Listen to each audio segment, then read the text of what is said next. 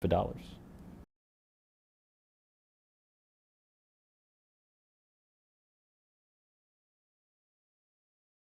All right. How we doing? ¿Cómo estamos? Ooh, all right. Thank you for being patient with me. I'm trying to do things a little bit different in the intro here. Other than that, I think we are good to go. Let me know how y'all feel about that intro there. The music will be changing. I will have to edit that out on Deculturation Live on the other channel. Check it out if you haven't already. Subscribe to it. Trying to get that one to at least 500 subscribers.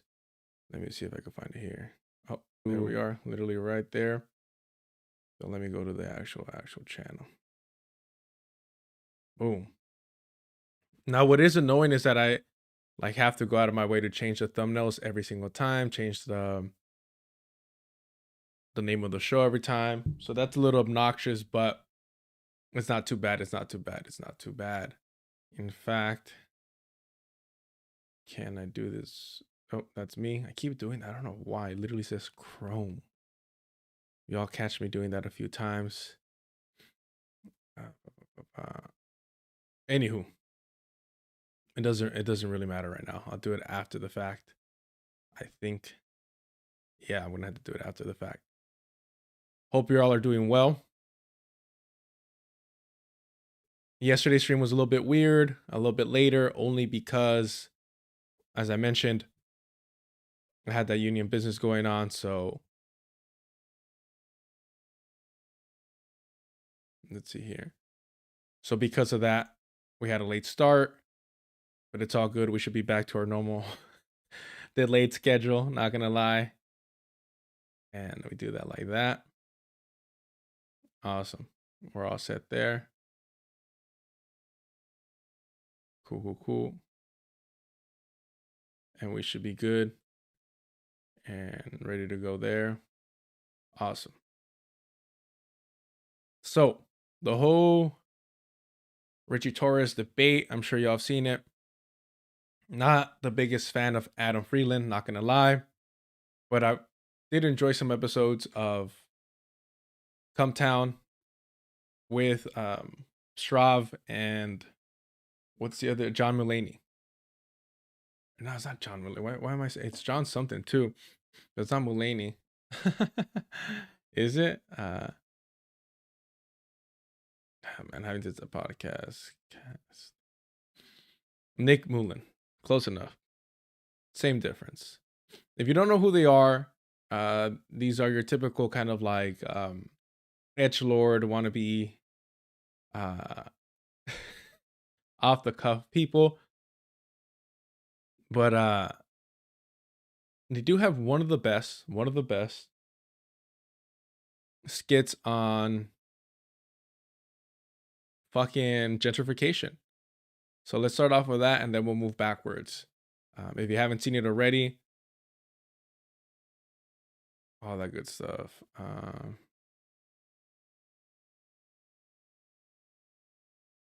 Let's check this out here. I'm sure you've seen it. Nothing. Where you going, Gordon? Well, I've been priced out of Sesame Street, Elmo. The taxes got too high and had to sell the brownstone that's been in my family for 100 years. And now I'm homeless. I mean, it's an asset. It's I had to use the money to though. move my mother into a nursing home. Oh, man. And they abused her. Oh, man. Did you get a settlement or something? No, not at all. I got arrested for getting too loud on the phone with the insurance company. But now you get to live here, Elmo. That's awesome. That's great, Gordon. Good. Fuck you, Gordon. Gordon, did you see what conservatives are saying about AOC? Sorry, Elmo. I'm completely checked out. This is great. I need some space for my podcast studio. It all worked out. Which again, like, they're not even, I don't know how much self-awareness these guys have, but it is hilarious that like these are key gentrifiers, right? These are key gentrifiers. Um, and they're podcasters. So a lot of this comes from like either lack of self-awareness or hyper self-awareness. I'm not sure sometimes with these people. And by these people I mean whites. Although Staff is Greek, so uh it's a little tough for him. Out in the end. I'll see you later, Gordon. I'm going to Maria Hernandez Park to skateboard until I can give a 19-year-old HPV. She's a little too old for Destiny. Fucking pedo, bro. I was thinking about covering that, but I'm just like, bro, like, why is anybody surprised? What are we doing here? Yeah, such a fucking creep. If y'all don't know about that, Destiny, the streamer that gave Hassan Piker basically his real boost on Twitch, aside from TYT, Cenk Uygur, the nepotism wasn't enough. So Hassan Piker cozied up to Destiny. Destiny was like the first real quote unquote lefty streamer. He's a liberal streamer, but at the time, like, you're talking about a time where fucking like Nazis were the only ones really talking politics in online spaces. So in comparison, yeah, he was on the left, but he never considered himself a leftist. He was never seen like he was part of the left, and he's a creep. Always been a creep, but he leaked out that he still had saved videos of an allegedly underage girl that he was speaking to, and yeah, it's pretty wild, pretty wild. I hope he gets locked up, but I was saying that he should be at least in the sex offender registry, just for recording people and spreading those videos without consent. I'm going to be a photographer for Vice, Gordon. I'm 47 years old. Good luck. Good luck moving to Rockland County or something. Oh my God. I guess you're either going to East Brooklyn or jail. or maybe you'll move with your family back to Gordon, the I South. totally get it. I went to all the protests last summer, I'm on your side. We really made a difference, Gordon, for those 3 days. I mean, it's really not that simple, Elmo. You know what? I'm kind of tired of talking about this.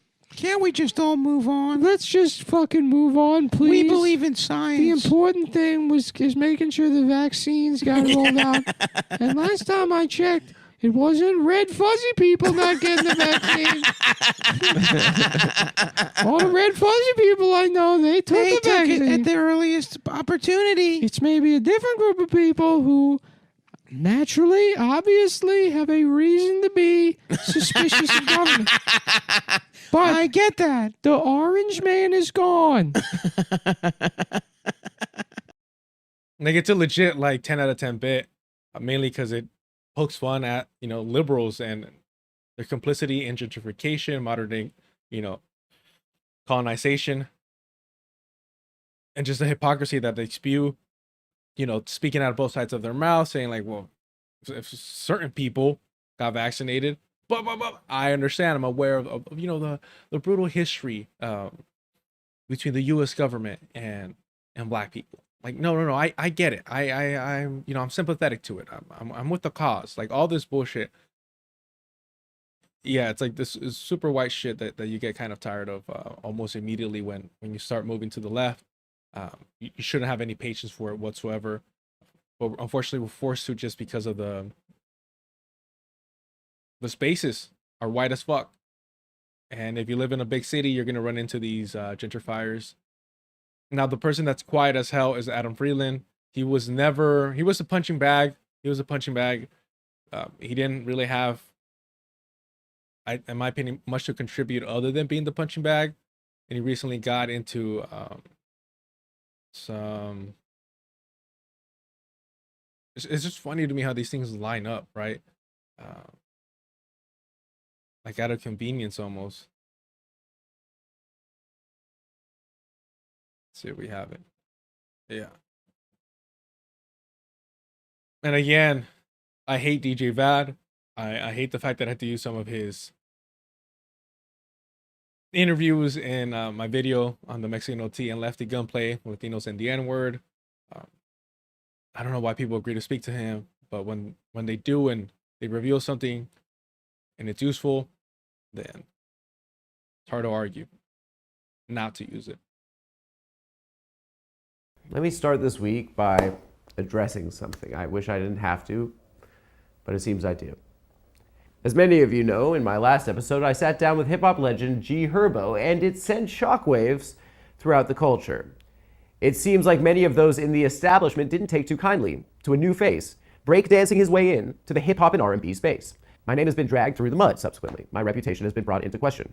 Most notably, libelous claims were levied at me by prominent anti-Semitic DJs, Vlad, and academics. Well, I kind of think it was really more the bozo who was doing the interview. Right? What was his name? I don't know his name. Like Friedman or some. So DJ Vlad is like the epitome of a culture vulture. Academics is also a creep that was like, being very sexually explicit with a child on stream. That got put out everywhere. He's a weirdo. He has been seen hitting women. He's just a scumbag all around and has stirred up a lot of conflict within the younger generation of black artists. Like that's how he really got his name out there, his fame, discussing individuals both through and through. But this kind of like threw me aback a little bit. The excuse that Adam comes out with, as well as the co-host of what was it? What's that podcast? Truanon, which I used to listen to a lot. And then Brace Felden is the gentleman's name. I don't know. I get some weird limited hangout vibes from that guy, but that'll come up shortly. Some motherfucker. It's like one of these like He wanted a geeky ass Jewish kid that probably got beat up, and finally has a little bit of a voice and is trying to be tough because he actually called you a bitch on Twitter and stuff like that. Well, of course he called you a bitch in the interview too. Well, he's trying to engage with me. I wouldn't. We already got the dossier on him. We got him doing blackface all the time. So I just don't. What? Yeah, we just don't engage. What? I got he the does pictures. blackface? Come on. Yo, show me the picture. Show me. I want to see this shit. Vlad, let me tell you. Fuck that guy. Because I said, hey man, I heard you want to debate. Hit me up. I said, Vlad. yo, your platform or mine? Let's go. Vlad. You didn't even respond. Show me the blackface. This is him. Okay. No. Come on now. Look at this. Yo, listen, we Look keep at the this. files. Look at this. Look at We this. keep the files on him. Look at this. So like, But you're a racist. Now, fuck you. Now, this allegation shocked me. Anyone who knows me knows that I hate racism. But if there's anything I hate more than racism, it's blackface. I've never participated in it, and I've cut people out of my life for putting it on. Look, it's sped up a little bit. He's being sarcastic. He's being over the top. He is, in some ways, realizing that these guys aren't legitimately concerned about anti-black racism. In fact, they enacted themselves. But instead of addressing this with some grace, he's being tongue-in-cheek about it. So when it comes to blackface, I have a zero tolerance policy. So I went looking. I looked for an answer to how this image could possibly exist. I scoured the dark web for hits. I consulted with ranking members of law enforcement. I even considered perhaps that this photo was of a real African American that looks exactly like me. In the end, the perpetrator was right under my nose. You see what I mean? He's saying, I looked all over. What are they talking about? How can I address this? Could this be an actual black man? What's going on? The perpetrator was right under my nose. Yeah, your homies think it's funny to be fucking racist. I mean, come down, half of the fucking show is about that. And again, they got their fucking gems. Don't get me wrong. When I first saw, I think that Elmo skit was the thing that got me into actually checking out their stuff. I've never been through like an entire episode of theirs. I just look up YouTube like highlights, their best of, and even some of those I kind of have to skip. I think their best work is honestly when they're making fun of the hypocrisy of liberals, which they themselves enact in, as well as sharing, childhood stories. That's about like the sweet spot for me. But I do understand that they're known for having worse stuff. And the funny part too is the reason that Hassan Piker and Destiny had a falling out was because of a Kamala Harris debate that they had where unfortunately Destiny, the pedo, the creep, beat Hassan in nitpicking Hassan's portrayal of Kamala Harris. Hassan should have been more diligent with his homework if he's going to be around those type of people who care about the fucking the built-in excuses of the Democratic Party. You just have to be detailed. That's why I say over here, you could be a hater, but we have to be honest about our criticism and the way that we approach people. So when I mess up, call me out. I'll apologize and I'll do better. It's that simple. It's not complicated. It's that simple. Nobody's perfect. Stop trying to act perfect. You're only trying to fuel your fucking parasocial relationship with your audience to make them believe that you've never made a mistake and every word that comes out of your mouth is fucking gold and it's the truth. We're not going to do that around here. If you stick around long enough, you'll hear me read out loud and you'll understand immediately that I am not somebody to to look up to. All right. But it is kind of hilarious that Hassan wanted to make a big deal out of Destiny admitting that he privately uses the N-word while he still cozies up to the Adam Friedlands, to the Stravs, to the Mullins, who literally their whole careers are essentially being, playful. If you want to be generous, they're just being like funny with their homophobic and constant racism and repeated use of the N-word. Who is this Judas Iscariot? Turns out it was none other than true crime podcaster Brace Belden. Now, to avoid litigation, my lawyers negotiated a recorded statement by Mr. Brace Belden himself, where he explains that this whole situation was entirely his fault. And I will play it for you now. This video is addressed to DJs Academics and Vlad. My name is Brace Belden, and I wish we were meeting under different circumstances. I've been a tremendous fan of both of your work for as long as I can remember. Sometimes it feels like I'm on an amazing train being conducted by the two of you that's filled with art, drama, music, rappers, and mafiosi. And again, this is why that Elmo skit is so funny. Is because as soon as you push these people a little bit, and by these people I mean like white hipster liberals, as soon as they feel any pressure of accountability, that, hey, maybe your jokes aren't really funny. Maybe you shouldn't be joking about that. Oh. As soon as that happens, they get defensive and they start being sarcastic and they start being like over the top, like, oh, I reach out to my lawyers. Oh, it was right under my nose. Oh, who was the Judas? Like all this shit to avoid accountability, saying, hey, you know what? I fucked up. We play around. We think it's funny to put each other in blackface and try to like get each other in trouble. But at the end of the day, these people, these white men still think blackface is fucking hilarious. And just, my thing is like, just own that shit, motherfucker. And just own it at the very least. Man. Alike. I've learned a lot of lessons. And one of the big lessons that I've learned is that I need to stand up for the truth no matter how unpopular that might be.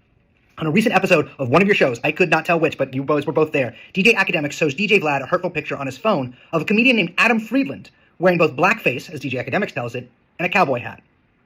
Now, DJ Academics, I know that you have a fidelity to the truth, and you wouldn't say anything that you didn't believe. And so I have to let you in on a little bit of information that might damage my reputation, but at least will help burnish you with facts. And see, this is what I'm saying. This whole sarcastic shit, like, oh, DJ Academics, I know you care about the truth. He doesn't. Everyone knows that he doesn't. Just say that. Just be honest. Say, hey, you're trying to use this to attack us. And guess what? We are anti-black. We are anti-black. We think that shit's fucking funny. We think blackface is funny. We're too much of a cowards to actually put it on ourselves. So we're going to do some weird ass fucking face swap shit and have our friends do it virtually, online. So that's hilarious. That way we avoid accountability of actually doing blackface while still getting our fucking rocks off by putting each other in blackface. It's just fucking childish and just so immature. Yeah, and I understand, like, that's difficult. Like, they live in being sarcastic. They live in being ironic. They live in this whole fucking meta, wink, wink, nudge, nudge. And it's kind of like, bro, like, just be fucking straight up. Hey, we think it's a joke. We think it's fucking funny. We aren't actually racist. We don't see ourselves as racist. We're just comedians and we think this is fine. Right? You could say that. I would disagree with you, but just say that. It's too cowardly. They're too much of fucking cowards to just say, yeah, we think this shit's fucking funny. We're gonna keep doing it. Instead of doing all this, you're trying too fucking hard. It's such a fucking hipster thing to do. To try so fucking hard. And at the end of the day, it's all done to avoid accountability. I made that picture. And that's not a picture of Adam Friedland wearing blackface. That's a picture of Adam Friedland wearing a cowboy hat that I ran through a filter of an application called FaceApp in the summer of 2017. I want to stress that Adam had nothing to do with that picture. There may well be, and there probably are, many pictures of Adam Friedland wearing blackface out there. And if you want to damage his reputation or end his career or even his life, I won't stand in your way. But that picture is not of Adam Friedland wearing blackface. So to the You see what I mean? Oh, it's not Adam Friedland wearing blackface. It's Adam Friedland's close friends and the community that he's, created being racist on his behalf, thinking that shit's funny. And they think this shit's funny. Adam Friedland thinks this shit's funny. Like, just fucking own it, bro. Just own it. That's all I'm asking. I'm not being this fucking pearl-clutching liberal being like, how dare they do this? What I'm saying is, I'm not surprised that they've done this. You fucking think it's funny. Just say that. Just say you think it's fucking funny. Stop avoiding accountability and own up to it with this kind of, like, it's just, this is why I can't stand these motherfuckers. Everybody, in the comment section of the Majority Report when I debated them, why is he being like such an asshole? Why is he fucking laughing at them? Why is he being so condescending? This is why. This is why, because white liberals are all the fucking same. Hipsters are the fucking worst, don't get me wrong, but it's all the fucking same. They fucking know better, and they try finding ways to still do their fucking racist shit. That's it. I find fucking show me a Mexican that doesn't think racism is funny. I don't know what to tell you. It's just fucking built in. It's unfortunate. But I could own that shit where I'm like, yeah, I've used to go out of my way to entertain myself. When I used to work at a not so mom and pop shop cafe, I used to go out of my way, I've said this before, to fucking poke old white people with the racist stick. Like, come on, say it, entertain me. And it would never take much for them to fucking start spewing off. And I'm like, for me, it was like, thank you for reminding me who you are, what you are. And I cannot wait for your natural, peaceful passing. But I've always preferred, and I think most of us prefer our racism in our face, blunt and honest, rather than these kind of like speaking out of both sides of your mouth. Oh, no, I'm being fucking hyper meta. I'm being super ironic. Oh, I'm being like, am I being sarcastic? Like, all that shit is just like, bro, like, have some fucking pride in your work. Own it. Be a craftsman and say, this is what I build. This is who I am. This is what I do. This is a community that I've gathered around me. But they can't do that. And the unfortunate part is that it takes fucking DJ Academics, a creep, a weirdo, an abuser, and fucking DJ Vlad, at the very least a culture vulture,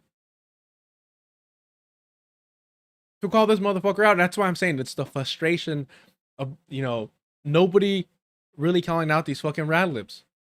Because, they're speaking for us. They're on our side. We're going to see his conversation with Ritchie Torres. We can't punch left, or infighting. Fuck off, man.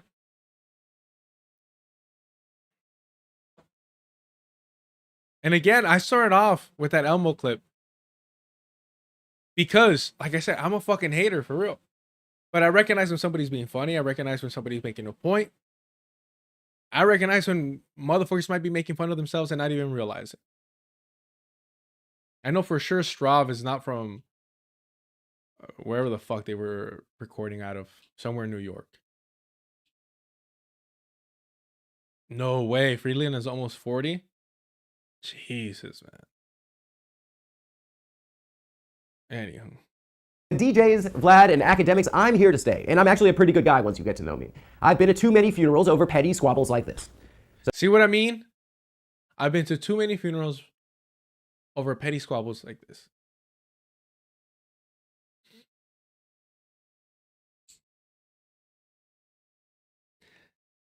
If you want to be generous, you can say, well, he might be poking fun at DJ Academics over his involvement in stirring up and, you know, adding fuel to the fire to, you know, untimely deaths of certain rappers. He's been accused of that. And I think that's legitimate. I don't know if Adam Friedland's doing that or he's just saying like, well, I'm trying to break into the hip hop scene. So I'm going to poke fun at and talk about, you know, the deaths and violence that occur in this field, in this area, right? I don't know what these fucking white hipsters, you know, because you want to be on their sides when they're going after the weirdos, but you also have to recognize that they're also anti-black themselves. Because at the end of the day, you're still poking fun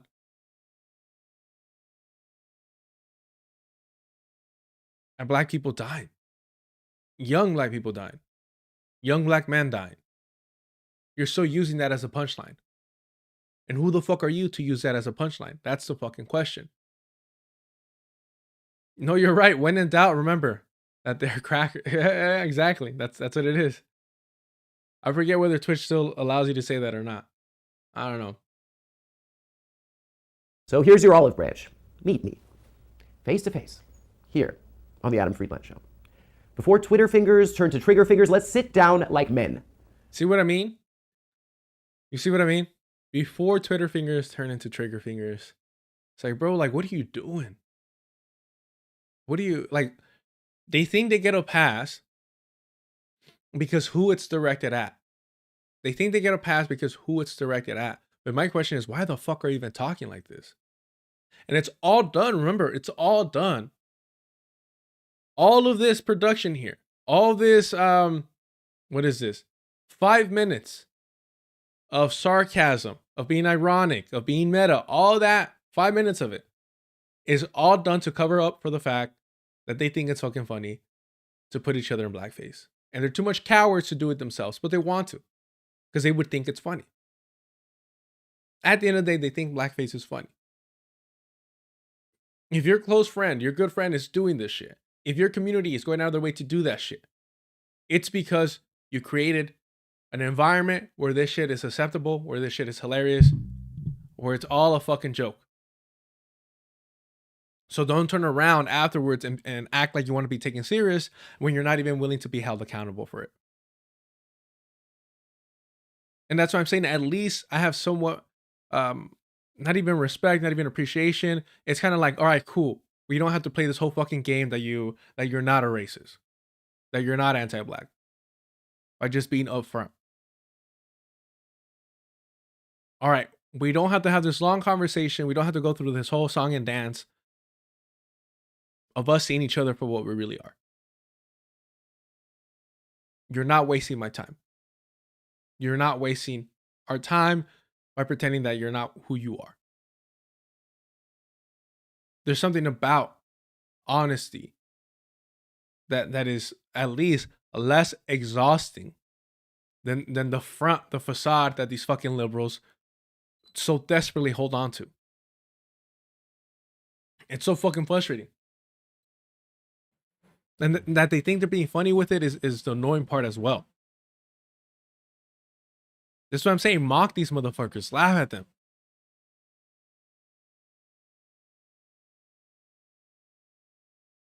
There we are. All right, if you're new here, go ahead and subscribe. If you're sick and tired of these white liberals, these rat libs, trying to be smooth with it and get away with their fucking racism, you're in the fucking right place. So go ahead and subscribe. If you haven't already, go ahead and hit the like. That helps the channel. Be active in the chat. Leave a comment. All that helps. Super chats are turned on. We're going to be here for a few more minutes. Don't worry about it. Let's keep going. you were criticized, I saw, for Blackstone donation, right? And it's understood that they are the architects of the housing crisis, pretty much. Yeah, I mean you receive contributions from thousands of people. Yeah. Now Ritchie Torres here, and the reason why, oh, you're poisoning the well, you're doing this and that.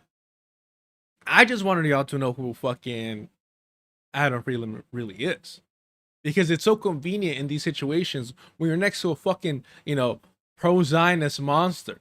It's so easy to make yourself look like a leftist. It's so easy to make yourself look like you're fucking principled. You're not. Congratulations. You're not a fucking rabid, fucking pro-Zionist monster. That doesn't make you part of the left. That doesn't mean that you're actually like in support of Palestinian decolonization. I don't know. Nowhere, and at least what I saw here, that Adam Friedland called for like the end of the Zionist entity. But I could be wrong. It could be towards the end. I saw just a little bit of this. I want to start it here because the first half of this, it's a little too friendly for my taste. I think it's a waste of time. He goes into Ritchie Torres being gay. I didn't even know that. I had no clue. He goes into Ritchie Torres, like, I don't know, like his other career dreams and all that. And I felt like this is really where it gets interesting. And even this is before they talk about the Zionist entity. So here, Ritchie Torres is trying to downplay the fact that he's getting, donations from BlackRock. And he immediately so fucking stupid. I get donations from lots of people. Did those people also cause, the housing crisis that we're going through right now? Are they trying to like turn us into like permanent renters where no working class person owns anything, much less housing? Oh, it's BlackRock. One of 1,000. Who knows? Who can tell? Or employees from all over the place. You can send it back and say fuck off. Yeah, I'm not. So they're giving you a check just because? I decide issues on the merits. I don't know what others do, but I decide issues on the merits. So it's a just. No refunds. Once you give me the money, it's mine. Just because check? Just because. They're just giving you money just because they think you're nice? I'm pretty sure that even there are lefty candidates who have gotten money from people who are employed. Yeah, rank and file employees, sure. Rank and file employees. Bro, the janitor, the custodian from BlackRock is not the one giving you fucking donations. And if he was, that wouldn't be the fucking issue. I figure like you could, maybe if you're like, this guy's. You do know that, this guy's making my constituents' lives worse. You could be like, fuck you, I don't want it. I'm in a safe blue district. Yep. Right? People should judge me by my record, by the legislation I pass. Yeah. I work 7 days a week.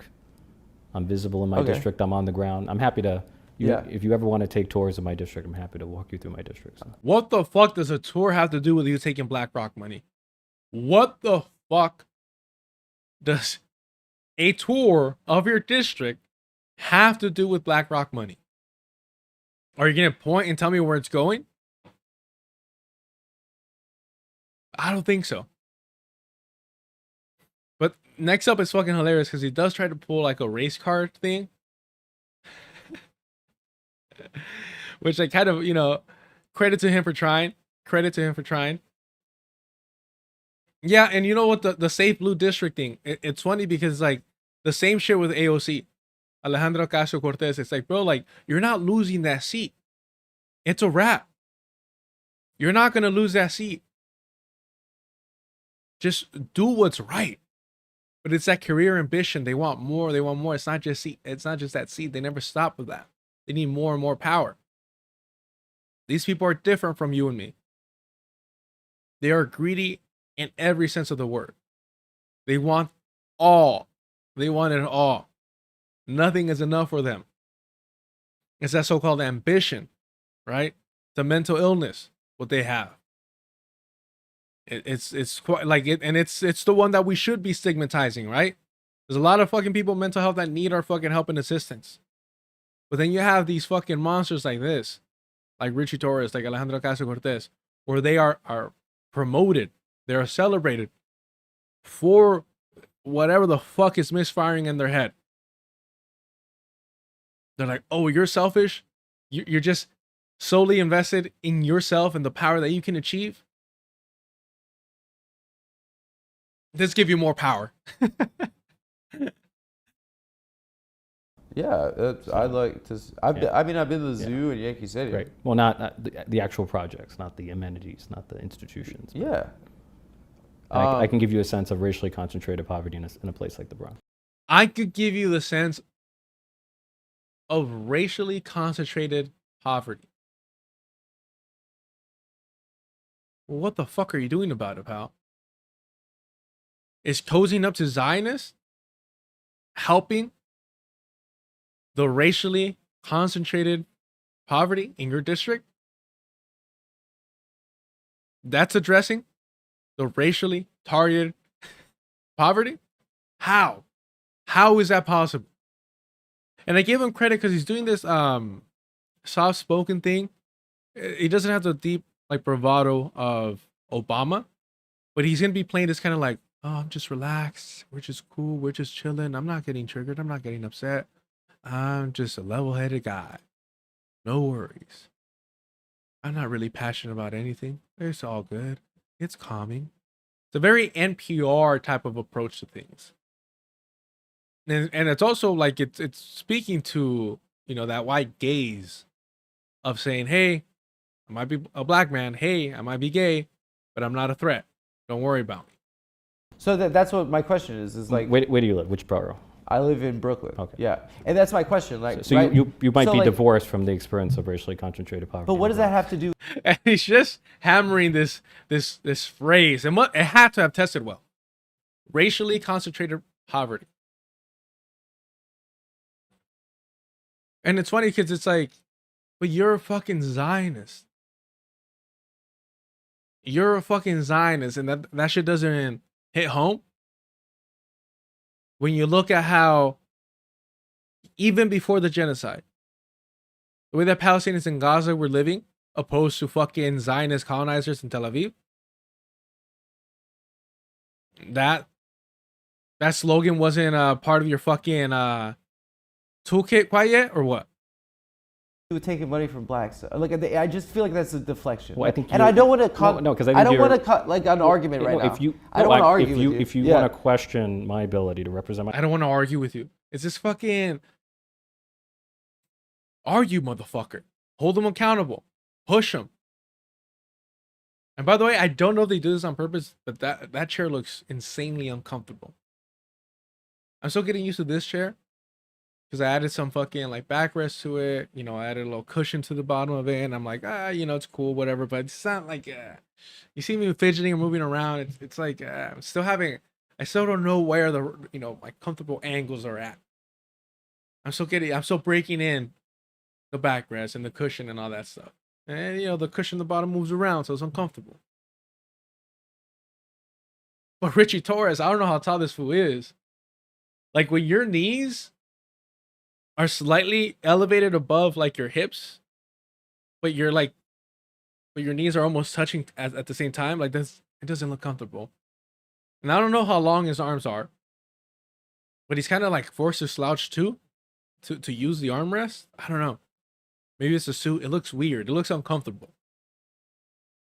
And it's not that I feel bad for him. I do wonder whether or not they do that shit on purpose. Or if it's like, hey, it's a one-size-fits-all kind of scenario. The things that go through my mind, you know what I mean? My district, I'm happy to show you what I do. I'm happy to bring you to my district. What I'm calling into and introduce you to my constituents. What I'm calling into question is the institution, right? I'm calling into question the system, and you're functioning within a system, right? I've received contributions from tens of thousands of people. I can't keep track of every person. Jeez, what a fucking coward. Tens of thousands of people, who knows? I mean, BlackRock, I mean, the name just slips in my mind when the check comes through. Responsible for every person. You forgot. I'm only responsible for what I do. Okay. So you. So I mean, you can have you ever- you can play the gotcha game, but that's not. I'm not trying to play the No, gotcha but game. that's I not- think you're used to like Anderson Cooper 360, and I'm a guy. I'm from Come No, Town I'm not. Podcast. I'm not. I'm happy to answer whatever question you have. Yeah, whatever. And again, it's the hipster attitude of whatever. Then whatever. And some people could argue, hey, like he did what he had to. Like this is enough. He gives these people the rope, and they take care of the rest. Ritchie Torres went out of his way to like, hey, if you want to play this gotcha game. But I don't like this whole kind of like attitude. Oh, I don't want to argue with you. No, whatever. I'm just from Cometown. Who am I? I'm just a guy. I'm not Anderson Cooper, CIA trained Anderson Cooper. I'm not that guy. Relax, pal. Relax. I don't care for that. And maybe it's I don't know. For me, it feels like you're more concerned with guaranteeing that you'll have political guests on in the future. Again, it's my criticism of the Jon Stewart shit. It's my criticism of Mark Maron. It's my criticism of Sam Cedar. It's suddenly, even when you're pretending to push back, you're trying to play nice. Now, credit, I think he does a better job at pushing later on. But right here, I mean, this is one of those situations where, and I don't quite understand why it is that the Republican Party has done a great job at pretending to be populist, pretending to care about the working class. And I'm continuing to read Thomas Frank's book on populism, and it's fucking hilarious. One paragraph would be like, it's all these elites, all these fucking academic elites that want to paint populists like they were all racist. They weren't racist. And then like 2 paragraphs down would be like, well, after the populist movement failed, all the white leaders started spewing fucking racist ass shit. And I'm just like, I'm loving it. I'm getting through it. I'll see what I do with it in relation to the channel, or maybe even the Patreon. We'll see how it goes. But again, all credit to Wise of Dome TV and Dr. Gerald Horn for pointing out that Thomas Frank is also one of these, pro-white settlers that are easy to upset. It's humorous. It's pathetic, really. Here's a question for you. I think you've established yourself as the fiercest champion of the state of Israel in Congress. I've never described myself in those terms. I'm pro-Israel, but I've never described myself in those terms. I don't know, like y'all remember when Lil Wayne he had a deposition and they asked him like, how would you describe yourself? He's like, I wouldn't. Like that was dope. That was fucking awesome. But this is kind of like the weaker version of it. Like, well, I've never said that. It's more the Sam Cedar approach of, I've never called myself an anti-Zionist. I've never called myself a Zionist. Some people may call me a Zionist. The only people that have called me an anti-Zionist are rabid Zionists themselves, who consider liberal Zionist sellouts. And it's like, come on, bro. It's pathetic. Well, I think maybe you've been dubbed that. Yes. Okay. Listen, like I'm a Jewish person. Like I have my own opinions on this. You have your own opinions, and this is a really frustrating conversation to see people have on the internet. I don't get an opportunity to talk to someone that's making decisions and supporting these things that are a huge deal to people right now. Sure. Yeah. One thing that I thought was interesting, and I want to start with you, is that you described your first trip to Israel in 2015 as a life-changing experience. And I just wanted to follow the narrative of like you growing up and your struggles and then going into the government. Like what was that experience like, and what bred that passion for Israel in you? Well, and that's actually again, I'm a hater, but I'm honest. Like that's a good question. How did the Zionist entity bring about some life-changing experience for you? How is it that the settler colonial European project touched your soul, if you got one? How does that make sense? Please align these things. Sweeter than anything, saying best thing Wayne ever said. I don't know. It's just you have to understand, I didn't grow up being this huge hip hop fan, but mainly because I was listening to rock music all the time. The closest it was Linkin Park, I mean, they did do that cross album with Jay-Z.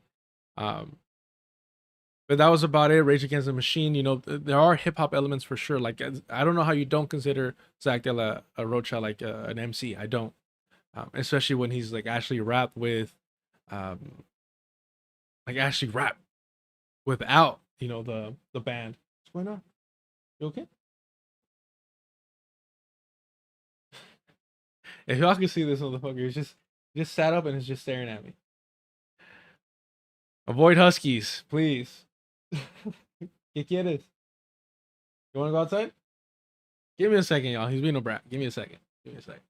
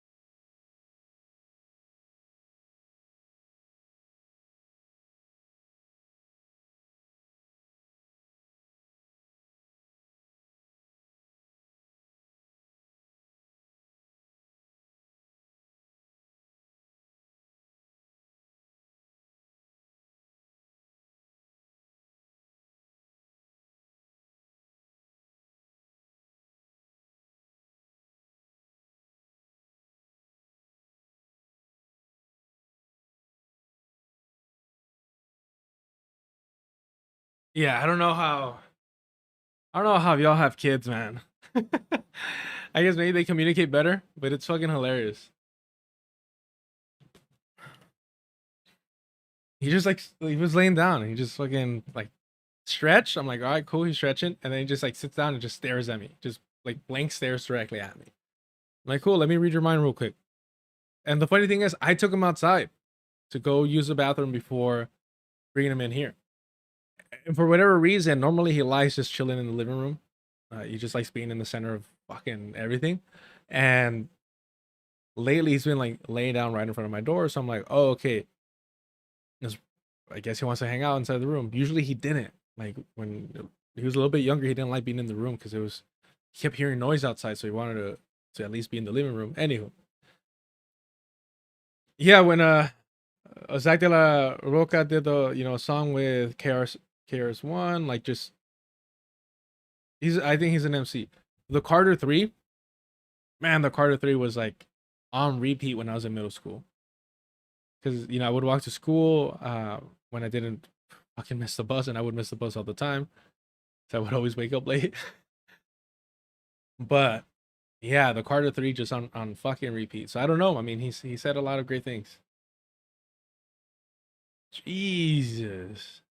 David, 2 kids, 2 dogs, 4 guppies.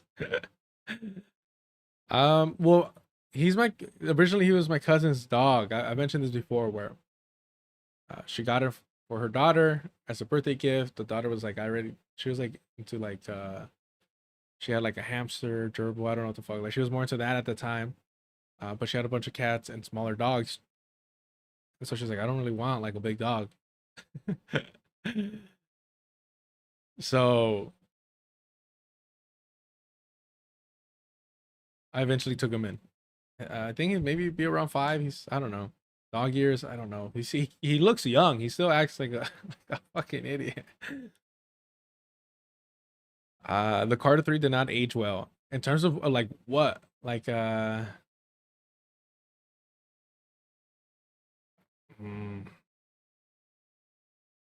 don't know. In terms of like, well, I feel like hip hop of that era is the age. It's not gonna age well. I mean, people were giving the Beastie Boys a hard time for girls, and it's like it's the most idiotic, childish song imaginable, and they apologize for it. And I'm like, who the fuck was taking that song seriously ever to begin with? That song's like, again, for like, fuck middle school for an elementary kid. Man. Dom, I was in middle school when 50 dropped Get Rich or Die Trying. Then I watched 50 get passed by Kanye, yep. Yeah. All right. Since I grew up poor my whole life, I never had an opportunity to travel abroad. Yeah. So the first time I ever free trip went to a foreign country. So it was life changing because you went on a trip. Part of the reason went abroad for the first time, life changing. But also, when you experience the complexity. I hate the way he speaks. He's like whispering.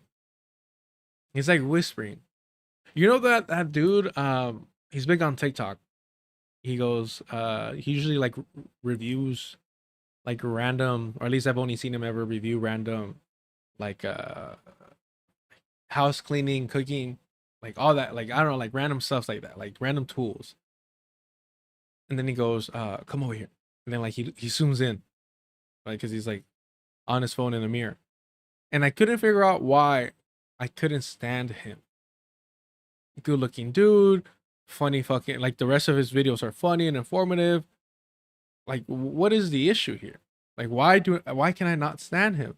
And I was watching something, he was like reviewing some fucking mashed potato fucking maker fucking thing, like, and I was like, bro, like, what? Why don't I like this guy? I can't stand the beginning of it. And that's what stopped me from watching his videos. But if I ever saw his videos past the beginning, I enjoyed them.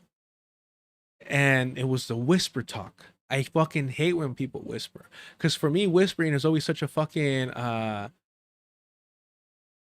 a cowardly thing. Like you're hiding. You're meek. You're too weak to speak up. And maybe because when I was younger, I used to be like soft-spoken. So maybe it's like kind of like internal resentment of that. I don't know. But for me, like it's always, when I hear somebody whisper, I always think of like Lord of the Rings, when he had like that little fucking earworm. The earworm guy being like, and then we're gonna, like, it's always very like insidious. It's always very kind of like, ugh. I speak the fuck up, you know? I don't know. Maybe it's just me, but I can't. It's a very like pseudo intellectual thing to persona as well. But it's hilarious that he's like, oh, what's life changing because I've never traveled abroad before. And then because of that, forever they have your fucking loyalty. Yeah, I'm sure. I'm real fucking sure. Of Israel. Yeah. Go to the old what city. What did you see? Like, what did you witness? Like, well, go to the old city. Yeah. Yeah. I've been there. Yad Vashem, which is the Holocaust Museum. Yeah. Yeah. Go to the Masada, where Jews committed mass suicide to escape enslavement. Of course, I've hiked up Masada. The Gaza envelope. Yeah. Went to Sderot, spoke to the local mayor who said that. You went to Gaza? I did not go to Gaza, no. What did you say, Gaza envelope? No, Gaza envelope, which is right on the border with, it's Israel, but it's right at the border with Gaza. Jeez. It's right next to the fence. Yeah. And he's bragging about that. He's like, no, I saw the open air concentration camp. I saw it. You're bragging about that. He goes, oh, I didn't go there, but I looked at them. I looked at the savages from where I was in the civilized Zionist, occupied land. It's in the proximity to. What's at the Gaza envelope? Like I've never heard that term before. Sderot. Yeah, with the rockets. Yeah. Going in. Yeah. Yeah. How far is Sderot from Gaza? It's like a mile or something. Yeah, within a mile. Yeah. It's right next to it. Yeah, striking proximity. Tough. Yeah. It's a small place. Yeah. The whole thing. Yeah. I mean, that's why Hamas was able to so easily penetrate on October 7th. By getting over the fence. Yeah, and it's so close. Yeah. No, I mean, I just want to know because it seems. And it's always hilarious when they talk about proximity, like, oh, it's so close. It's so close. I wonder why that is. Could it be because they're forever encroaching on Palestinian land that they haven't conquered yet, acquired, stolen yet? Yeah, envelope as a euphemism for sure. Like it's so fucking gross, the language that these people use to try and like rationalize and justify and normalize colonization. And somehow he twists it to be like, well, that's the reason, like Hamas was able to inflict so much damage, to break on through. Do you not hear yourself? Yeah, The reason why Hamas was able to so easily get into the Zionist entities, get into Israel, was because the entirety of the Zionist entity is on Palestinian land. And forever, these non-existent borders that they continue to move and just encroach upon what remains of a free Palestine. Yeah, it's no fucking shock. I mean, go to the West Bank and be like, wow, like these Palestinians are sure close to these innocent Israeli pioneers. Somebody should do something about that. Fucking Ritchie Torres. Seems like it was powerful, Yes. and it seems like it's informed your record, and I that's what's interesting to me. It's like Yes. your story and how you got here, and like I think it's narratively what fascinates me. Maybe one day you'll give me a chance to tell it. So. Why are you I'm annoyed kidding. by this question? I'm kidding. So I spoke to the local mayor of Sderot. Sderot. Yeah. And he's... But see, again, I don't know. I can't stand these fucking like people hiding behind comedy, bro. I can't. I've never liked that. I've never liked that. Like I mentioned before, look, I think I'm a pretty fucking funny person. I don't try to be funny on stream. I got nobody to bounce off of. You guys, y'all make me laugh. Don't get me wrong. They're good times. But the one thing I've never appreciated in my attempt to bring humor to the world, aka entertain myself in boring situations, work, school, what have you. The one thing that I've never done is try and hide behind comedy. If you're making me feel uncomfortable, if I don't like you, I'm not going to joke around with you, motherfucker. I'm not going to try and hide behind a joke. I'm going to tell you. Or I'm not going to be around you. In fact, I only joke around with people that I like. If I don't like you, you're going to get the most serious, most professional, more, kind of like controlled person. I'm not going to be sarcastic with you. I'm not going to, try and get a joke over your head. I'm not going to do any of that. Because those things bring me joy. And I only want to share that joy with my friends, with people that I care about, people that I like. Right? When you first get to meet me, I'm very respectful, very cordial. I don't know how you're gonna fucking I don't know if we're gonna like each other. I don't know if we're gonna like each other. And I don't want to say or do something that I think other people might perceive as me being funny, me being silly, me trying to get to know you and disrespect you. I don't. Believe me, when I joke around, I don't want to disrespect anybody. I want us to be able to laugh at each other, at ourselves, and have a good fucking time. I don't like people that take themselves too seriously. I don't appreciate them. So it really is frustrating for me. And I've met people like this. And and they're not all horrible people, don't get me wrong. A lot of them, they're cowards and they got bullied when they were younger, so they were able to kind of get their licks in through comedy.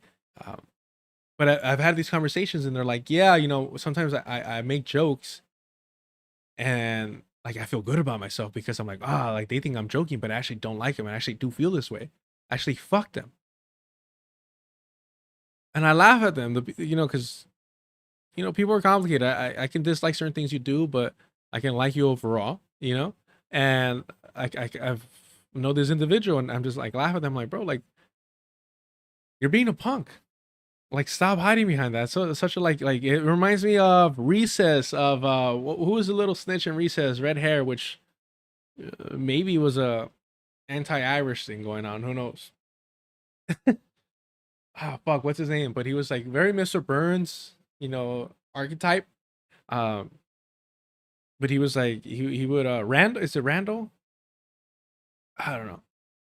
But he kind of gives me that vibe of like you're trying to get away with something. You're trying to get away with something. And I'm not trying to do that. Like I use comedy. Yeah, Randall, right. I use comedy to try and fucking connect with people. And I don't know, but so when this guy's like, maybe one day you'll let me tell you this story. In other words, you're talking too much. Let me speak. And even Adam Friedland's like, well, go. I mean, go. Does this make you uncomfortable? Go ahead. I'm just kidding. It's just a joke. I'm just teasing you. Right?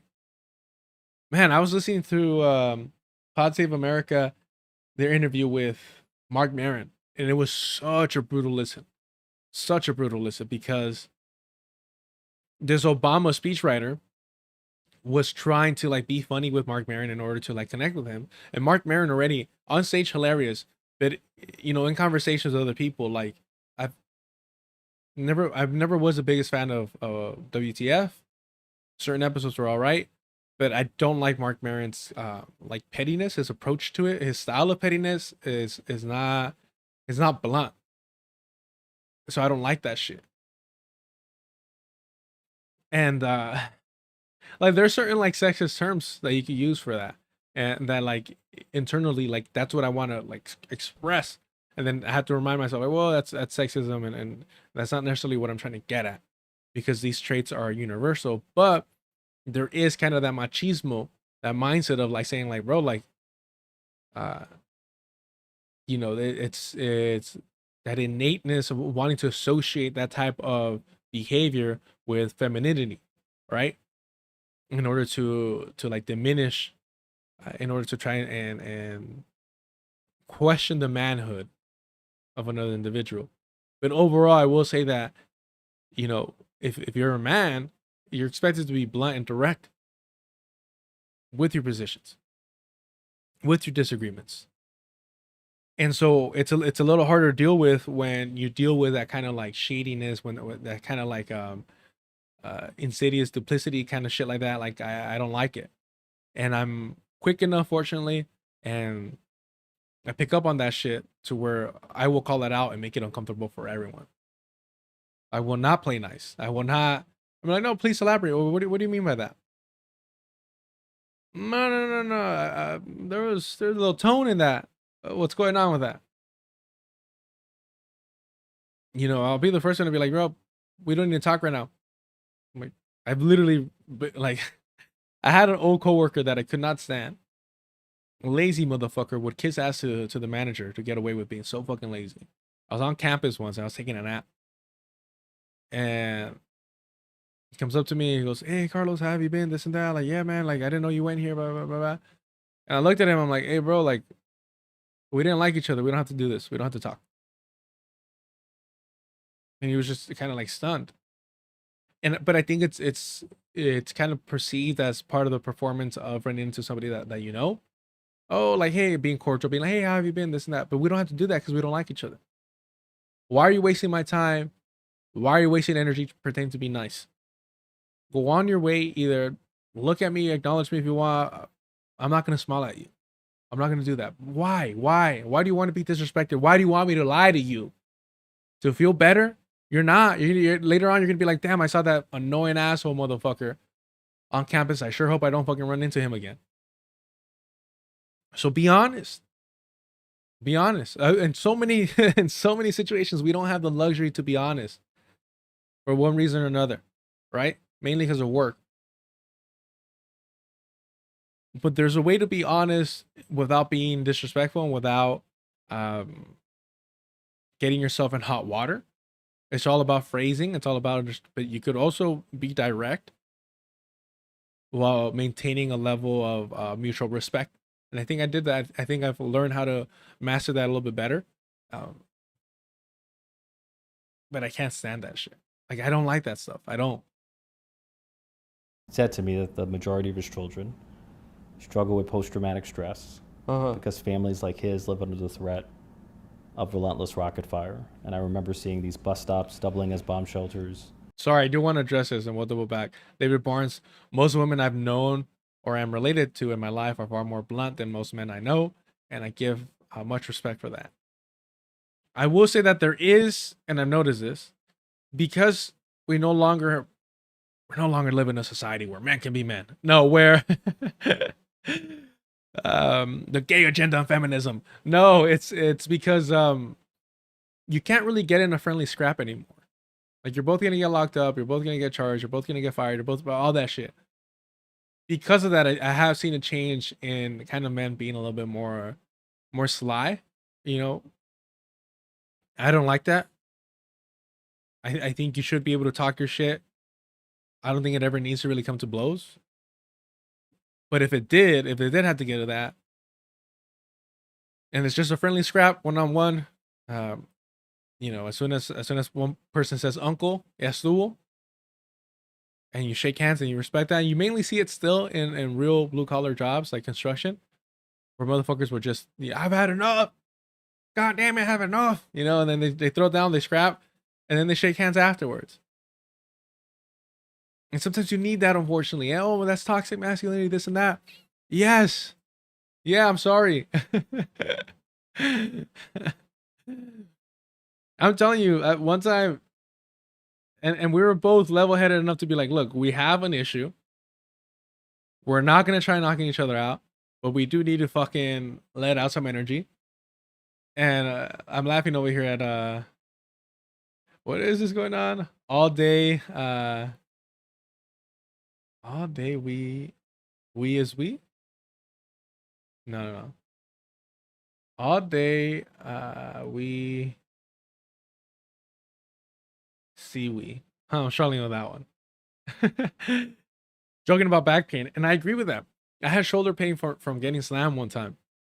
I got slammed. Dude was bigger than me. Slams me down. And I was like I knew it was going to happen. I was like, he's got the leverage. His hips are in the right place. He's taller than me. It's going to happen. I need to roll with it and try to get on top immediately after. And I got lucky and just went with it. But yeah, for like a whole week, my shoulder blade was just killing me. All right. Let's go back a little bit. My apologies there. Tough. Yeah. It's a small place. Yeah. The whole thing. Yeah. I mean, that's why Hamas was able to so easily penetrate on October 7th. By getting over the fence. Yeah, and it's so close. Yeah.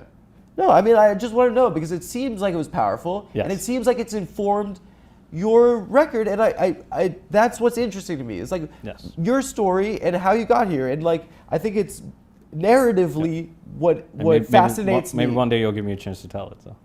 Why are you annoyed by this question? I'm kidding. So I spoke to the local mayor of Sderot.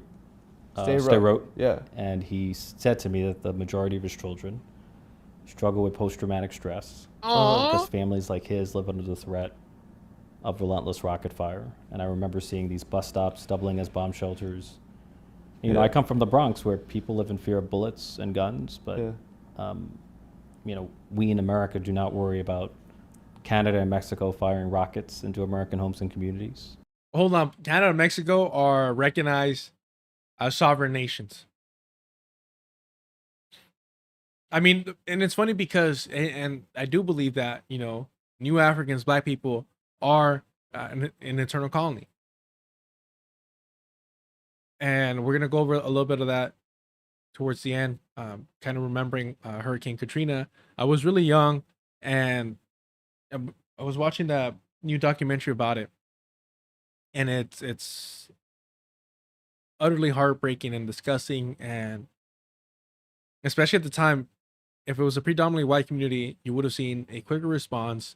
Now it's easier kind of to dismiss because you're like, well, look at Texas, look at all these white communities that aren't getting the support by the state. And I'm like, well, yeah, now when shit is collapsing, even white people, especially working class white people, are more bluntly being thrown to the side and being left to die and being left to, you know, to fend for themselves. And there was always a small margin of white people that lived that way, don't get me wrong. But for the most part, the state would take care of them. The state would protect them and the state would be there when catastrophe would hit. Now that's starting to change. Now that's starting to change because the material conditions of the empire are starting to change. But during the time of Katrina, like, and we'll get onto it. But watching that documentary, it's brutal. Moments like that, I'm like, how can you deny that black people are an internal colony when that's exactly how the U.S. fucking government treats them? That's exactly it. The U.S. government is like, we have done enough to, and I'm sorry to word it this way, but to exterminate enough indigenous people to where we don't view them as a threat. You know, AIM was the last real big time. DAPL was there, but again, it was a peaceful thing. So they don't view indigenous people as a threat. They do, however, because of numerically, more importantly, but they do view black people as a threat. So they treat them like they would, the indigenous savage. Despite them not being indigenous to this land, nonetheless, they are indigenous people that were stolen from their land.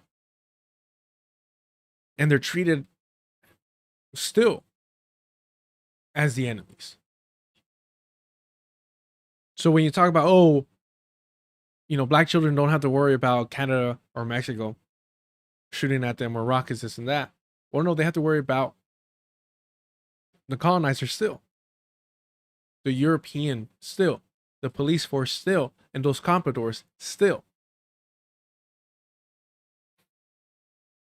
No, the one that I saw, the documentary was on Netflix. I think it was on, was it Nat Geo or something like that? We're a country of 330 million people. We're surrounded by oceans, and Israel's a tiny democracy the size of New Jersey. That's literally surrounded by both state and non-state actors that are intent on wiping it off the map. So, I left Israel with an empathy for the unique security situation that Israel faces. Did you visit the occupied territories while you were there? I went into not Gaza, but I went into the Palestinian Ramallah. So. Yeah, Ramallah. Yeah. And what did you see when you were there? We spoke to Palestinians who obviously have a much more critical view of Israel, and that didn't resonate as much as what was your takeaway from hearing? Look, you're hearing the mayor stay wrote his children have PTSD, and then this guy's like Israel's screwing with me. Well, look, I'm in favor of a two-state solution. Look. I'm a reasonable man. I believe in a two-state solution. I believe that Zionists should be allowed to keep the land that they sold starting in 1948.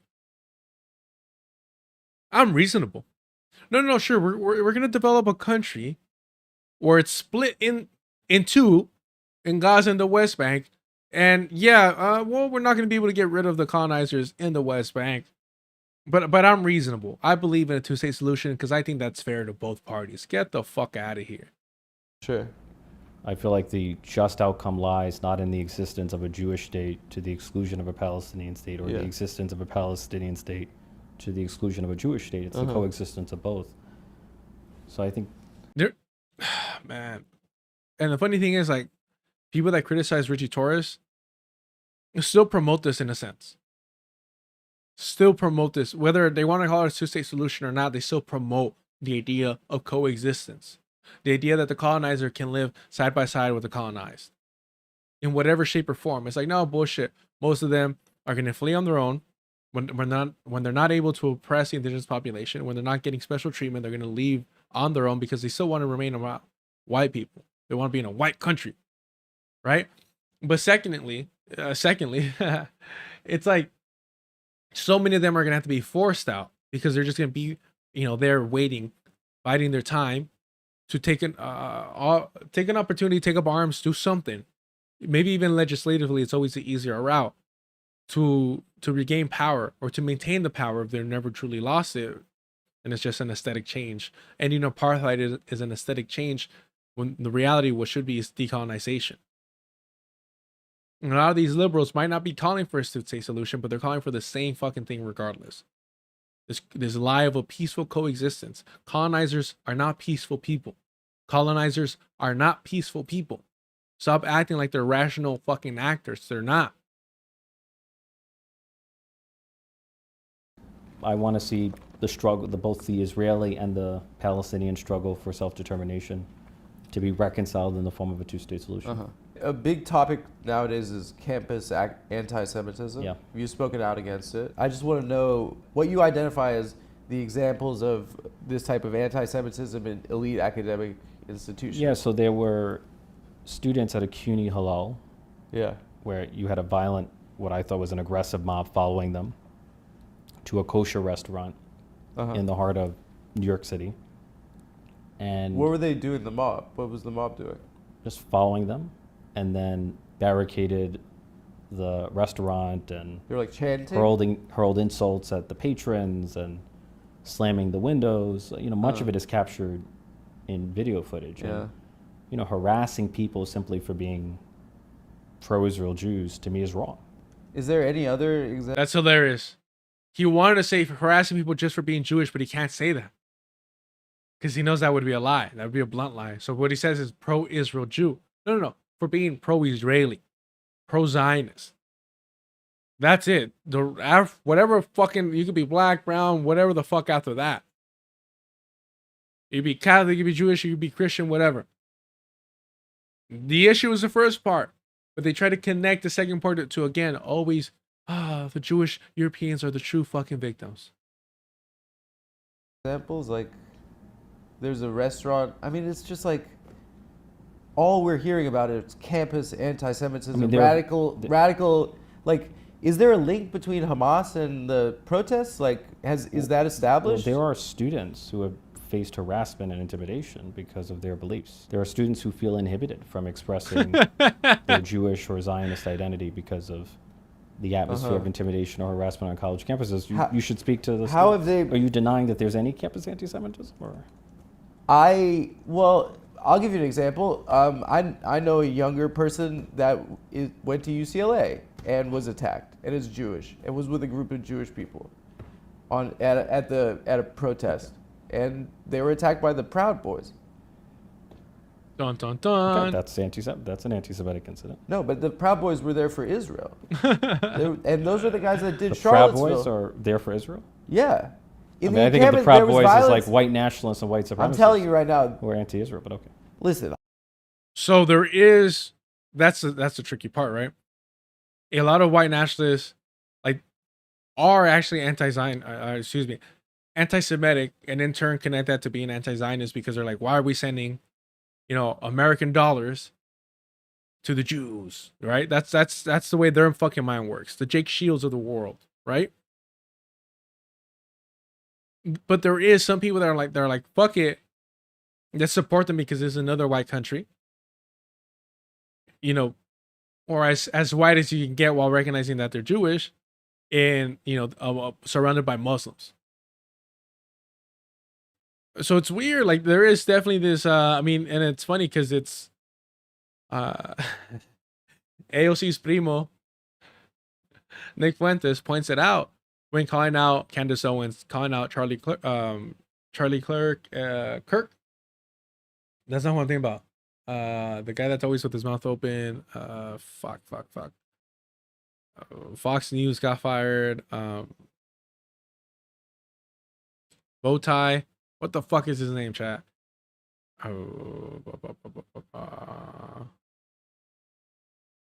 What is his name?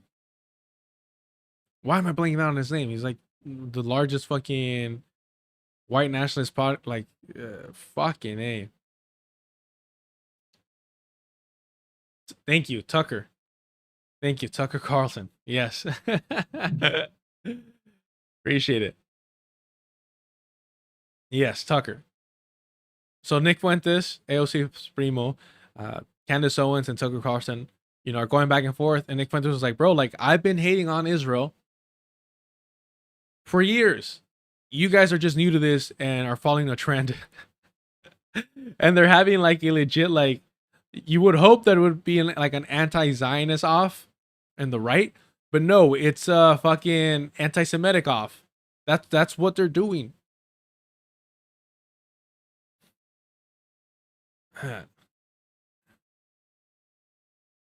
I'm like a comedian, right? Like, I hate when comedians, especially on the internet, like, speak from a position of authority with about crap that they don't know about. This is one topic I feel like I can speak on, and on college campus anti-Semitism. No, on anti-Semitism and in general, because you haven't been in college how long? Only 2 decades, right? I'm telling you, on my experience of anti-Semitism the last 2 years. But the last 2 years have felt different in America. And I don't know if you've been on Twitter recently. Now, a ton of people are questioning the validity of the Holocaust having happened. Yes. Can you tell me with a straight face that those are the 18-year-old kids at Columbia that are doing that? The 18-year-old kids at Columbia? Are they doing those posts about the Holocaust never having existed? Who's doing it. No, we disagree here. You think that it's the... So I didn't. You don't put words in my mouth. It's people on the right. Let me tell you. You're suggesting that there's. You're suggesting there's no. You're suggesting there's no one on the far left that denies the Holocaust. We're down. Yeah, bro. What the fuck? Yeah, no. We recognize that, like, denying the Holocaust, downplaying the Holocaust, is some fucking white supremacist reactionary shit. Man. The problem is that I don't know if it's I've been wanting to pick up the speed because of Ritchie Torres. The way that he whisper talks annoys me. But Adam Friedland, he suddenly like talks really fast and then slows down and talks really fast. I don't know if it's like a fucking East Coast thing or what, but it's kind of annoying to speed up because of that. But it is fucking hilarious to be like, oh, you're telling me no leftist is actually downplays or denies the Holocaust. I'm like, no, that literally like excludes you from being part of the left. And that's why like people like Jackson Hinkle, who Revolutionary Blackout Network, Nick Cruz aligns with, protects, covers for, right? The ACP is aligned with. That's why he's not part of the left for that and many reasons. But he was out here talking about, oh, the Nazis were actually transgenders, they were gays, they were this and that. And it's like, bro, like that is also a form of Holocaust denialism. That is also a form of trying to like rewrite the Holocaust. It's not just about questioning the number of people that were exterminated. It's about trying to alter the reality of what the Holocaust was and who perpetrated it. There's layers to it, but it's never done from the left. In fact, the left, the only thing that you could talk about the left pushing back on the historical general acceptance is that the Soviet Union beat the Nazis. That it was the Soviet Union who won, World War II, and it was the U.S. that stepped in when it was most convenient. That's about it. Maybe the other part is that the U.S. didn't have to use atomic weapons, nuclear weapons on Japan. That they were just trying to flex to fearmonger. Those are the only things that you can say that are somewhat pushing back or questioning the official narrative of World War II. Not really the Holocaust.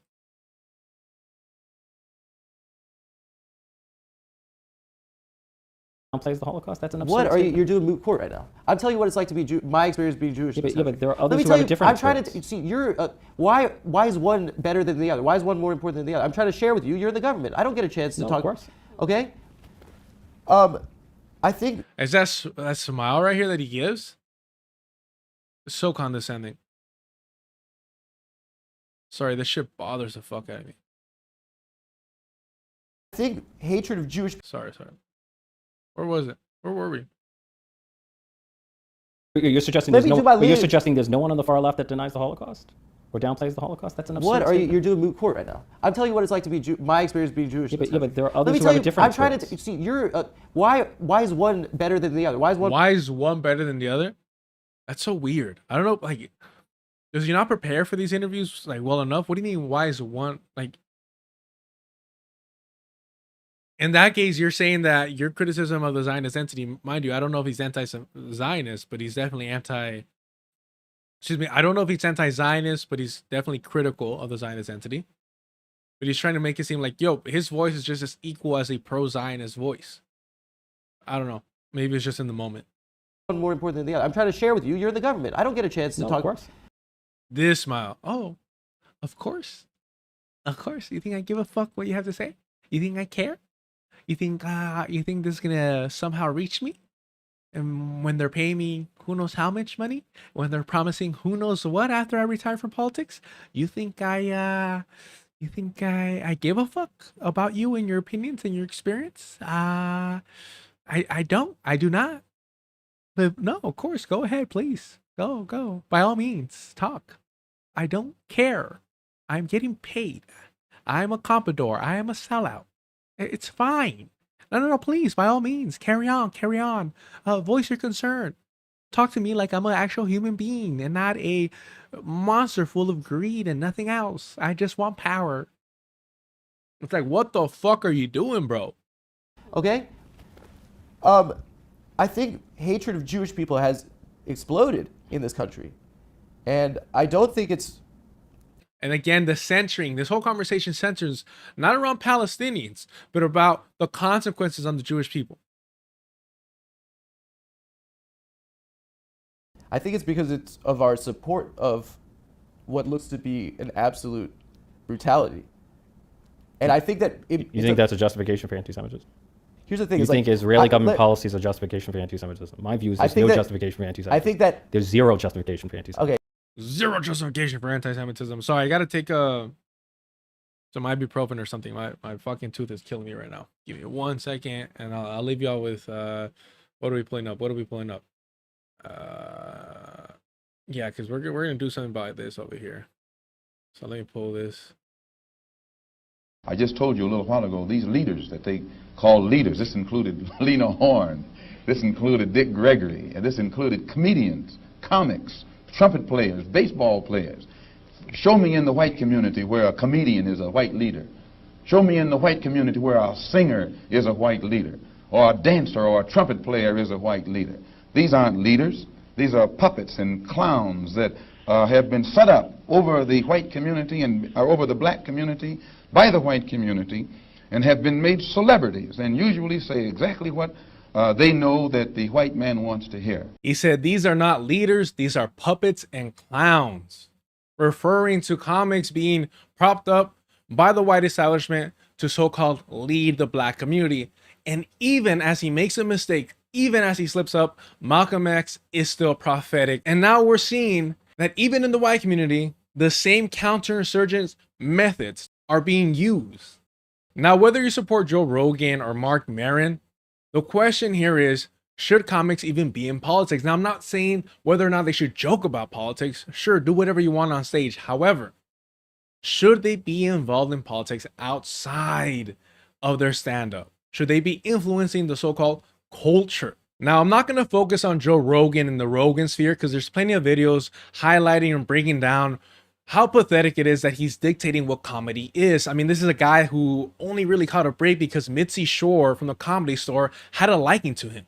But even as a kid watching Talking Monkeys in Space on Spike TV, I wasn't impressed. Rogan was never popular because of his comedy, not because of his stand-up.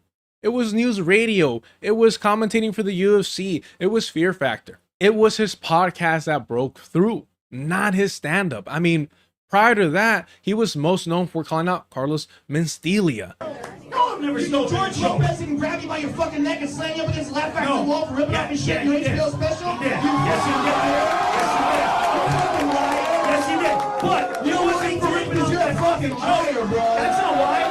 And I love that because Mencia's like, yeah, but it wasn't because I ripped off that joke.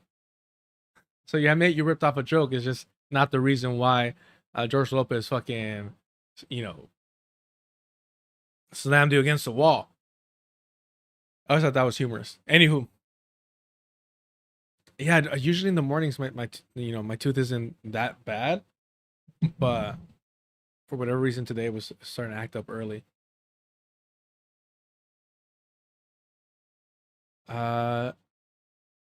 Exil Lion.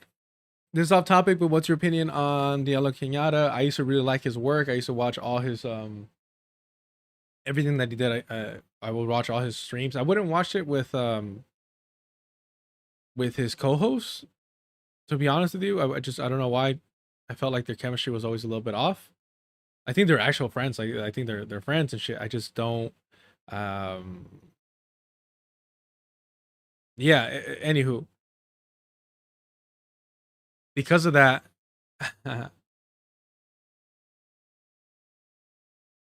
So because of that, I would just watch his solo work, and I love the way that he's able just to go rant and do his thing and really be informative and entertaining all at once. But just seeing the way that he works with others was really disappointing, and I think that it requires a certain level of discipline to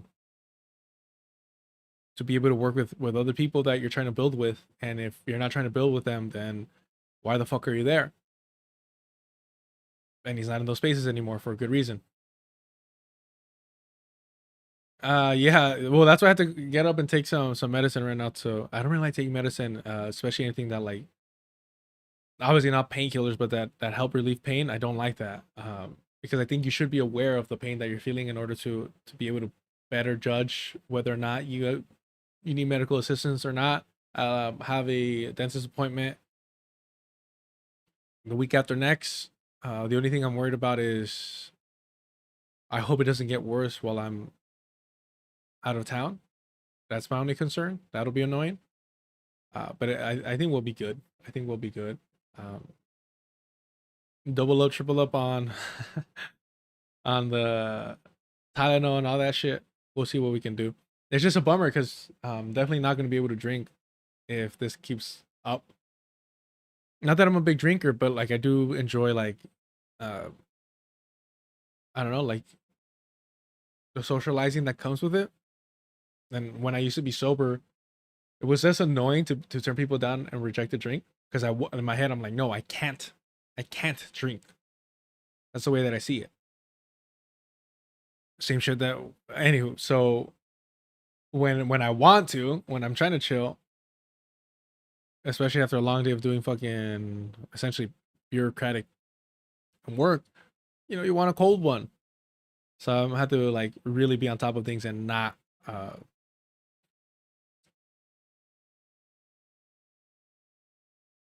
yeah, anywho. Knology Nature. He did a great interview with Shuang Kuti. Maybe he's changed. No, I think he's always been a great interviewer. He's always been a great interviewer. He's always been a great host. I just don't really care too much for his when he's a co-host. I'll try that out. Ode to John Trudell. Just because of that, I'll try that out. What do y'all think about I don't want to get in trouble for this.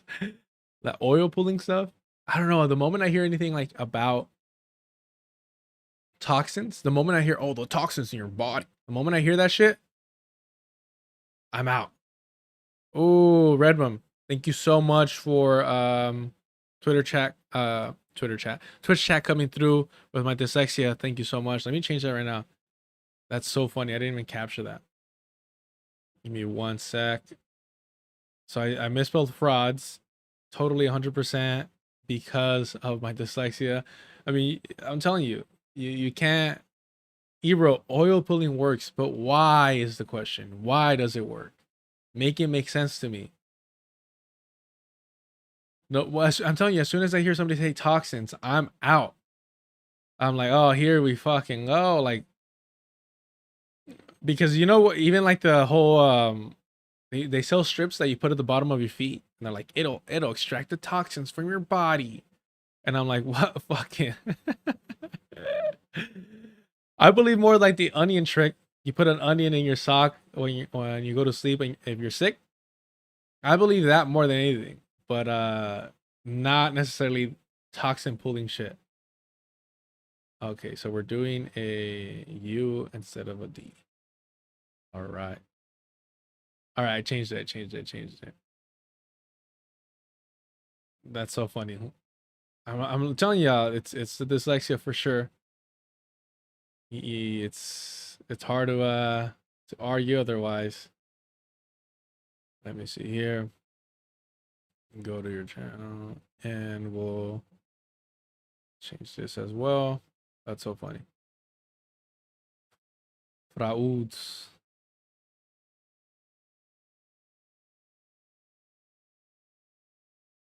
All right. Should we change it for Twitch? I guess we should change it for Twitch as well. Thank you so much. XL Line, appreciate it. Thank you for the super chat. Super chats are turned on, y'all. Thank you so much. It helps the channel. Believe me, like I want to do more work on this, but we all got bills. So thank you so much for the support.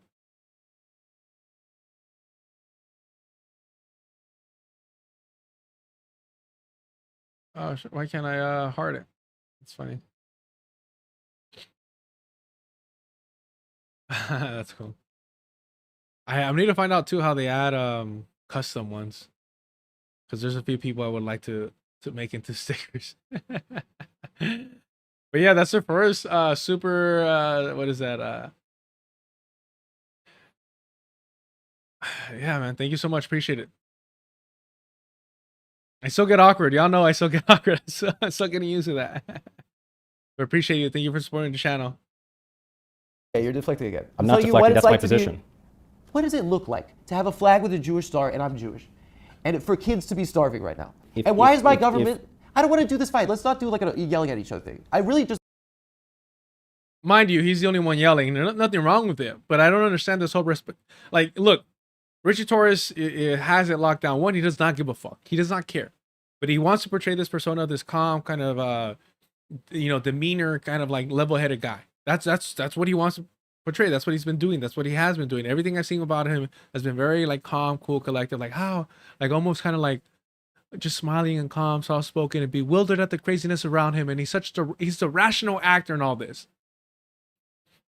as he's justifying fucking genocide.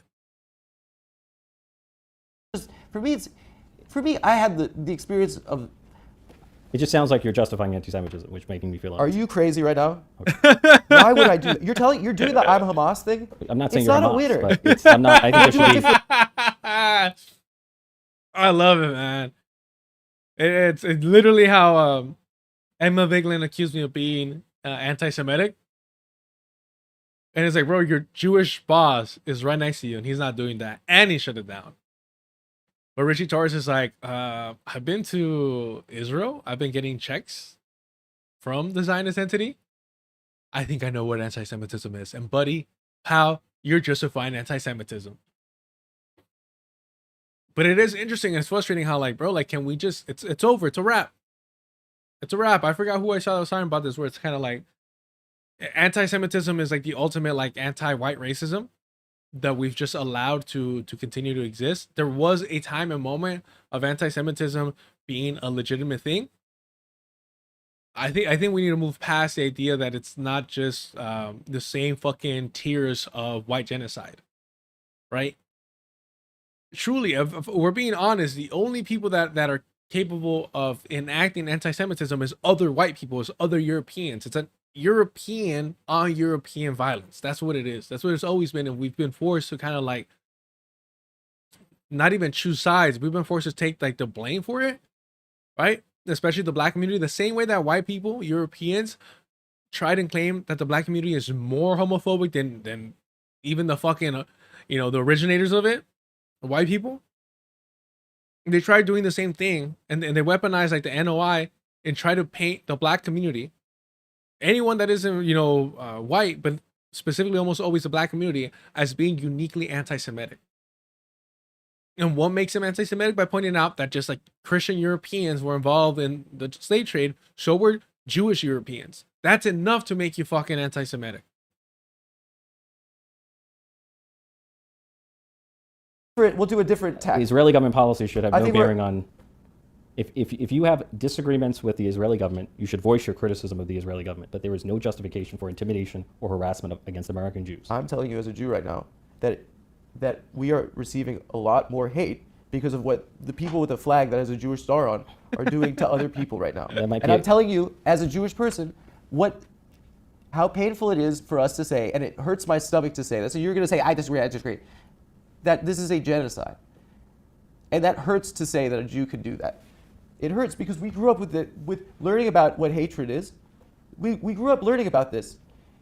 And the same year the state of Israel was established, in 1948, the world saw the Holocaust, and they established standards for what a genocide is. It was the same year. And the world said that this shouldn't be a thing that happens. And I just wonder, like, it doesn't make sense to me, I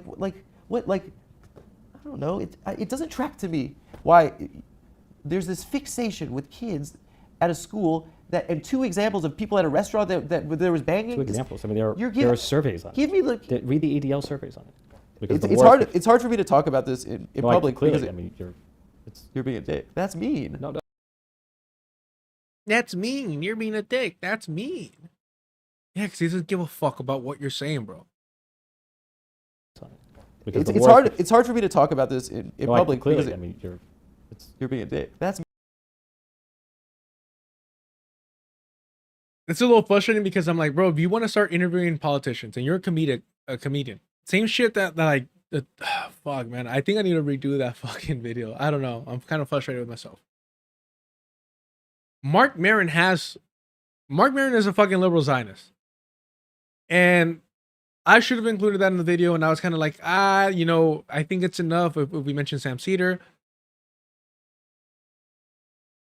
I think I'm gonna have to redo that fucking video. I don't know how that's gonna do with the algorithm. I don't fucking care. I'm upset at myself. Because I thought it was enough to mention Sam Cedar's inability to define Zionism. And I didn't want to make him too long. I didn't want to make the video too long, this and that. But I wanted to use Jon Stewart as an example. I wanted to use Sam Cedar as an example. Mark Maron, obviously, as an example of these liberal comics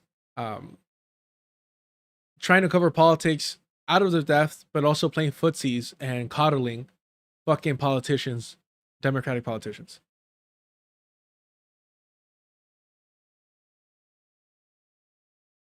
And it's frustrating. Why are you asking him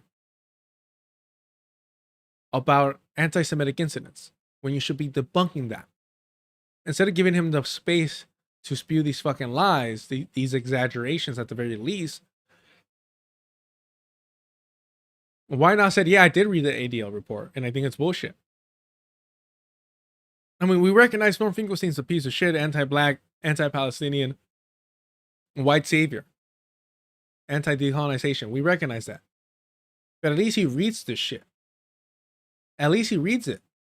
I mean, when he was announcing decolonization, when he was denouncing settler colonialism, when he was mocking the de-Zionistification of Jewish people.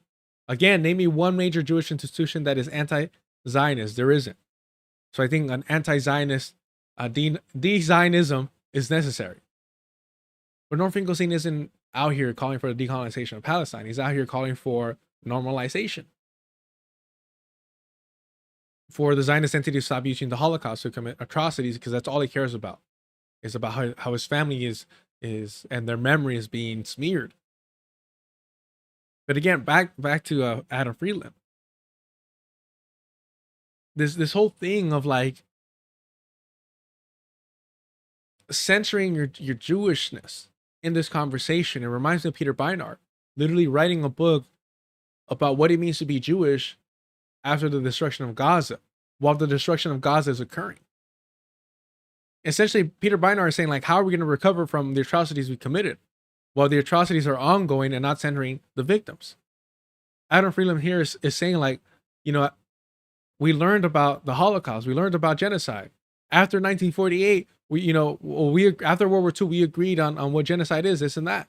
Not questioning that 1948, the creation of the Zionist entity shouldn't have been allowed to occur. Again, he has the opportunity here to say, no, like I'm anti-Zionist.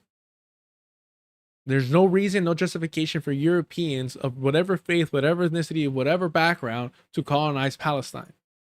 But he doesn't do that. Because he's over here almost crying about, how did we become the villains?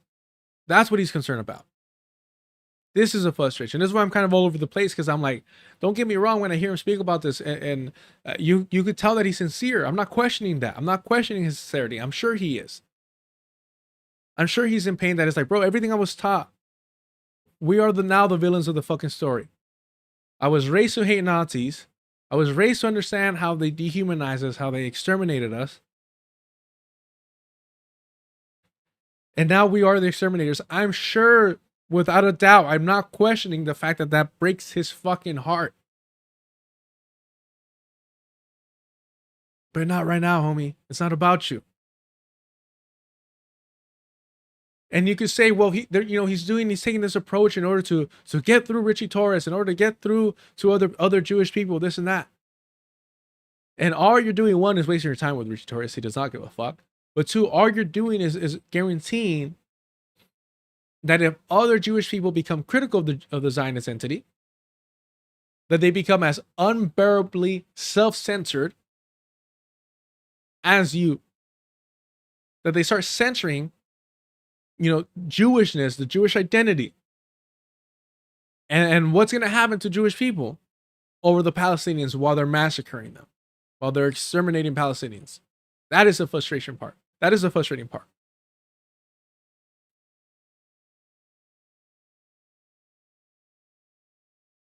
Mean. No, I'm not being mean. I'm just clear it's an emotional topic. All right, I'll share with you what happened. I'm not.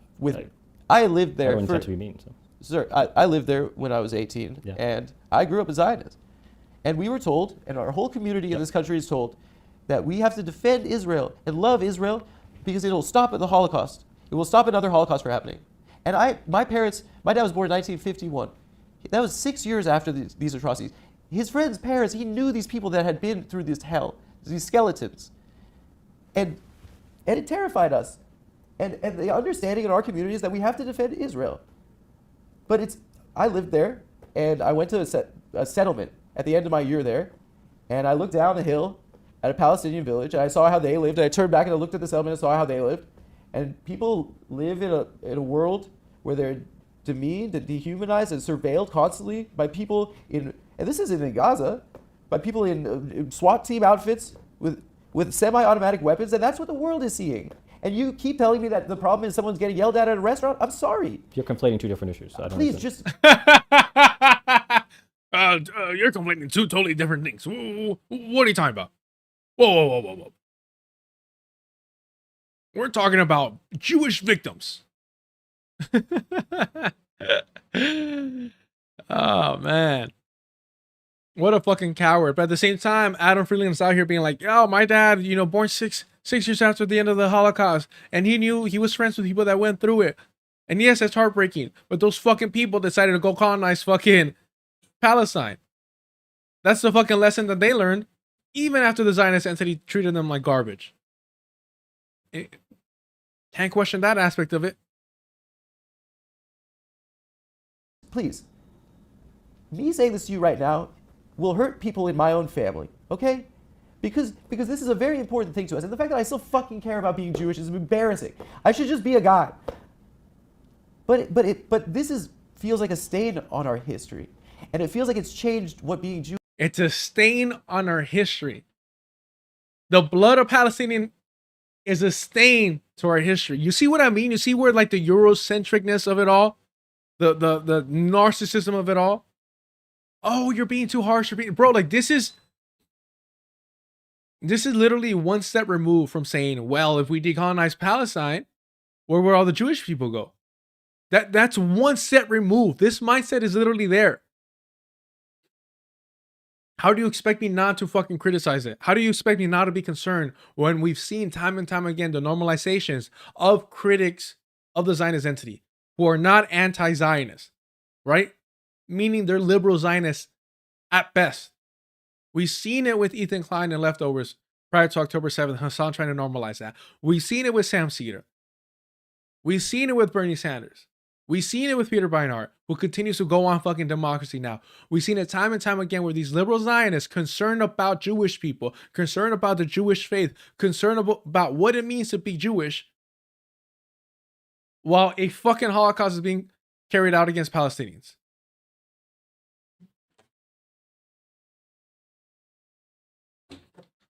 Fucking shit. Hold on.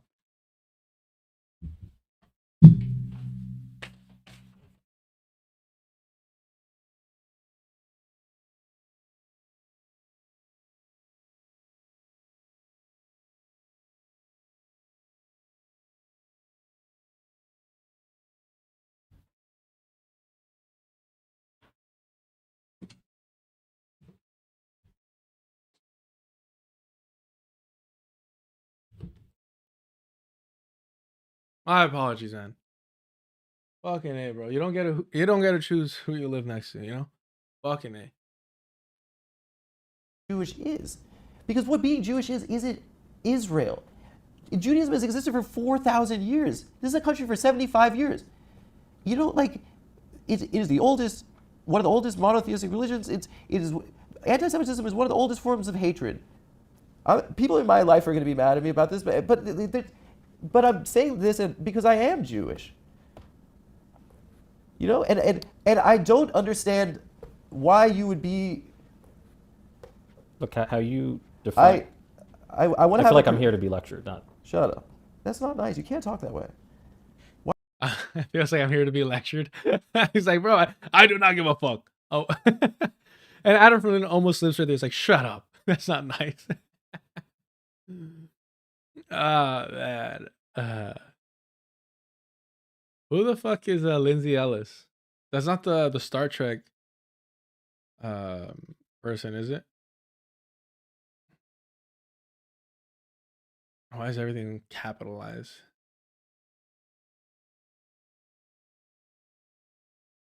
Man. The unforgivable sin of Miss Rachel. Didn't Miss Rachel just come out like condemning resistance though? I don't know. I've never followed Lindsay Ellis. Honestly, those type of white people creep me out. Oh, there it is. Quien sabe? White YouTuber, yeah. Creep me out, bro. Like I really do not see them as like real human beings. Like they're so unsettling. I don't know what it is. I don't know if that's all right for me to say, but it's uncomfortable. Why are 1% of Jews more poor than others? No one's saying any. What happened? You went to the beach in Israel? What, you went to a restaurant or something? Yeah. A nice restaurant? No. Like, listen. Never been to the Tel Aviv Pride Parade. So. This is the year 2025. Yeah. The world is seeing something that looks terrible. Let him talk, motherfucker. Let him talk. He's not saying anything. The problem is that you are lecturing him and you're not allowing him to Nebula left. That's hilarious. Hey, tell him to send the checks this way and then anywho. Yeah, it's a little much in the sense of this is only going to appeal to people that already agree with you. You're crying over here about this is going to affect my family. Yeah. Are you having these conversations with them? I wonder. To this extent, I truly do wonder. And how does it feel, Adam? How does it feel that you are in a family of white supremacists? How does it feel to know that your family just support colonization? How does it feel to know that your family fucking hates Palestinians? I hope you have the same fucking energy for them. Because this motherfucker does not give a fuck about you or your position or Palestinians. He cares about his fucking bank account. And it's being done in my name. And I don't know what to do. But the war began on October 7th. No, it didn't. Yes, it did.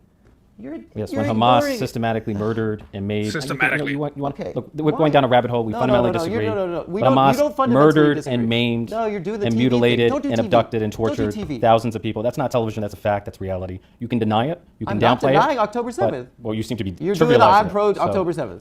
You're doing I'm pro Hamas. I never said you were pro Hamas. You're putting words in my mouth. It is... But you seem to be downplaying it. There, for the last 17 years, people have been under a blockade where they cannot leave. So he brought up 1948 earlier. Is he going to bring it up again? Now, mind you, he did not bring it up in the context of supporting and promoting decolonization. If you were born in a place and there's a fence there and there's a guy with a gun on the other side and he says you can't go anywhere, would you like that guy? If you treat people like animals, sometimes they're going to lash out. Look, I sincerely believe, maybe I'm wrong, that if Palestinians were governed not by a terrorist organization like Hamas in Gaza, but by a regime that was able and willing to make peace with Israel. So what he's saying is bullshit and disgusting. It doesn't matter who is politically or the head of Palestinians, whether they're peaceful, whether they're religious, no matter what, secular, does not fucking matter. They are the indigenous population, and you're an indigenous leader of your people, and you will be taken out. It's that simple. If you're not willing to be a comprador like the Palestinian Authority, if you're not willing to sell out like Arafat. And this gets worse. This is where you start seeing the liberal Zionism on Adam Friedland's side even more. The situation would be fundamentally different. The preconditions for this happening are undeniably something that the Israeli government was fully aware of. Why would Bibi Netanyahu... Okay, here's the question. Do you think October 7th was justified? No. Okay, I'm happy you said that. Are you listening to what I'm saying right now? I am listening to what you're saying. Why would the Israeli government Hamas wants to eradicate the Jewish people and the Jewish state. Is that right? That's what Hamas has said, yeah. Okay. Then why would they directly give Hamas money, literally bags of cash in suitcases through the Qataris?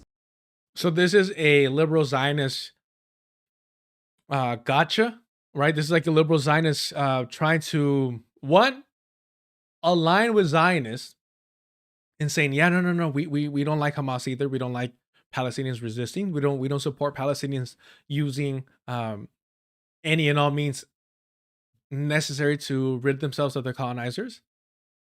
But we also oppose Benjamin Netanyahu and the rabid reactionaries because they're actually in alignment with Hamas. You see, they're both evil, right? And it's very Bernie Sanders. Bernie Sanders also mentioned that when, comparing Hamas to, look, I'll pull it up. It's gross. It's gross. Actually, it's always easier if I just do this. I'm starting to realize this. It's just easier if I do this.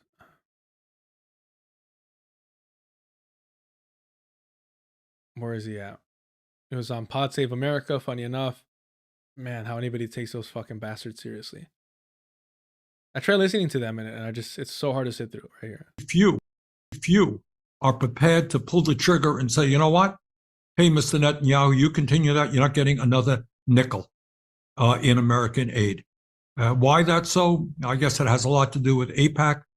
It has a lot to do with the president, I think, who has been deeply emotionally committed to Israel for 40 years. And I think that many people do not understand that the Israel of today is not the Israel of Golda Meir of 20 or 30 years ago. It is a right-wing country. Mind you, Golda Meir used chemical weapons to cleanse Palestinians from their land in the West Bank. Country increasingly becoming a religious fundamentalist country, where you have some of these guys in office believe that God told them they have a right to control the entire area. Not a whole lot different, by the way, than what Hamas is saying. Not a whole lot different than what Hamas is saying. It is a liberal Zionist strategy to create some type of relationship amongst Hamas and the rabid reactionaries, fundamentalist Zionists. They're trying to vilify both in order to save the Zionist entity. They're trying to vilify both in order to save the Zionist entity. Don't fall for this liberal Zionist strategy. Nearly, I think, over $1 billion in cash during this last 17 years. That's a fair point. It's a great question. If one of those kids in Colombia wrote a $5 check to Hamas, you'd say send them to Gitmo for being a terrorist. It's a fair point. Does that make Benjamin Netanyahu a terrorist? Make him answer that. Make him answer that. At least if you're going to take this fucking approach, make him answer that. Because not what you're saying is that Hamas is a terrorist organization. That's what you're saying. They're not an indigenous resistance. Nope. Again, liberal Zionism. Don't let it fool you. He's supporting terror. The United States, it seems to me, the United States and Israel could have shut off the spigot and did not do so. I don't know why, but that was a failure. There's no question. I think that what I see is the reason why our government provides $25 billion to something that looks this horrific to people, I think is the same reason. I think it makes it look like that the Jews control the government, but really what it is the more boring answer. It's the reason why the government and you guys don't get shit done. It's the reason why Sandy Hook can happen. You guys can't do gun reform. It's because why can't we do gun reform? Because special interest groups can buy influence in our government. Which political party is against gun reform? The NRA has a power. It's the Republican Party. We allow our government to be flooded with cash and money, and what's scary to me is that it looks that people are starting to question the Holocaust ever happening. How could Jews maybe they invented the Holocaust? You're blaming Israel for Holocaust denial? I'm blaming. I mean, Benjamin Netanyahu's son was doing that shit, right? Am I misremembering that? Let's see. Holocaust survivor. That'd be hilarious. How could his son be a Holocaust survivor? That's okay. Spell that wrong. Netanyahu's son removes. Fucking name, I'm telling you. Let me see.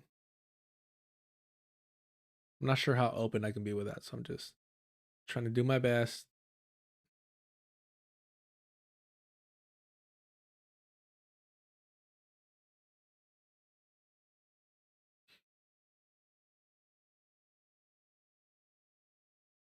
All right.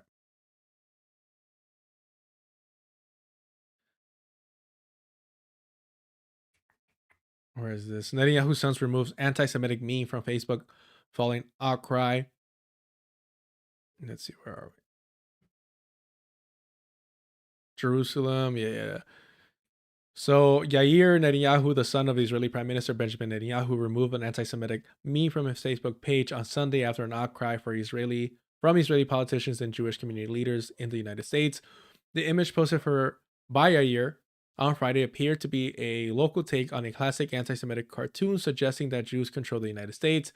It has appeared widely on extreme alt-right websites. In this instance, it depicted his father perceived foes, American Jewish billionaire, philanthropist, and investor George Soros, outspoken former Israeli Prime Minister Ehud Barak, activist Aldan Yaniv, and Mani Naftali, a former housekeeper of the Netanyahu who successfully sued them for mistreatment. All right, so they're not going to show it, so that's kind of annoying.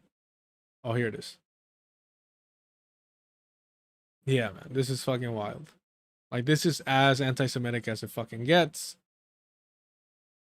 And you have the son of Benjamin Netanyahu posting this type of shit. Zionists are anti-Semitic. You have to understand that part of it. And I know it comes off as a little like, wait, what the fuck? What do you mean? Zionists are anti-Semitic because they hate. They call the survivors of the Holocaust soap. You have to understand that. They call the survivors of the Holocaust soap. They view the Zionist Jews as weak. Right? They want to achieve the Ubermensch version of the Zionist Jew. Distance themselves, disparage, spit on, look down on the weak Jewish European that actually followed the Torah, that wasn't out for destruction, that wasn't out for the colonization of Palestine. I'm blaming our government for supporting a genocide. Yeah. But it is unfathomable in my heart, and it breaks my heart that we could be capable of it. I think we should move on. Why is that? We just fundamentally disagree. So I don't think that. I think I'm talking to you like about where I come from, and that it feels different, and maybe I have a different perspective. You have a different perspective. But I know people who have a perspective that's different from yours. Yeah. With a much smaller platform than you. I'm not.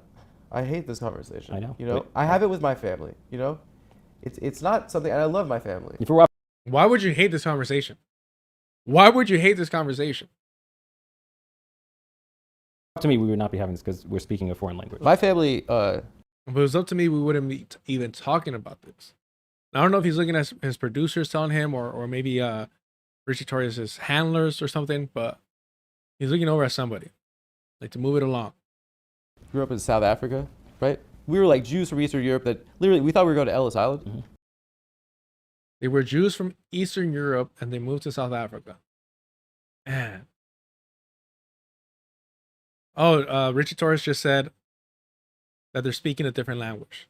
That if it was up to him, they wouldn't be speaking about this since they're speaking a different language. My grandma, all the grannies stayed. And my parents' whole generation of South African Jews left. And when I was a kid, like growing up, I used to write all my who's my hero essays on Nelson Mandela. And Ritchie Torres like, I don't give a fuck. Look at his face. It was straight up like, why are you telling me this, bro? These fucking soulless bastards, bro. Look at it. Kid, like growing up, I used to write all my who's my hero essays on Nelson Mandela. And he's gonna look at him and then turn away. Watch. And he's like that. He's like, what makes you think I give a fuck about Nelson Mandela? Ah, man, that was too good. That was too good. Look at this shit. Nelson Mandela. And He looks back at him. He's like, "What the fuck?" He's like, "Where am I? What the fuck is happening?" He doesn't give a fuck, bro. Ah, man. he was like a hero of mine, right? He's trying not to laugh. He's trying not to laugh, was bro. also- He's trying not to. There's no fucking way. There's no fucking way you're gonna tell me he's not trying to, like, later. Nelson Mandela. And he was like a hero. He's like covering his mouth. He's like, "What the fuck is going on?" Man. of mine, right? And he was also, in prison, and for terrorism too. I don't want to get it. You're gonna go Hamas is what I don't. I'm not debating Hamas is good. He was called that. He's not gonna debate that Hamas is a terrorist organization. I mean, you called them that yourself.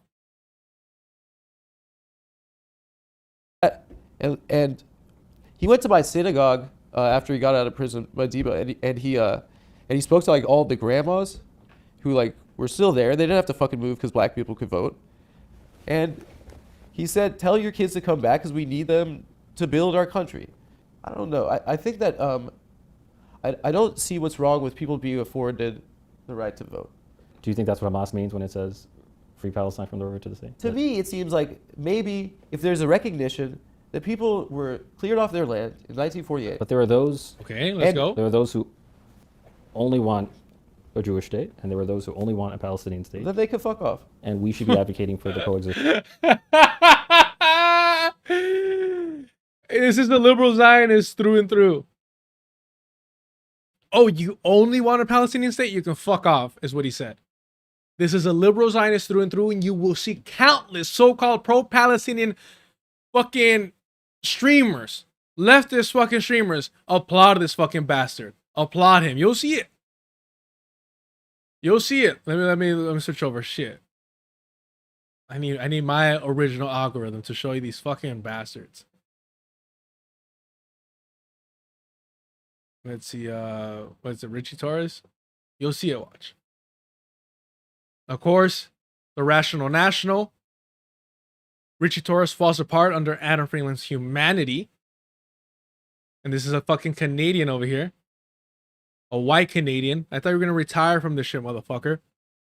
Vosh, the pedo over here. Ritchie Torres exposed on Adam Friedland's show. Hassan Piker, the normalizer, the liberal Zionist normalizer. And I don't know, look, I don't know, some of y'all watch this food. Ebb and flow. Is it just one person and two people? I don't know. Same fucking thing. Same fucking thing. Was also pushing the anti-Hamas line about like, oh, they're working with Benjamin Netanyahu.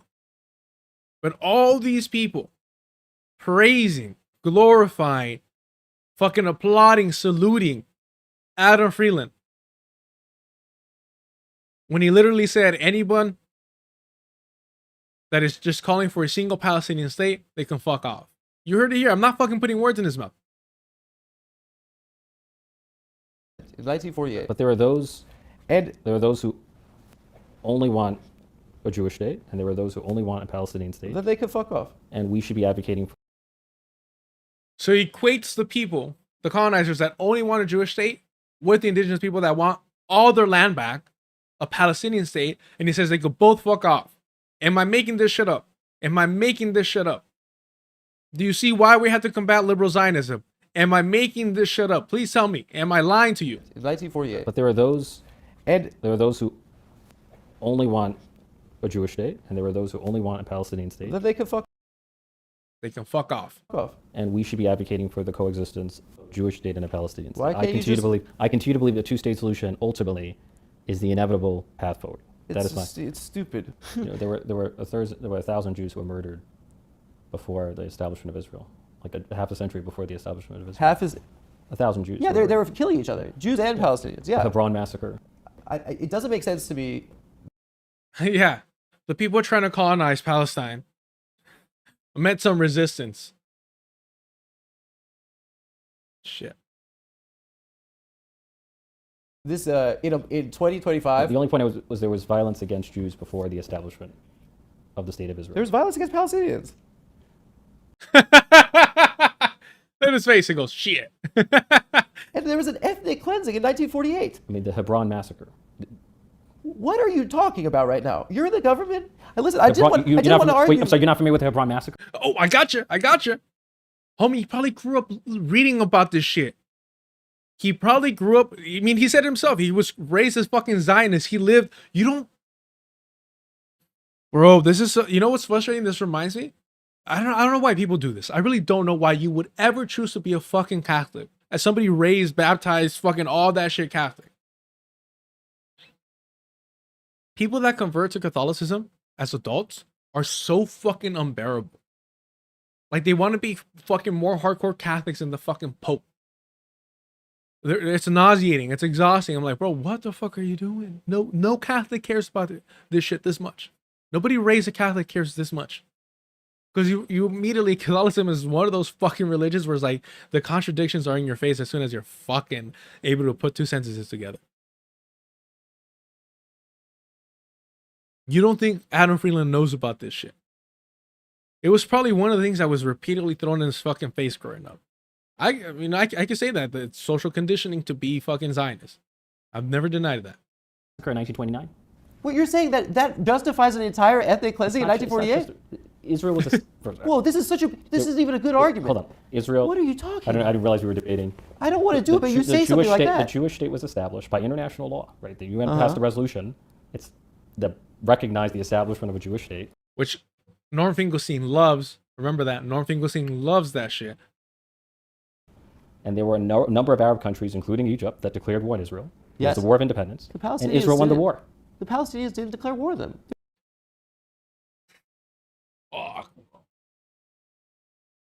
Oh, I fucking hate him so much.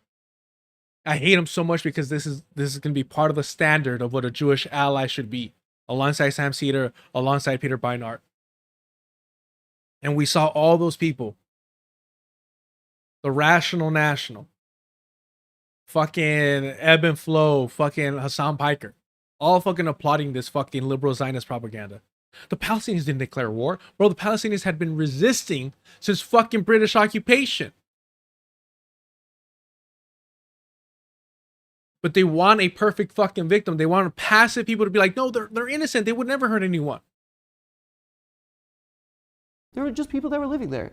And they were kicked off their And land. by the way, there were either at 800,000 gunpoint or Jews that killed. were ethnically cleansed Do you from know the Arab what- world. do you know know what- there were Jews? You know how many Jews there are Not in the by Arab the world? Almost Palestinians. none. I'm not talking about the I'm talking about the broader I'm not talking about Palestinians.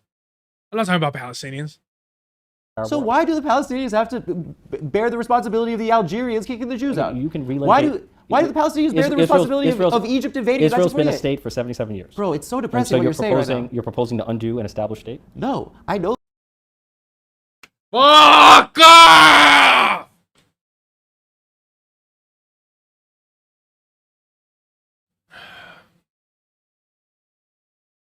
Ritchie Torres literally says, are you proposing decolonization? Are you proposing decolonization? No!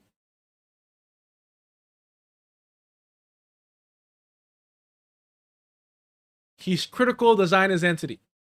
And I'm sorry for shouting, y'all. I'm so sorry. I just realized how loud I shouted. I apologize to your ears. Bro. These liberal Zionists. These liberal fucking Zionists. They want to guarantee the survival of the Zionist entity.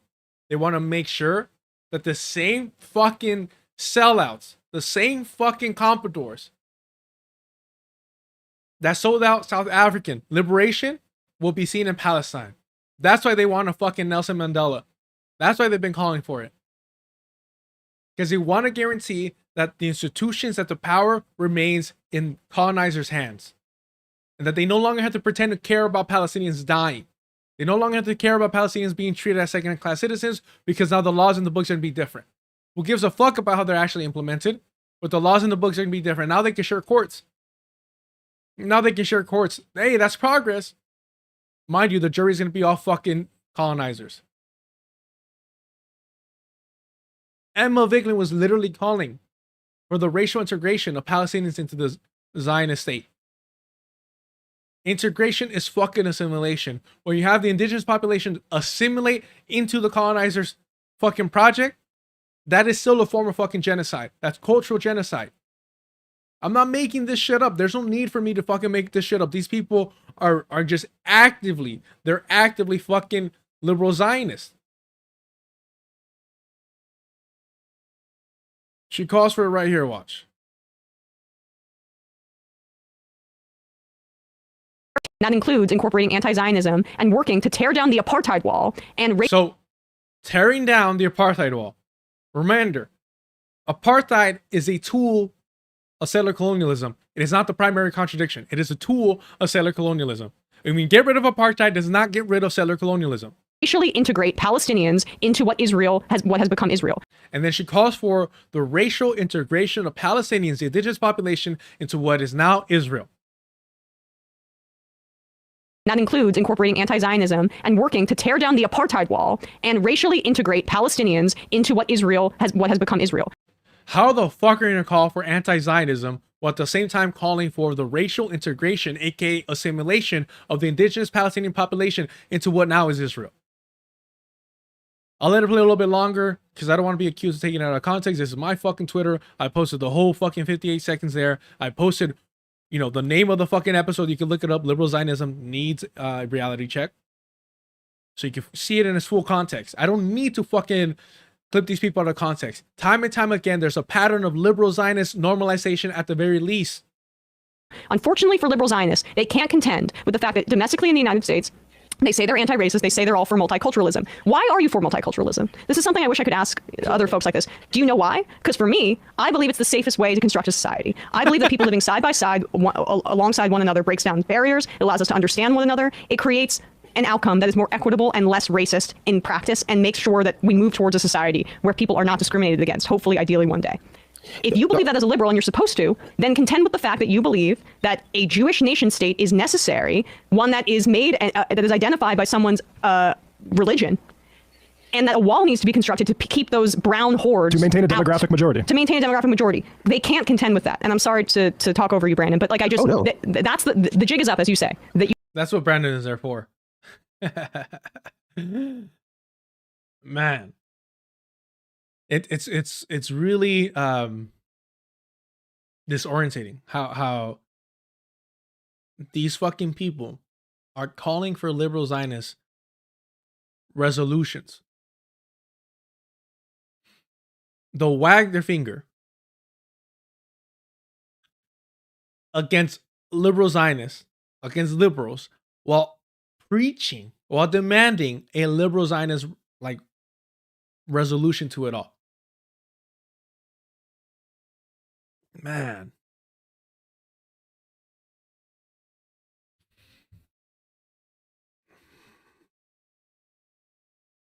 What is it, Sadago?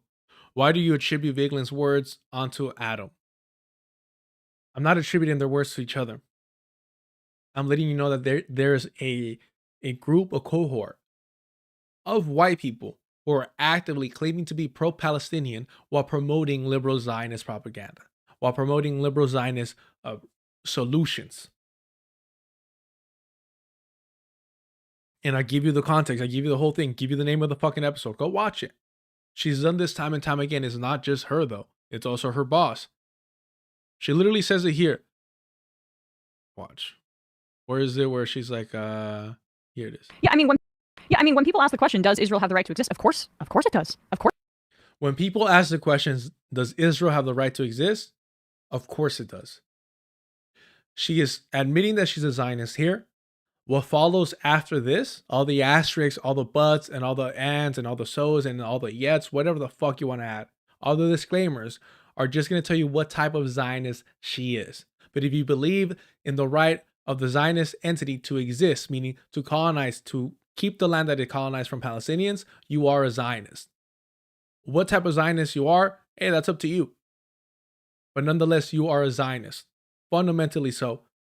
What type of Zionist you are? Let's hear it. course people in Israel have the right to safety, of course, like, because it does exist and because people live there. That's why they have the right. Because saying that it doesn't exist would mean expelling, 9 million Israelis that live there? No. The point, though, is that does it have the right to exist in a way that is a permanent apartheid state and an occupation where there's 2.4 million people plus that have no rights, like don't have rights of movement, don't have rights to drive on certain roads, only Israelis have that right, don't have rights over their water supply, over their electricity, over their futures? And I mean, no, Israel does have a right to exist and should. How many times do you need to hear her say Israel has a right to exist to understand that she's a fucking Zionist? How many times do you need to hear Emma Vigeland say Israel has a right to exist before you admit that she's a fucking Zionist? How many times?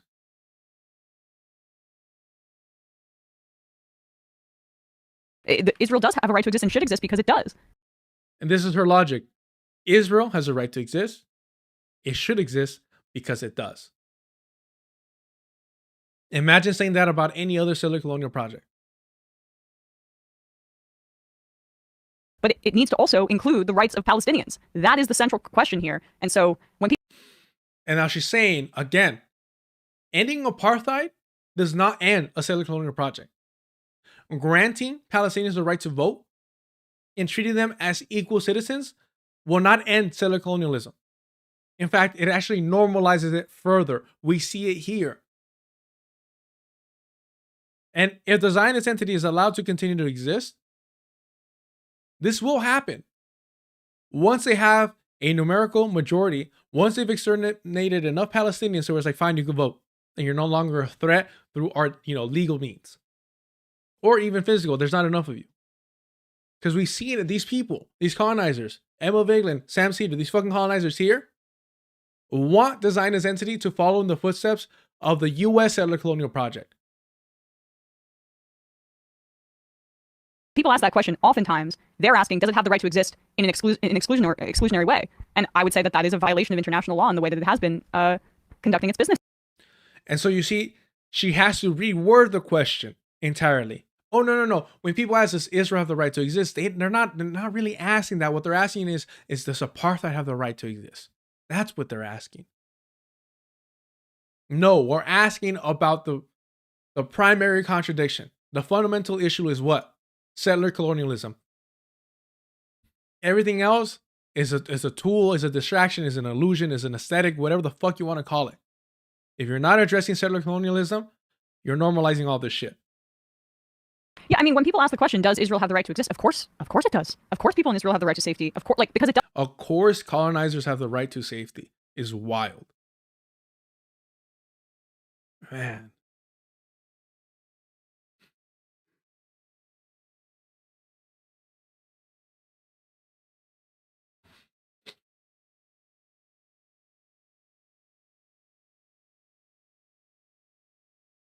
Not by the Palestinians. I'm not talking about the broader Arab So world. why do the Palestinians have to bear the responsibility of the Algerians kicking the Jews out? You can relate. Why do the Palestinians bear the responsibility of Egypt invading? Israel's been a state for 77 years. Bro, it's so depressing what you're saying right now. You're proposing to undo an established state? No, I know people that live there. I have family that live there. I don't think that they should leave. What are you proposing? I'm proposing a democracy. Liberal Zionism at its finest, yo. I'm proposing a democracy. One, it's never going to fucking happen. You're not going to see a democracy move because colonizers are still the numerical minority. And if you do see a democracy, you're never going to see the right of return, right? There's always stipulations. Oh, we'll do this, but not that, to guarantee that those that remain in power will still be the colonizer. I'm proposing an extensive demographic study of what was taken and what was lost, extensive reparations for what was taken, and a truth and reconciliation process where we can end this shit. What we're seeing right now is that members of the Israeli government... Where we could end this shit. Where we could end this shit. What the fuck do you mean by that? What do you mean by we could end this shit?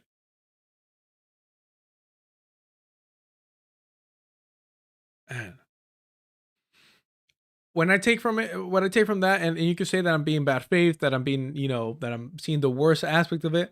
But what I hear, white liberals, especially those with are sympathetic to Zionism, or at least not anti-Zionist. When I hear them say, I just want to end this shit, is can we just come to a resolution where I don't have to pretend to care about this anymore? where I could go back to ignoring this. Because once we have a one democratic state, no matter how it's formed, no matter how it's constructed, no matter who's still in power, then whatever brutality the Palestinians face, well, now it's a democratic issue. Now they need to vote harder. Now they need to politically organize better for themselves. Now I could ignore it and say, oh, well, that's just internal politics. I don't know what you want me to do.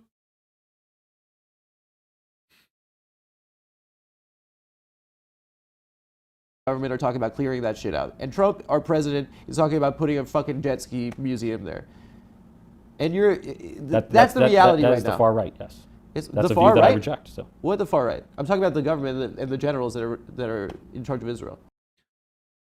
Load122. Appreciate you. Thank you for the super chat. I really enjoyed the stream so far, but one question I've had is, what would decolonization actually look like? I would suggest you look at, there are certain, and I'll be brief with this. Every decolonized movement, decolonial project is going to be different based on the material conditions. But there are certain things that we're going to continue seeing. The moment that the settler colonial project falls, you will see an exodus of the colonizer, because they're only there to bathe in the spoils of settler colonialism. They're only there to feel superior then, to have some form of privilege over other people, right? Same thing with fucking South Africa, fucking Rhodesia. They're there for the fact that they are treated as unique and different. Because back home, even if they're wealthy, back in Europe, they're just fucking Europeans. But when they colonize, they could fucking play. They could pretend that they're fucking adventurers, or in this case, they could pretend that they're reconnecting with their fucking land. And so when they no longer have that ability to be prioritized by the settler colonial project, the so-called government there, they leave. They leave. Oh, but what about all the fucking colonizers that were born there, have no other connection, this and that? The ones that go visit family in Europe or the United States, get the fuck out. You know what I mean? So you hear that complaint a lot. Well, what about the ones that were born there? You got what? Oh, anyway, look. So the point is, a lot of them will also leave and flee to safety, aka around other white people, because the brown or black hordes, depending where you're at, have taken over. They're going to destroy the country. They're going to destroy everything we built. And so they flee.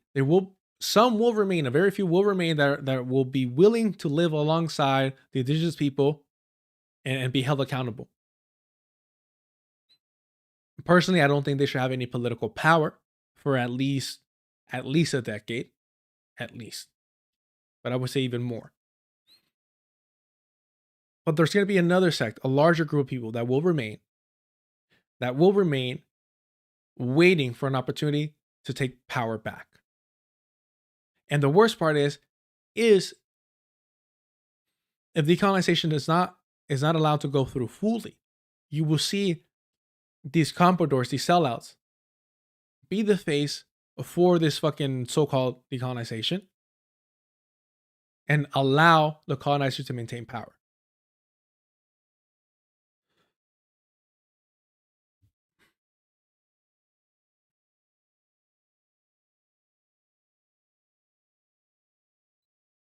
But thank you, Load122. Let me know if I answered your question or not. Thank you for the super chat. Super chats are turned on. Help the channel out. But go ahead and hit the like button if you can. If you haven't already, subscribe. If you're sick and tired of this normalization, this glorification, this celebration of fucking liberal Zionists, you're in the right fucking place. You're in the right fucking place, because we don't put up with the fucking that white shit. Not here.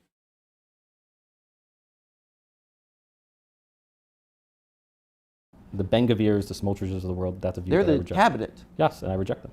That's what Hamas is saying they want to do to Israel. I'm sorry? What? I mean, Hamas murdered thousands of people, so there's no... So what? Well, so did the Zionist entity through the Hannibal Directive. What does that mean? That Hamas is a terrorist organization for murdering innocent children and civilians. How many civilians have been killed in this war? the war is a tragedy, but 90% of them have been. And already calling it a war, not even willing to hold on to the fact that it's a genocide.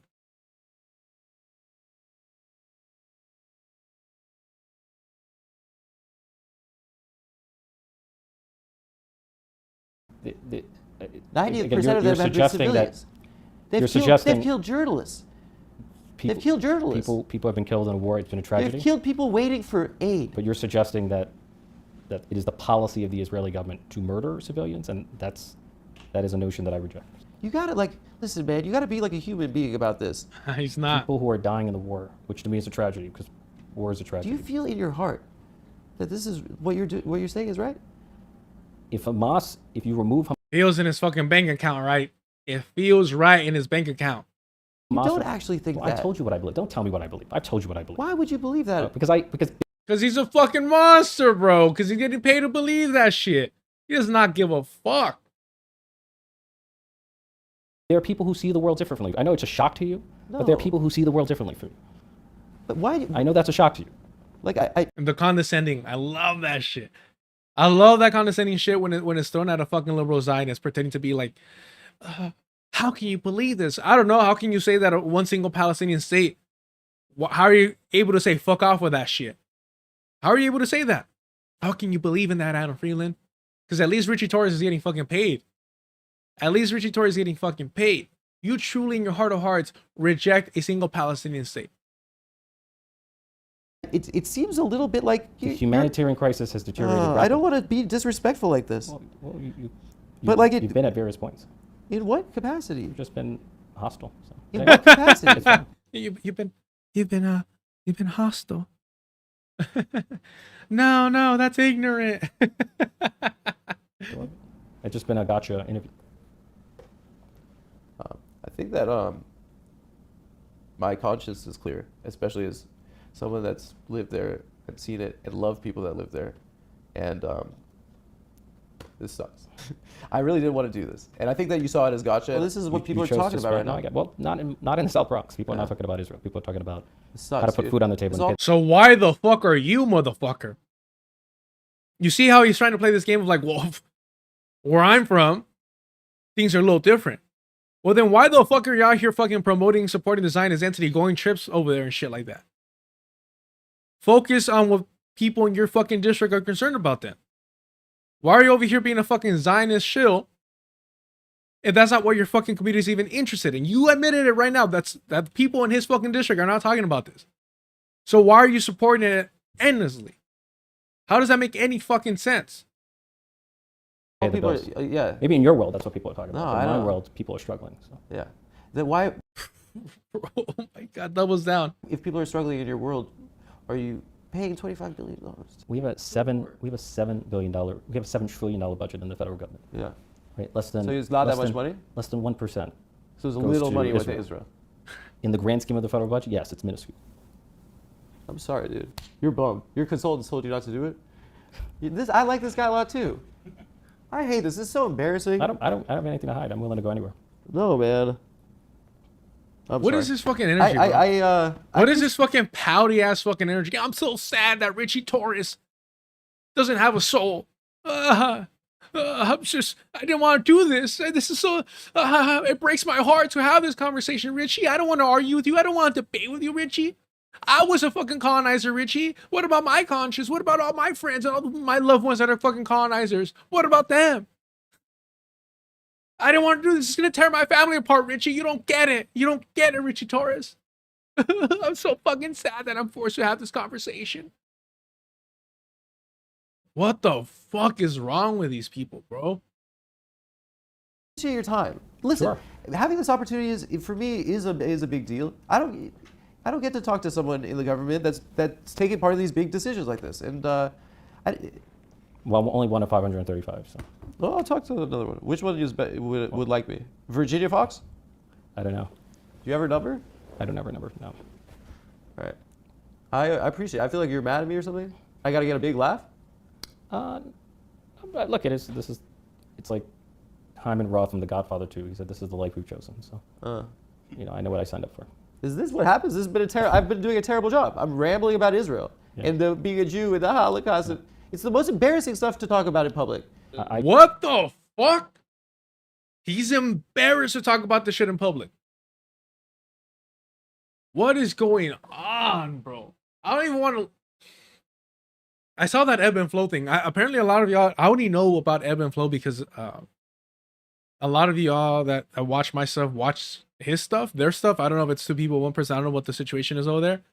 I don't know if they're both white, just one of them is white. I don't know if none of them are white. I don't know. Y'all tell me, educate me on who ebb and flow is. But I only saw his coverage of this. And I've been a little on the fence on this motherfucker because I'm like, what is going on? So, man, how are people celebrating this? He's crying, not about Palestinians dying. He's crying about what it's doing to Jewish people and the fact that he has to have this conversation. What is happening here? I feel like every Jewish American has a right. V, are you mad at me? Can we still be friends? What the fuck, man? What a fucking coward, bro. What a fucking coward. Should have a right to be who they are, to wear a kippah, to display a Star of David, to be proudly and visibly Jewish, without fear of harassment or intimidation or violence. Well, I mean, the freedom to be who we are is like fundamental for all of us. Well, I think that from where I'm sitting, Israel might be a threat to that. And you know, you have that view, but others have a different view. Why are we still having this interview? This is exhausting. I'm sweating. We can end the interview. AC's off. Look at this fucking child, bro. Look at this. Like, how old is Adam Friedland? Look at this fucking child, bro. Tell me you've never been through a fucking hardship in your life. How old is this fucking 38 years old, bro? About to be fucking 40. And this is what he's doing. Crying about, I didn't want to talk about this.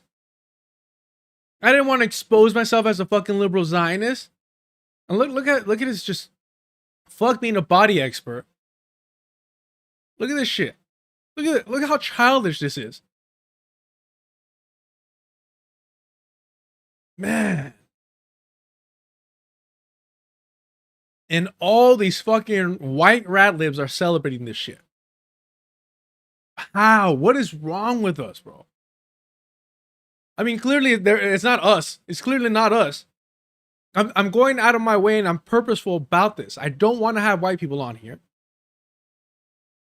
Because this is what they fucking celebrate. I don't want to have white leftists on. I don't want to fucking interact with them. Because this is what they fucking celebrate.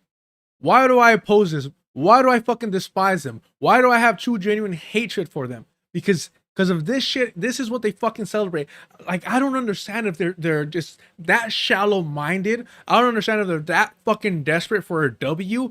I don't get it. I think, honestly, it's because their fucking white audience loves this shit and finds this as some kind of fucking radical, revolutionary fucking, you know, speaking truth to power fucking moment. Not hearing the fact that he's literally telling anyone that wants a sole Palestinian, decolonized Palestinian state to fuck off. I don't get it. How can you call yourself fucking pro-Palestinian and applaud this? The fucking whiteness is too much. And I just have to come to terms with the fact that, like, there is going to be a cap on how big this channel is going to grow. And I'm cool with it as long as I don't have those fucking people around me. I don't want them in the fucking chat. And I've seen a couple, bro. Hey, drop a fucking super chat if you want me to answer that dumbass fucking question that I've answered how many times in the stream? Sadago?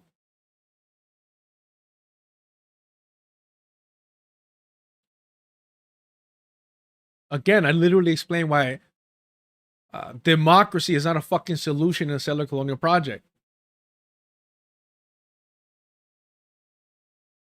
Man. And you wonder why politicians are going to go on his show? Because he's a fucking new, old, young Jon Stewart. He'll be preachy, but he's not actually going to challenge you or force you. I mean, there were so many moments for him to shut the fuck up and allow Ritchie Torres to just, you know, handle the rope himself.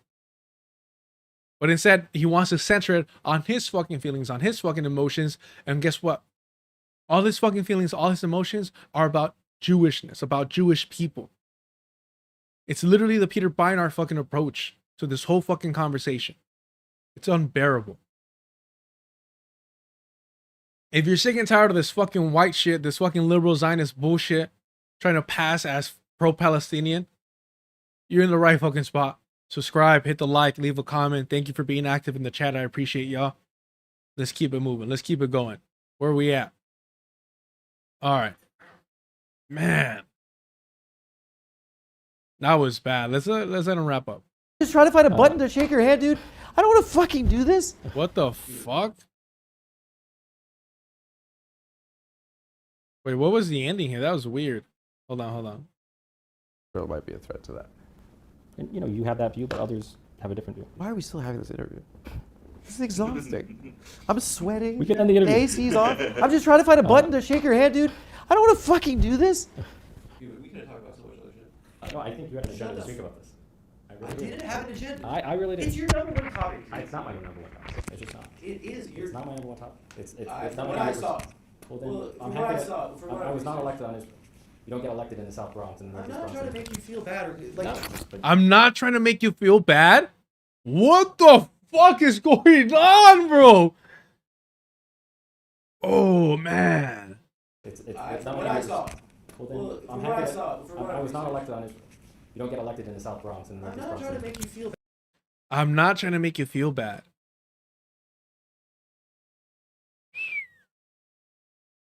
Man. And people are saying, oh, he really is the left Joe Rogan.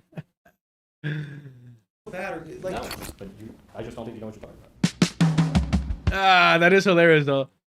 Ending it like that, telling this liberal Zionist Jewish European man, I don't think you know what you're talking about. Wow. That was something, huh? Jeez. So I did want to read this, that transition, huh, y'all? Man. Thank you for hanging in there with me. Appreciate it. That was a rough watch. I didn't think I was going to react like that at certain points. Again, my apologies for shouting. I tried to back away from the fucking mic. That was brutal.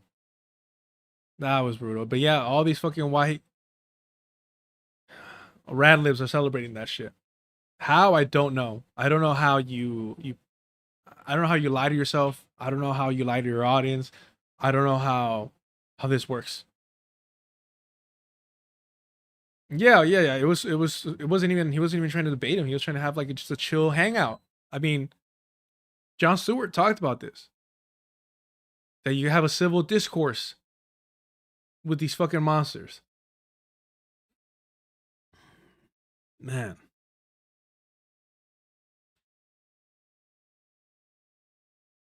So please, I always tell everybody, avoid this Eurocentric mind frame. Avoid these rad libs cosplaying as leftists. And if you're gonna tune in to watch them and you know, be critical always of what they're pushing, man, be aware that they're selling, you know, faulty merch. You know, they're selling that fucking fake shit. Now, if you want the real stuff, you got to check out Black Agenda Report always. And this is, you know, looking back a little bit, like I said, just recently watched a documentary on Katrina. I was real young, but you know, I remember seeing it on TV. I wasn't aware of the inner workings, but I remember seeing that. Man. But we, all right. Let me interact with the chat a little bit. I feel like I've been ignoring y'all, and I don't want you to think I'm only reading super chats. And I need to cool down a little bit before reading this article. I can't read right now. I struggle to begin with. Oh, my bad, Salazam. Yeah, should I pull up that other? Is the chat active over there? Let me see. My bad. I didn't pull it up this time. I didn't pull up the Twitch chat either. So Switch accounts. Blah, blah, blah.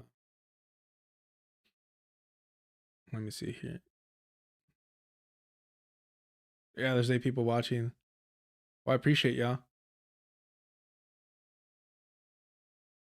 Yeah, let me die. It definitely is. They are loose with the N word. But yeah, you see what I mean? That's why I don't keep the chat open. It's only like 3 people, 8 people watching. Appreciate y'all. Always though, if you can, subscribe to Deculturation Live. This is where everything's gonna stay up. It'll be unlisted on the main channel. And if you want to watch the whole thing, get through it. I will start eventually editing these down. But man, I just got a lot on my plate, and I need to organize myself a little bit better before heading that way. But yeah, we got 160 subscribers on the second channel.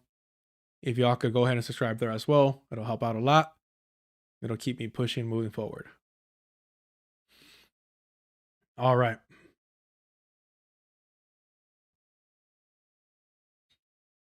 Yeah, mistakes. I like democracy. I would love to someday live in one instead of a settler colonial state, LARPing as one. Exactly.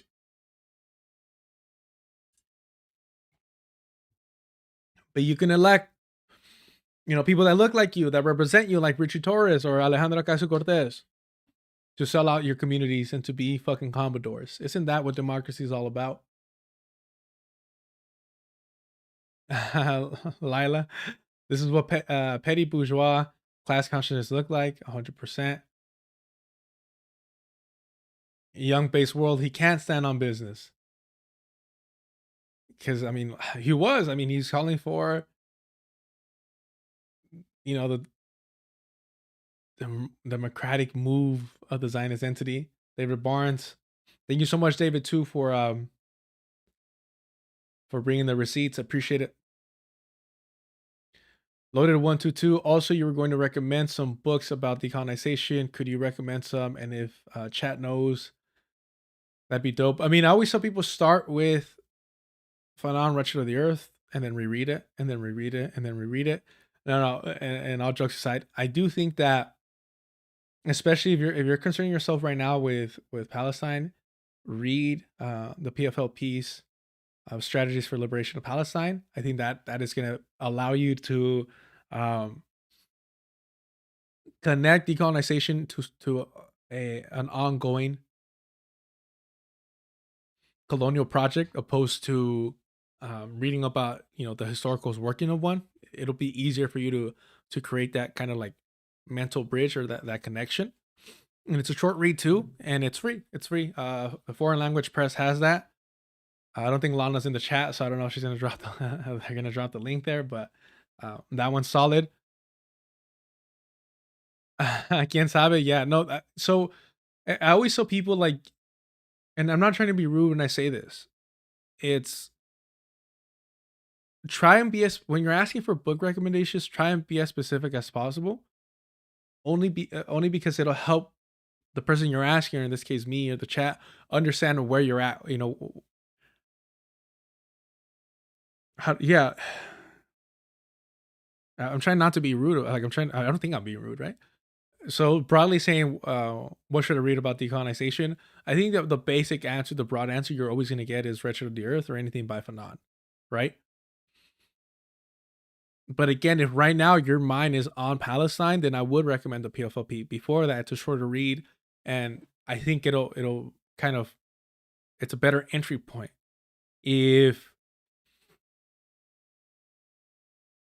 yes, so it was funny. Even though Fanon talked about it, the deculturation, it was through a Trask from a native daughter, where deculturation really stuck with me even harder. So it depends on where you're coming from. Your background, I think, plays a big role on it. For me, also, just learning about the atrocities of colonization was a big role. So like American genocide was crucial for me. Crucial. Open veins in Latin America was crucial for me. But it's funny, even things like John Trudell's poetry was so impactful. And I know that sounds silly, but I joke around a lot, right? Oh, I hate white people, this and that. There was a time and place where I really was like full of hatred, full of hatred. It was blinding. And it was through John Trudell's poetry that I was able to let that shit, at least not let it control me. And I'm forever grateful for him for that. Because that shit kills you from the inside. And understanding that and aligning with American Holocaust, the first few chapters are dope because it provides, unsurprisingly, a look into the birth of colonization through Europe, through pogroms, through the colonization of Ireland, to understand the mindset that they arrived with and the strategies that they had mastered already.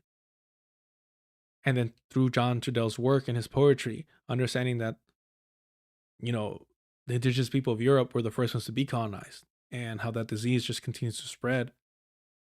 It is a spiritual aspect of it for sure, but you could claim that they're metaphors, allegories, whatever the fuck.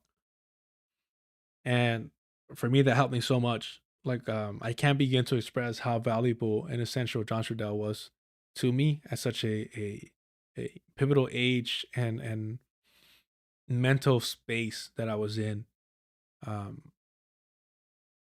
That was really hostile. I was really hostile. I was really, really, really angry, and that's not healthy. And it was John Trudell that, in his writings and his work, and knowing everything that he had gone through, understand that it was the feds that murdered his family, that lit them on fire. And it wasn't, and then to be clear, it wasn't just John Trudell's work that caused that. It was also his partners, his wife's activism that led to that as well. We never want to erase, revolutionary women, but it was her as well. But yeah, I'm sorry, I kind of sidetracked. I kind of needed to man, fuck Adam Friedland, fuck Ritchie Torres, and fuck all these fucking white leftists that celebrate and normalize liberal Zionist critique of the Zionist entity. Man. Some person, I will be getting a bar card, hopefully in November, and I really want to find a way to use this for anything other than providing for my family. Well, congrats on that. Congrats on that. So I'm saying, there's some smart ass motherfuckers out here that I don't know why y'all listen to me rant, but I appreciate it. And, I'm sure you're going to do great work.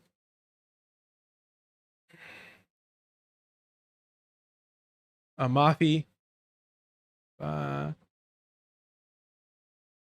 Best MMA writer, Kareem Zidane. Let's find that out, because I hate Luke Thomas and the praise that he gets. So,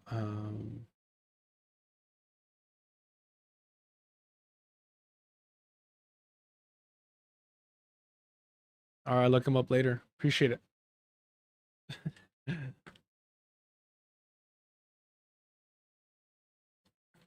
Yeah, Layla Khalek is amazing too. Excuse me. Let me play this, and let me have a quick. I need to walk this off a little bit. Not gonna lie. Hold on, give me 1 sec. Where we at? If you haven't already, hit the like, y'all. Hit the like. Appreciate y'all being here. What's kind of cool about this is that I do have access to the unlisted stuff. But if you haven't already, because we are talking about decolonization, let's see here. Anglo-Saxons. Like, turn us against each other. And they were like, it went totally over their heads, right? I was like, look, I'm up here, and your theory, understanding of theory is like the scum under my shield, right? Like, get to my level, or else what the fuck am I doing in space? And it was like a consensus that I was, just being, fucked up or whatever. It's like, no, you as a white person having these platforms and trying to teach people about Marxism, making memes, doesn't really do shit if you're not guiding people in the right place, right? And first off, if you're learning, you shouldn't be an influencer at all.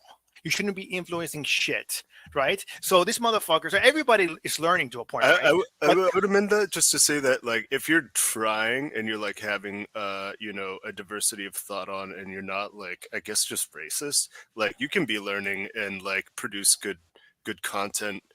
Just like what you're saying, Rick, just like but you're talking about, Rick, you're talking about these white communists, like, kind of specifically, right? Like, they don't know enough to be pontificating and to be like proselytizing to people, you know, like the Black Panther Party they were like, yeah, you have to be educated for weeks before we trust you to run down our party program with other people. Like, you can't just be come off, you know, the street and be like, oh, like, I'm just gonna, like, I think I know well enough what I'm talking about. Like, you know, it takes a lot, you know.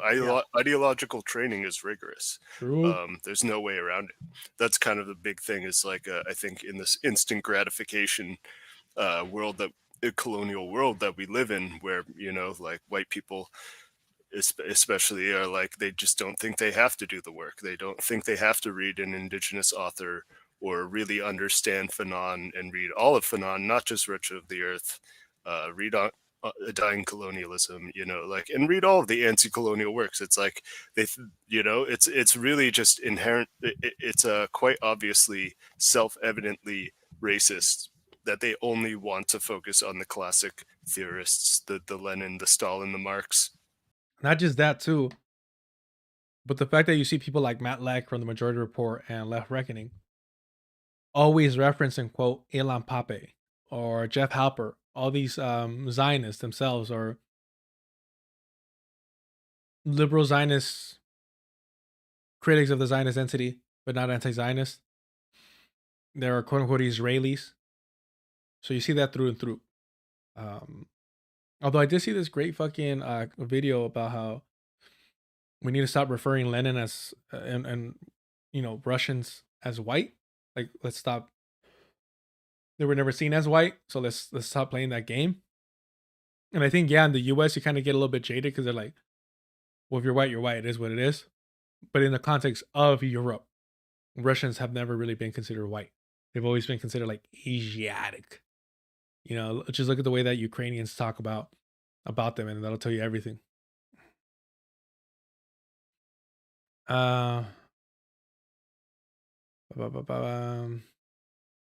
Some person, just to clarify, folks, not saying I don't want to provide for my family. I want to do meaningful work while I do that. No, I feel you. I feel you.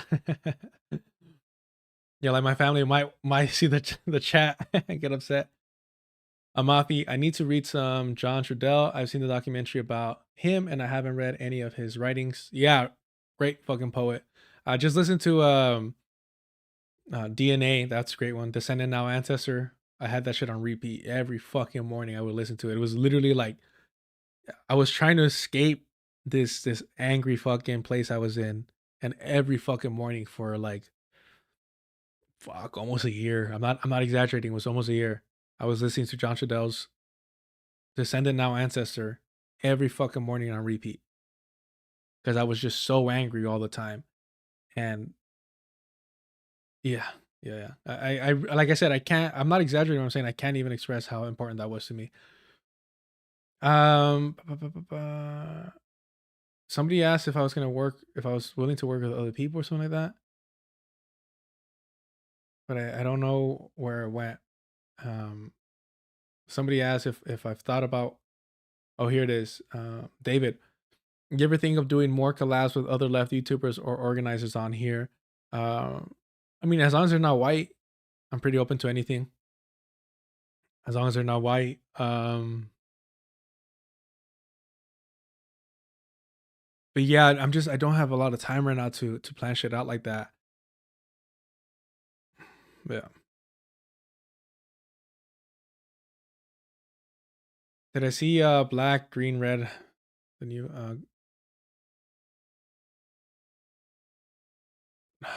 fucking shit.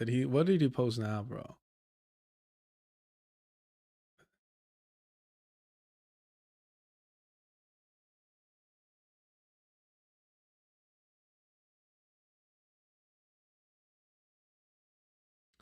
What are you talking about? Sorry, black what?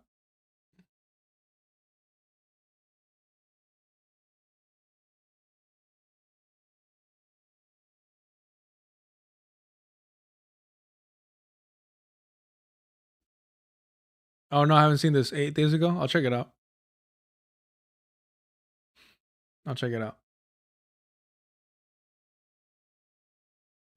Yeah, quien sabe. My roommate dated a Ukrainian, and she said some crazy shit about Russians. Yeah, it's wild. It is wild.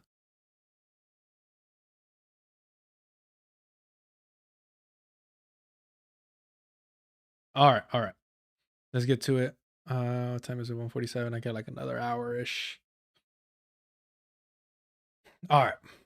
So I encourage everyone to, make sure that the media that you're consuming isn't just white people, white rat libs, and all this shit.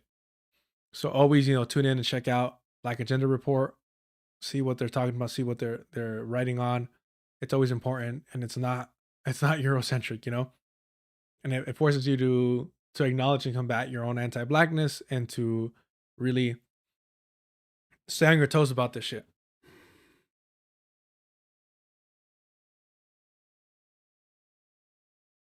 So this article was written by Glenn Ford.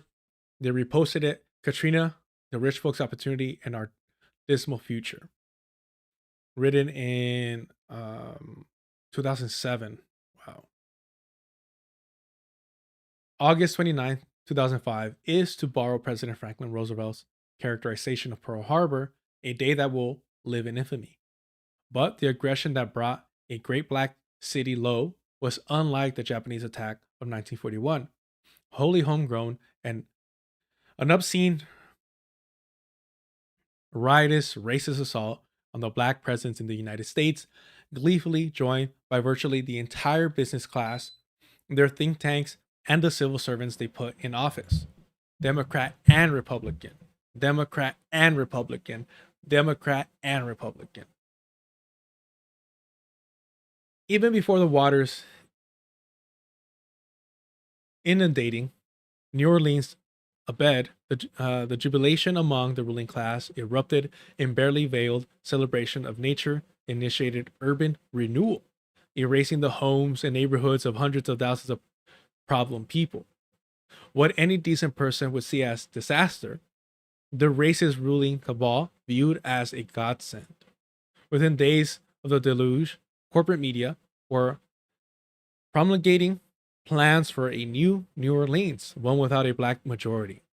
The Louisiana Democratic Party, white-led but incapable of electoral existence without the black voters who make up the majority of their ranks, proved as hostile to restoring the exiles of New Orleans as their Republican comrades. The fundamental contradictions of American racism, in which white folks cut off their own nose to spite black faces, was acted out in dramatic, shameless theater.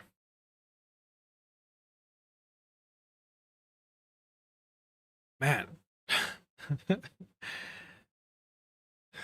And I noticed this too with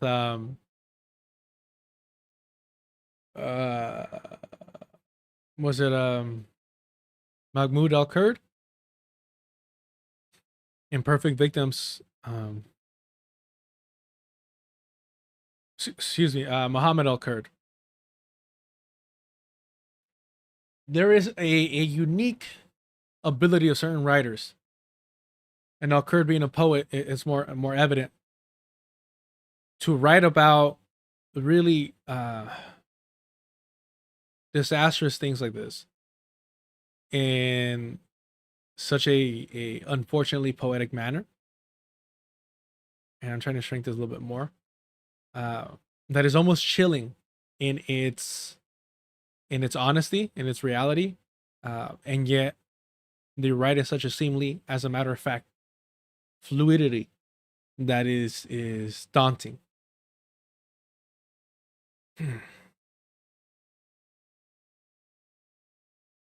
But this paragraph alone is it has so much substance to it that it just it's heartbreaking that we no longer have Glenn Ford around.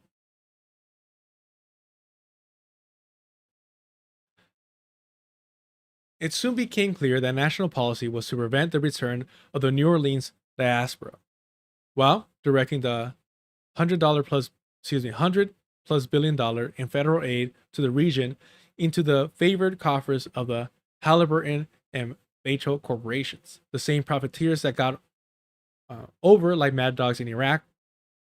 Reconstruction.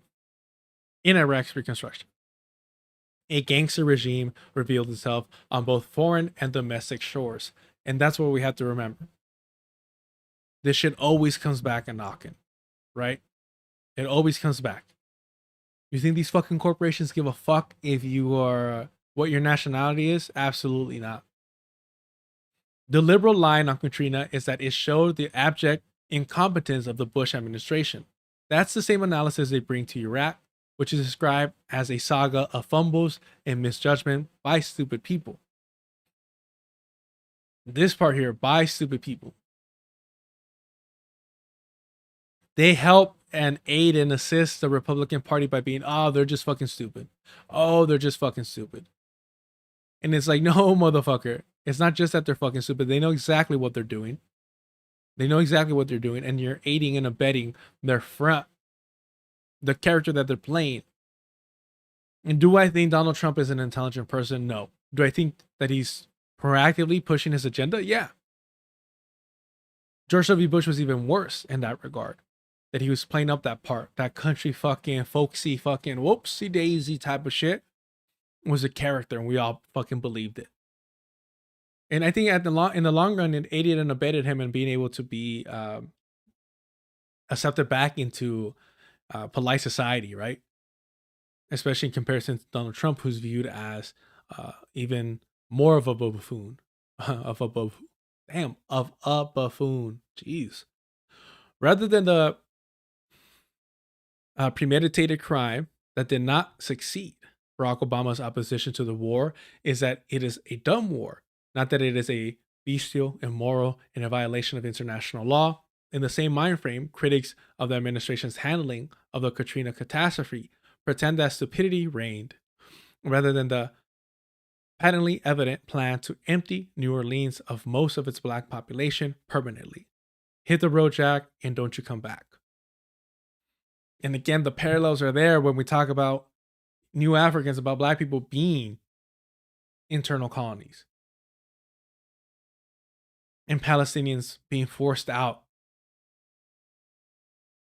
of their homes as well, while recognizing that they might not be indigenous to this land, are still treated as an indigenous nuisance.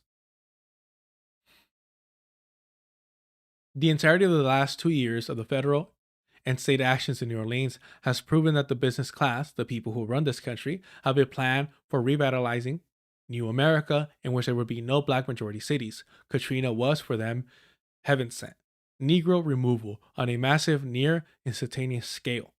The other mostly black cities will be emptied of the problem people by the attrition of gentrification as capital invades. But the result will be the same unless we resist. And again, I love that he continues to use this problem people. I'm not quite sure if he's quoting a specific person, but it is viewed as, black people, indigenous people are viewed as an inherent problem that has to be solved. And usually the solution is extermination, cultural genocide, or just removing them from being seen. Our resistance has been stymied by a moribund and selfish black misleadership class that is incapable of confronting capital. They like it too much, but they cling to power, promising that they can talk business out of its clear intention of yet again reshaping the nation to our detriment. Katrina showed that black dispersal is the central goal of white capital, as they seek to reconstruct an America to their liking. And you also have to think of the danger that this is, right? Where it's, let's remove the majority black people of this area. And that's going to make the minority black people in the community that remained scared, frightened, and essentially under our control now. Right? Again, it's all about colonization, and these colonizers, settler colonialism requires a numerical majority. Like, you need to have the numbers on your side.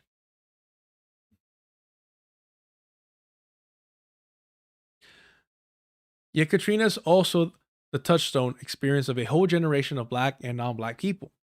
They will never be the same again. The venality of the business class and the impotence of the black men's leadership class has been amply revealed, and the youth will bear witness to the catastrophe. Fuck, man, I don't... Yes, without a doubt, there is some, but the way that our memory has just been so shortened is tragic. I mean, for me, this is history. For me, this is something that I barely know, barely understand, and there was so much kind of like, oh, just conspiracy theories behind it in order to normalize the true conspiracy, right? The business decision.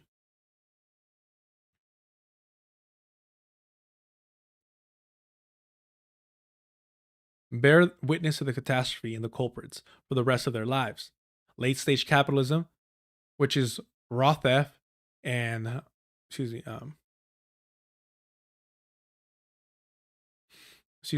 theft, and what is this? A member of a gang, like a brigade? No. A member of a gang that ambushes and robs people in the forest and mountains.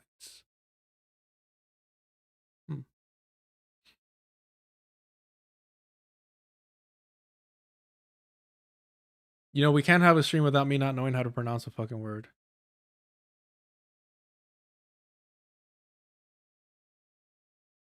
Brigandage. Get the fuck up. Why would you post it like this?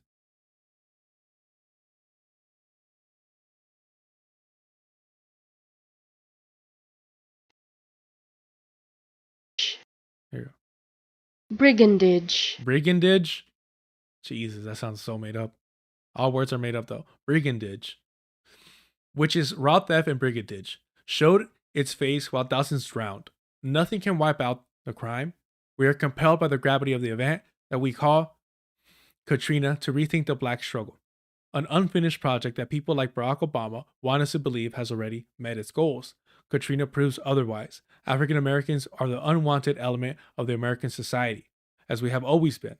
The enemy has not changed, so why should we? He is not race neutral, so why do we concoct, as Obama does, race neutral arguments for social change? The enemy knows damn well who he wants to get the hell out of Dodge, or New Orleans, or Baltimore, or Newark. Racism showed its ass in the days after August 29, 2005. Nothing has changed. Never forget. Organize with eyes wide open. Fuck.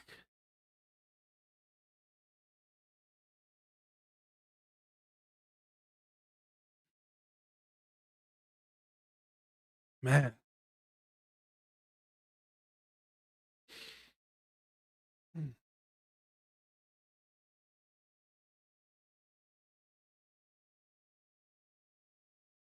Organize with eyes wide open.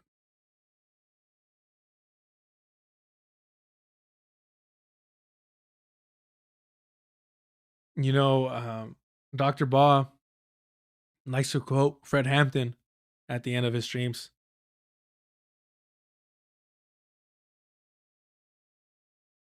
And you know, I wrap up saying Yastuvo, but organize with eyes wide open is timeless. Wow. I think I'm gonna keep that one. Yeah, he really was a guy.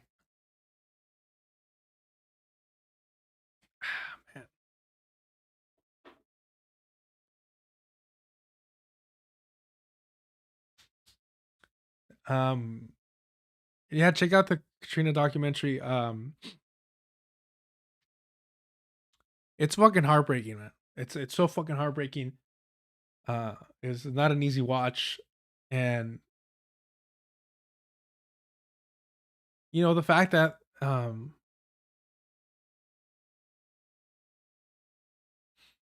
black community has done so much to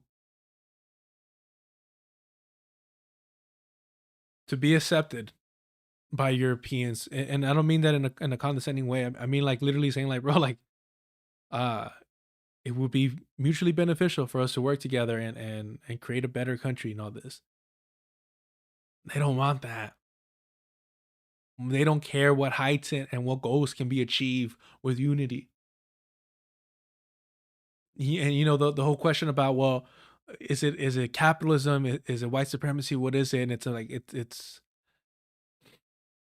white supremacy first and foremost. It really is, and it's because no matter what system they implement, if we don't combat the white supremacist aspect of it, they will find a way to continue to target black people. They will find a way to continue to target non-whites in general, and in order to maintain the perfect lily white fucking world, they will use a tragedy like this in order to,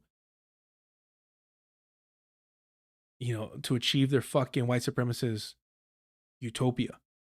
And I remember there was this joke that Daniel Tosh was saying for a while where, hey, New Orleans, you want a tip or something like that? You want some help or something along those lines? It's like, here's some help. Don't build your cities under, like underwater, right? Or some shit like that, like under. And it's like, bro, like this white motherfucker. I remember that was kind of like around the time where I stopped watching like Tosh.0 and everything like that. Because I was like, damn, bro, like even at that young age, and I wasn't even like radical or anything like that. When I heard him say something along those lines, let me find it. I don't want to. Beneath sea level. Thank you.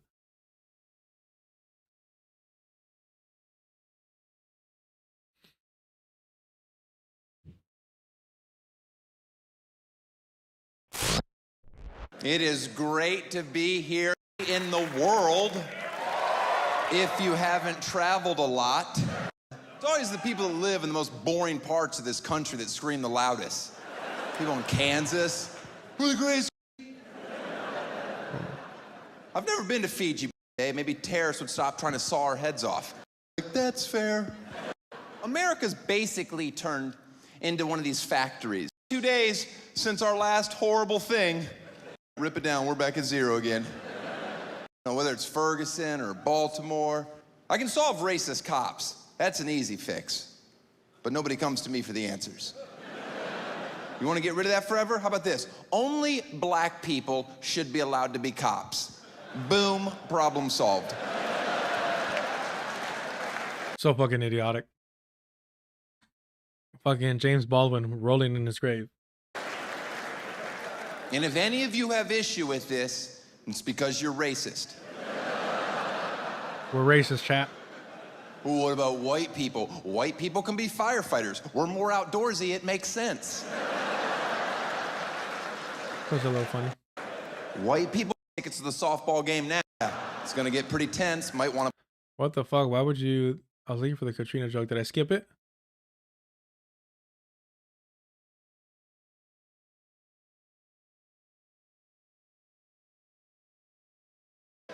Because where this country is now, from where we came from, is pretty remarkable. There's nothing more shameful in our country's past than slavery. Okay, that's horrible. But I've grown up in a generation where I've idolized black people my entire life. They are better at everything. So the fact that we pulled off slavery, I've already said it's awful. Jesus, bro.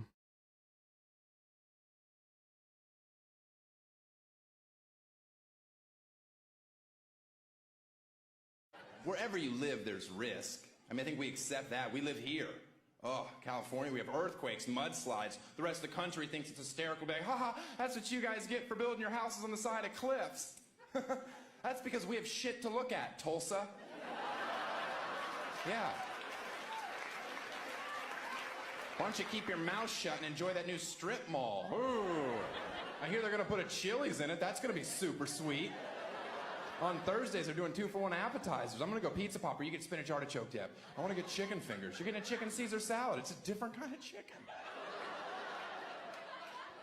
Oh, that joke was long and worth it. Wherever. He's not unfunny, that's for sure. But there's a.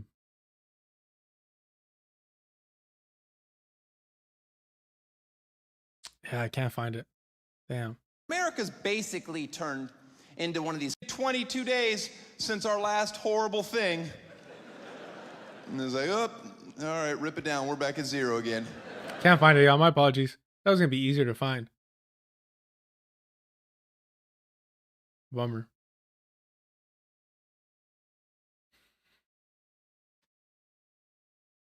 Yeah, I'm getting hungry too, not gonna lie. Let's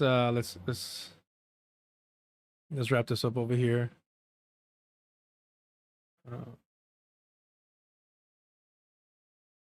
Oh, actually, there was a timestamp that I had.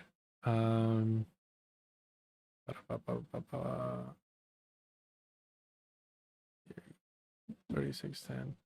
Oh, okay, real quick. This ebb and flow dude. Or people. I don't know what who they are. This threw me off. Yeah, so it's two people. Are they both white? What's the deal? Because the character is like ginger. This part here. The 1427. I was like, this is fucking weirdo shit. Interview as well as he possibly could have, but I think he also got some really important things out, and he got some really important things out of Ritchie Torres too. Like towards the end, what he says, he admits that Netanyahu and the government of Israel shouldn't be giving money to support Hamas, which is what they did, but then isn't able to go the extra step of saying, well, why would they do that? He says, well, it seems like America and Israel could have turned off the spigot and they chose not to, and that was a failure. It seems to me that that's a failure on your part to ask why. Why is that the case? And how does that play into what we've seen happen now? Because the attacks and the terror that has been perpetrated by Hamas.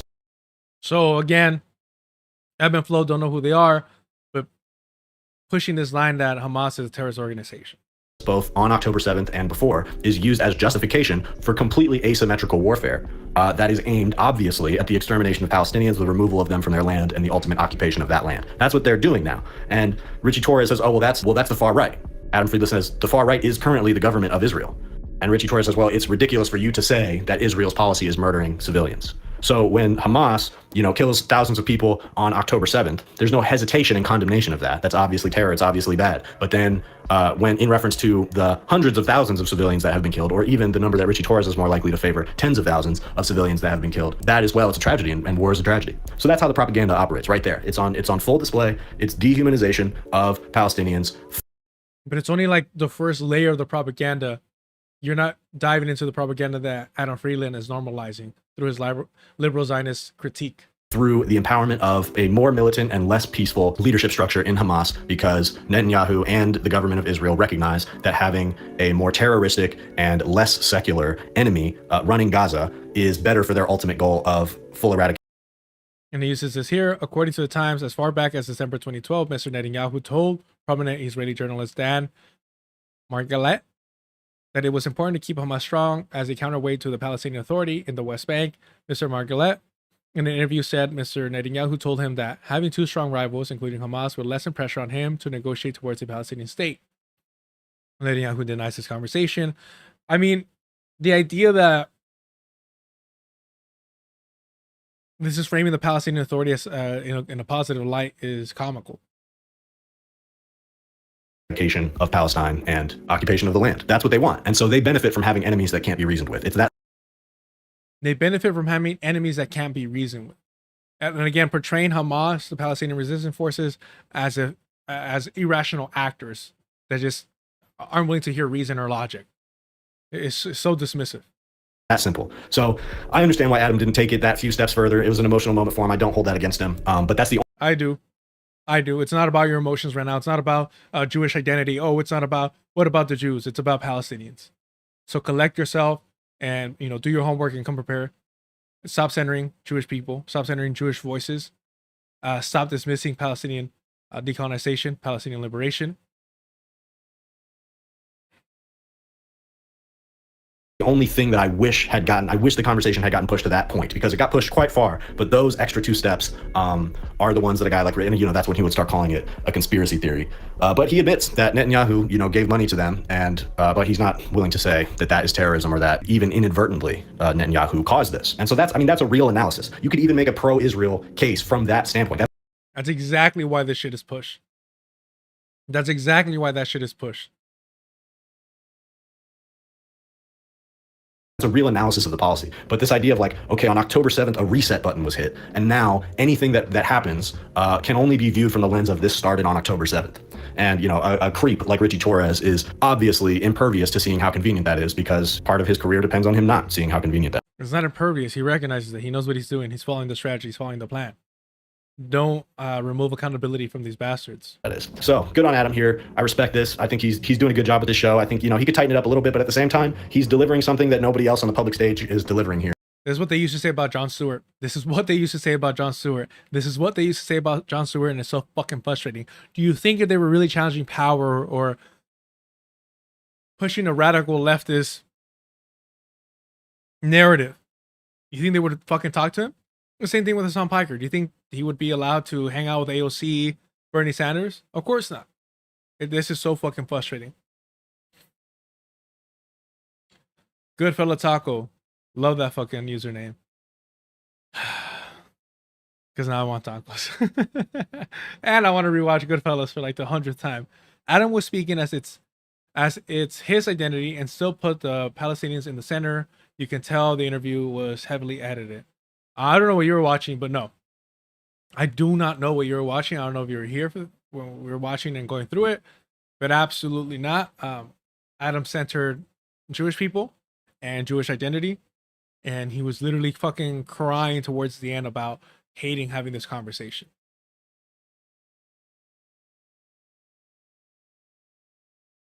So yeah, so I don't know who Ebb and Flow is. I don't know if it's one person, two people. I don't know if they're white. I don't know what their situation is. If y'all can fill me in, let me know. I think I'm pretty much done watching keeping a tab on them and watching their stuff, because this is shallow at best and celebrating, normalizing liberal Zionism critiques. But that's not what I want to look at. I wanted to go. Let me see here.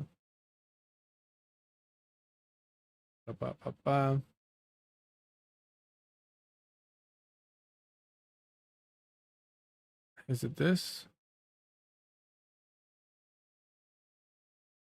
All right, let me see. It's going to be at 36:10. Thank you, David, for this. All right. Had three guys on each side levitate me while one was pulling my hair and using my chains to choke me. So, you know, I experienced something that the other passengers and volunteers didn't. And I know from my own personal experience dealing with the authorities out there that there's no way people can tell me otherwise, that this wasn't blatantly designed by race, bigotry, or hatred for people of color. But there's no way people could tell me that Palestinians can live peaceful amongst the Israeli regime when they have such a hatred that I've never experienced in America in my life. Well, you were... Bro literally says there's no way you get me to believe when people say that Palestinians can live alongside these Zionists. When Emma Vigeland was calling for the racial integration of Palestinians into what is Israel. It's fucking sick. And volunteers didn't. And I know from my own personal experience dealing with the authorities out there that there's no way people can tell me otherwise, that this wasn't blatantly designed by race, bigotry, or hatred for people of color. But there's no way people could tell me that Palestinians can live peaceful amongst the Israeli regime when they have such a hatred that I've never experienced in America in my life. Sick. Sick. Well, you were the only, I believe, from reading, black person on the flotilla of, over 20 folks who were trying to deliver aid. And it appears that they singled you out, right? I mean, that's what you're saying, and brutalized you in particular for that reason. I heard you on Democracy Now! Mentioning they were saying some horrible things to you as well. What else happened during your time in detention, and how long were you in an Israeli prison? I was there for 5 days. I was one of the last to leave. And not only did I experience this racism, but my brother Hassan from Tunisia, who's also the color he's Arab. We both were the last to leave. They could have sent us home on any given day, but they chose to save us for last because they also were not just trying to physically abuse me; they were trying to psychologically abuse me as well. And also with the others as well, they knew that we were on a hunger strike, so they pretty much was weaponizing food by trying to give it to us, knowing that we wouldn't take it. They even brought the warden in and set food in front of us. They even raided us twice with a raid unit for no reason, made us strip, and it's just some of the things they did and said were just disgusting. I've never once again experienced any type of hatred like that on any level in my 37 years in America. And as far as me being singled out, they definitely passed along the message from the IOF because I did give them a piece of my mind. You know, I took a long journey out there, and I definitely told the IOF to their faces that without those guns and weapons, they're nothing. They're nothing but peons, and they're scum because these are killing machines that have no remorse and they think they're doing something notable. And I definitely gave them a piece of my mind on the way out.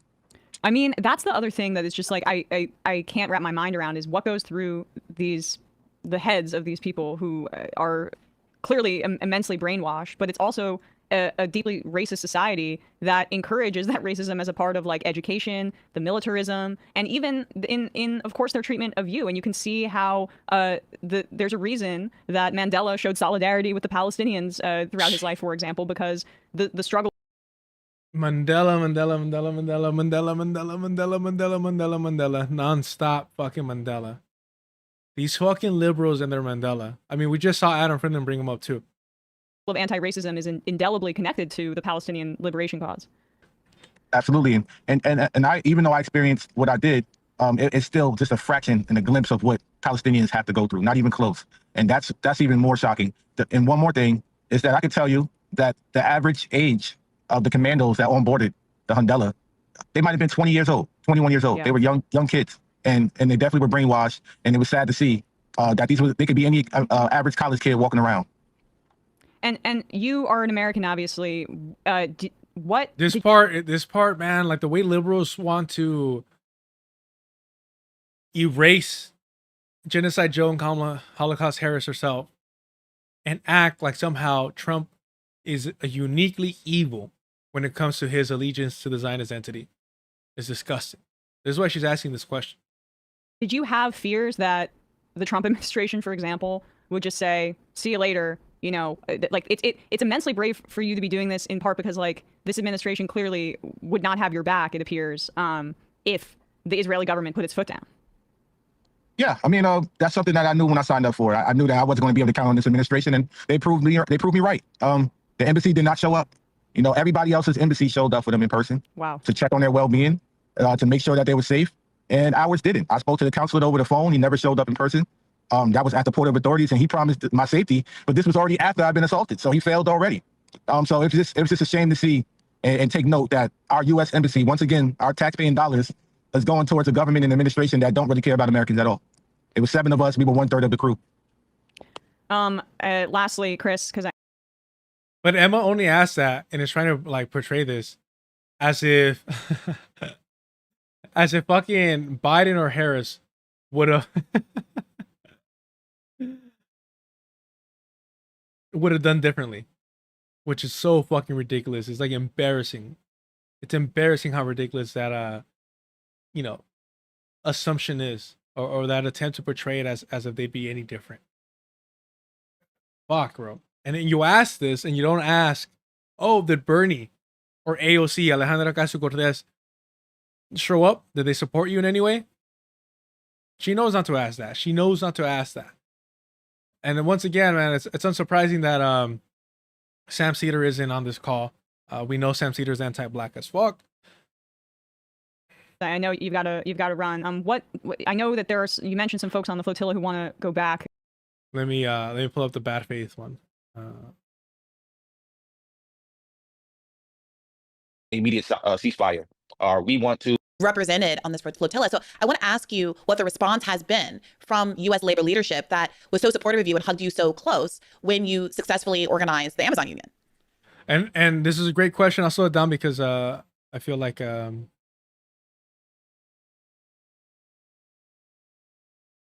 Brianna talks pretty fast as is, which I appreciate. But the question is about, did labor leaders reach out to him, right? Declining in the United States. I mean, polls show it's been on a precipitous decline in terms of, I think, a plurality of Americans now look at Zionism disfavorably. That being said, I want to come back to a point that you made about the unions. You felt it was important to have American labor represented on this flotilla. So I want to ask you what the response has been from U.S. labor leadership that was so supportive of you and hugged you so close when you successfully organized the Amazon Union.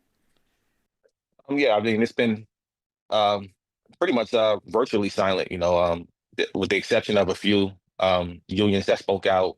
I saw some messages were sent to me by some specific unions, like the nurses union. I saw that my own union as well put out a statement. Besides that, it was very few, if not any. And that's a shame. It's a shame that most of these major unions, especially the international associations, they invited me into their homes. They invited me to their membership. I was keynote speakers for some of their conventions, for their conferences, panel discussions, workshops. I always showed up for them when they called me 2, 3 years ago, when we defeated Amazon. And it's a shame that when I came home, or even before coming home, it's a shame that some of these unions since October 7th has passed 0 resolutions. And not only that, they claim to be on the side of the working class when they're supposed to be the shield for the working class, but somehow, some way, they're excluding Palestinian liberation and lives. It just doesn't make any sense of how they can, not say that the blood is not on their hands as well. 100%. The labor autocracy is real, and we benefit from a lot of these atrocities around the world. We're in the belly of the beast, and even though we're struggling, even though, especially those of us that are not white, aren't being catered to, we still benefit from the spoils of destruction, the spoils of war, and we need to hold ourselves accountable and responsible for that. And our complacency and unwillingness to organize and to fight back is complicity. We are complicit in it, and we can't claim that just because we're not white, just because we aren't the people directly benefiting from it, doesn't mean that we don't indirectly benefit from it. It might be, a little bit. It definitely used to be a lot more back in the day, but nonetheless, the reason why our government is able to enact and protect these atrocities occurring abroad is because they're not feeling any real pressure domestically. Yeah, I can't say much more than that, and I hold myself accountable for that as well. Keep in mind, and we went over this when it first happened, but man, this right here with Sean Fain from the United Auto Workers, initially came out and said, "Oh yeah, we're demanding a ceasefire. We're demanding a ceasefire in order to get our endorsement for the Democratic Party. In order for us to endorse the Democratic Party, and of course, my fucking airdrop is acting stupid. I don't know why. Fuck it, whatever. I'll just find it. That is so fucking frustrating. I hate when that shit happens. Maybe it'll show up in.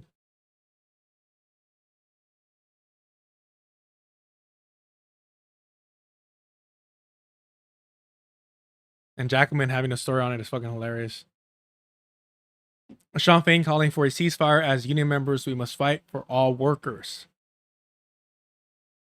First off, a historic strike, the UAW became one of the largest unions in the U.S. to support a ceasefire in Gaza. In remarks last month, republished here, President Sean Fain explained that labor must fight for peace and social justice for all humanity.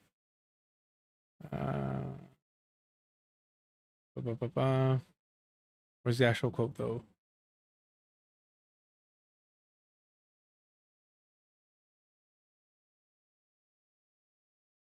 Okay.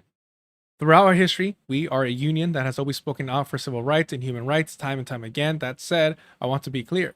What we're calling for today, a ceasefire, is what the global community is standing together for. At the United Nations, it's what the vast majority of nations have called for. It's what the majority of citizens in our country want. The world has seen enough slaughter and devastation. Peace is the only path forward. While we call for a ceasefire, we also condemn anti-Semitism, Islamophobia, and anti-Arab racism. All of these are growing in our nation at this moment and must be stopped. Great fucking words. Great fucking words. They called for a ceasefire. Now, did it happen? Of course it didn't. So one has to wonder, did he hold his endorsement because the Democratic Party failed to follow through with the ceasefire? Please welcome United Auto Workers President Of course not. Sean Fain. Of course not.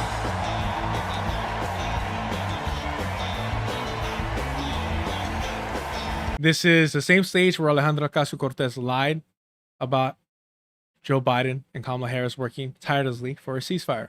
All right.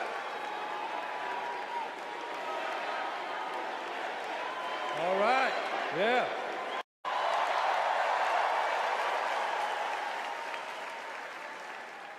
On behalf of 1 million active and retired members of the UAW, I am honored to support Kamala Harris and Tim Walz to be our next president and vice president.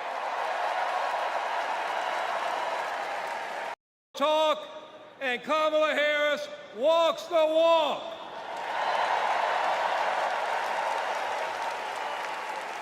Woo. In the words of the great American poet, Nellie, it's getting hot in here.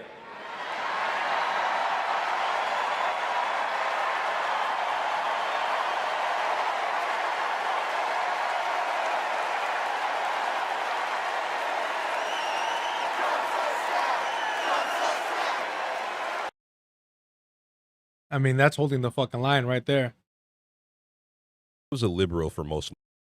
I'll have to watch that some other time. Help me understand what kind of when you say they haven't passed any resolutions, what does that mean? What kind of resolutions would you like to see them pass? What does it mean for them to at very least pass resolutions? Right. So for those who don't know, when you're in the union, these resolutions are pretty much a document that is raised by the membership, whether it's rank and file members or by some type of committee, where the union is going to put out publicly and also uphold a standard based around this resolution, which is pretty much a document saying we stand with the people of Palestine. We want an immediate ceasefire, or we want to fully divest from any deals with Israel, whether it's manufacturing weapons, whether it's representation of workers who are on the docks. These are type of initiatives that it's on paper, but it means a lot when you put it out there to your membership, when you put it out there to the public, that this is where the union is standing on these type of issues. And unfortunately, not only have major international federations and unions not passed any of these type of resolutions, some even fought against resolutions that were being presented. And some of these were simple as just saying that we need a ceasefire. So, these are the type of things that I've been calling out. But that's, once again, even a resolution is just a piece of paper. That's just the first step in the right direction. What really needs to happen is the militancy that we've seen in other countries, like, for example, Greece, where the dock workers are blocking the aid, not blocking the aid, but blocking the arms Weapons. that are being shipped to Israel as well. Yeah. So what kind of rash? Yeah, honestly, like, they move differently over there. I mean, the excuse is, the cops aren't going to shoot them down the way they would here. And that's valid. That's valid. We definitely have the most militarized police, for sure, of a so-called developed country. But, man, like he's saying, like, even just a fucking resolution is too much. Sean feigning humanity. Yeah, that's true. That's who he is. It's just, I mean, it's such a simple ask, and they still folded. And for what? Trump still won. And you sold your soul. Rationale are being floated by union leadership or whatever members are pushing back against even a resolution as simple as supporting a ceasefire. And do you think that the ambivalence or opposition to passing some of these resolutions has to do with not wanting to empower workers to go on strike and to refuse to deliver weapons the way they've done in some parts of the world, as you mentioned? Are they actively afraid of not being able to prevent membership from striking in a way that, I don't know, what are the tensions? Do they believe that it's against the interest, the economic interest, the long-term interest of the workers? I mean, definitely, even before your answer is definitely, right? Because there's profit to be made in war. And at the end of the day, the union is concerned with not the morality of the labor that they're doing, but with making sure that their union members are paid, making sure that the union members fulfill their part of the contract, making sure that they're not putting their jobs on the line. And that's the unfortunate truth. Now, if we had a militant, if we had a union force with a consciousness, that would be a game changer. That would be totally different.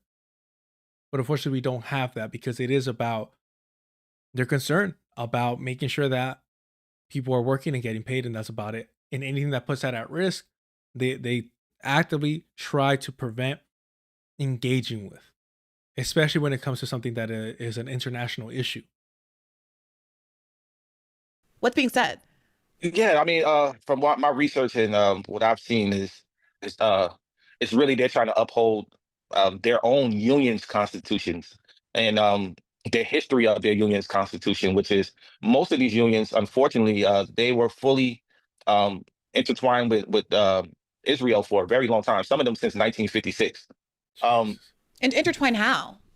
so there's labor unions in Israel, labor federations in Israel. I don't speak Hebrew, so I'm not even going to try to pronounce the organization. But It's you made can up look at the anyways. Jewish Labor Committee. It's made up anyways. You're good. What I was gonna add to it though is these so-called like leftist Zionists, but specifically like communist Zionists, these union organizers would proactively go and trash Palestinian shops in support of, Zionist shops. And when they would have international meetings, they would like squirm and be ashamed of the fact that they were proactively assaulting other workers, other laborers, because they weren't fucking Zionists. Committee over here in America, which is ran by a well-known labor leader, Stuart Applebaum, who was the president of the RWDSU, who was also the international president of the UFCW, and he's also affiliated with the AFL-CIO, for example. And that relationship is still carrying on today, and that's supported by the AFT, the American Federation for Teachers Union, also affiliated by the AFL-CIO. And basically, they're allowing politics to lead the way the unions are organizing, or the direction of the leadership. It's based off of what the Democratic Party is doing. If the Democrats are calling, and we've seen this with the presidential elections, you've seen how all the major unions endorsed Joe Biden before he dropped out. Then overnight, without even hesitation, Yep. they all endorsed Kamala Harris. Many without even voting. And the assumption was, well, she's the vice president, so it follows through. While at the same time, people like Emma Vigeland were saying, well, no, she's different than Joe Biden. Well, if she's so much different than Joe Biden, then why not allow the unions to vote again? And if you're so confident that they're the same person, then it shouldn't be an issue. It's not their fault. It's not union members' fault that the Democratic Party was willing to put up a corpse. It's not their fault, and they have the right, and they should have been given the benefit for them to recast their votes. It's a different politician, right? Kamala Harris has done nothing, virtually nothing for the working class as far as labor unions, but they endorse them anyway. It's the vote blue no matter who method. And because they're being led, their unions and their federations are being led by politics, whichever way politics are going as far as Israel, they're going to go the same way. And that's the problem that I'm seeing. I mean, you raise an interesting question, which is, might it have been possible, if unions were interested in pressuring the Democratic Party in this way, for them to have applied pressure to have a convention of some kind? I mean, it's well known that Nancy Pelosi and some other quite establishment figures in the party did not want Kamala to be the nominee and wanted there to be a mini primary of sorts. And it is interesting to think about whether that would have been more likely to happen. That's so humorous because it always makes me laugh that Joe Biden was like, I'm going to go ahead and endorse her immediately so that Democratic Party can't put somebody else, because Joe Biden wanted the Democrats to lose. He wanted the Democrats to lose without him. And I will forever find that fucking hilarious. Because it's like, bro, like first Hillary with the Pied Piper strategy, and then Joe Biden by endorsing Kamala Harris. Fucking hilarious. Happen if unions had been willing to put their thumbs in the scale and say, hey, we deserve someone who's accountable to labor, not this woman who just happens to be vice president who hasn't been battle tested in any way. Yeah, exactly. I mean, we've seen it. There's a huge disconnect between not only the Democratic Party, but between the labor unions as well. The union density in America is in the gutter, less than 6% in the private sector, less than 10% in the public sector. And it's still in a decline. And the reason why is because these labor unions are failing to really include grassroots movements. When you're talking about Palestinian movement, I strongly believe, if the Democrats would have listened to the younger generation, if they would have listened to the working class when we were saying that this genocide needs to end now, we wouldn't see a Trump administration. But unfortunately, they're going with their same model, their same playbooks, and it didn't work. They fell flat on their face. Yeah, and it feels like it's happening again. Look, I remember there was this. You know what it is?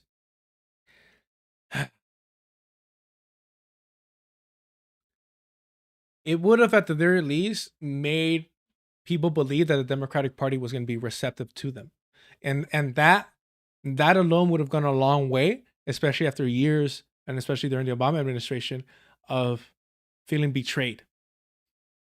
So I think if the Democratic Party would have been like, all right, you know what? This was our position, but we hear you and we're going to embrace, the younger generation and we want to represent you moving forward, that would have fucking sealed it. That would have sealed it. Yeah. Fuck, man. It's funny how they have such easy wins at their disposal and still they're like, fuck off. This moment where it looked like Sean Fain had delayed his endorsement for Biden. This is obviously it happened. But I remember my understanding of it was that there was activism among the rank and file. There was some, meeting where protesters, UAW protesters were carrying signs for Palestine and chanting for Palestine. And there did seem to be a delay that was in some recognition of the fact that rank and file wanted Biden to switch course on Palestine. And I don't know exactly what the ask was, whether it was kind of a ceasefire sort of ask, whether it was an arm embargo's ask, but it did seem that rank and file were behind that sort of an effort. And the delay for half a second seemed maybe hopeful. Like, are we living in a world where a major union might not endorse the Democratic Party as a sort of fait accompli? And of course, we know that didn't happen. And I wonder. And again, talking about the fait accompli. Fucking Brie reminds you that she grew up, maybe not financially like bougie, but definitely in bougie academic institutions. But man, and I said this time and time again, this genocide carried out by the Democratic Party through their Zionist proxy should have been the death of the Democratic Party if liberals had a fucking conscience. But you have motherfuckers like Hassan Piker even voting for Kamala Harris in California. Do you know how fucking ridiculous and useless and pointless and absolutely appalling it is to vote for Holocaust Harris in California while calling yourself a leftist? There is no fucking excuse for that. There is absolutely no fucking excuse for that. During a fucking genocide, get the fuck out. In a most recent episode, we talked about the push to make Gavin Newsom the great white hope of 2028. How are you looking at labor and its role in presidential elections, given what we all just experienced in 2024, not even to mention Biden and the railroad strike and all of the disappointments that happened in the last cycle? What would you like to see happening differently as we have, 3 years until 2028? I would like to see the escape of the two-party system and what I say the two-party plantation. Other countries that I've been fortunate enough to visit have multi-party government systems. They have Labor Party, they have socialist parties, they have really strong union density. You can look at the Nordics, you can look at countries like Sweden, have 90+% union density. And you can see that the policies in other countries are just universally better. Unfortunately, here in America, 70% of Americans don't have a passport.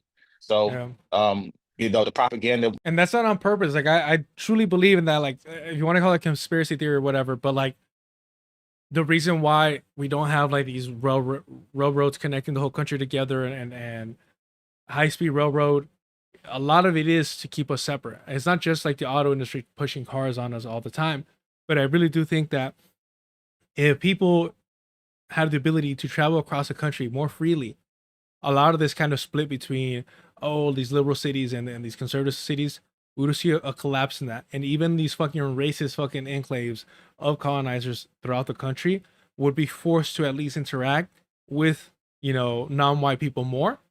And maybe their children, maybe not them, but maybe their children would grow up being like, all right, yeah, this racism shit is kind of pointless, or at least not embrace it completely. Maybe that's naive of me, but I do think it is that divide and conquer, Ronaldo, where it's kind of like, let's keep them separated. Gotta keep them separated. Machine that we are being fed, it works. It works when people don't know or experience the other side, or experience what our neighbors are even experiencing. And the labor movement, once again, is declining. People can look at these victories, even the Amazon labor union victory, Starbucks, you name it. These happened 3 years ago already. Yep. And we're still, till this day, don't even have a bargaining order to even negotiate a contract. And that's not because of my fault or the workers' fault or individuals' who stood up. It's not their fault. It's the fault of the system that was designed not to be in our favor. And Trump just doubled down in the first 10 days of his presidency. It's no surprise why he gutted and went after the labor board, because he knew dismantling the labor board is going to not only discourage people to try to organize, but he knew that that's a way of dismantling any type of movement from continuing to expand. So that falls on labor, big labor. These labor unions been around for over 100 years. Some of these internationals. It's a shame that in 2025 that our union density is this low, and we're not even talking about the threat of artificial intelligence that's about to hit us like never before in the next few years. If not, it's already starting now. So again, I really don't like getting into details about my the discussions that we're having with the union and stuff like that. But man, again, yesterday I met some really fucking amazing people, and it's funny to say, like, look, these people are probably like more liberal than I'm comfortable with, but they don't have these large platforms. They're not, necessarily promoting anything. They are proactively concerned about meeting the needs of their union members. To raise the question of AI, right, and to politicians and people seeking endorsements and all this stuff, to raise the questions of AI and know how to word it properly and know what to look out for in the response is kind of important, especially as they're so fucking desperate to get rid of people, in the workforce, because people require sleep, people require compensation, people require health coverage, people require all these things, people call out, all these things, right? People can sue you. But what was raised that I thought was a interesting kind of response, and I haven't kind of viewed it in that lens because it is a very, very kind of liberal response. Excuse me, but a response that I heard was, robots don't pay taxes. And I was like, fuck, like that's actually a pretty fucking good response, to push, to use against like these liberals that is very kind of, liberal centric in its worldview, but it's quite accurate where, hey, they don't pay taxes. They're not going to contribute to to the country, to the system, to my roads and all that shit. When they commute and they're in a different community, they're not going to contribute to that local community. They're not going to, what have you. They're not going to purchase or buy things in that area. But it made me laugh because I'm like, damn, that's such a liberal response, but it's true and it works, and I think it's an accurate response to saying robots don't pay taxes. It's like, it took me aback because it is such a liberal mindset to it that I'm like, damn, that's an easy fucking dunk.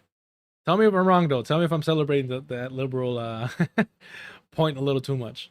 We have to stop being retroactive and being proactive. And what I plan on doing is trying to point people in another direction. I'm working on a side project, which will eventually be my main focus, is trying to create and revitalize the once U.S. Labor Party that we had. I mean, wow. I'm sure you've been looking with interest at what Corbyn has managed with this new party and the skyrocketing sort of interest in. And this motherfucker starts a new party. This motherfucker starts a new party. I mean, it better be aligned with like the AARP and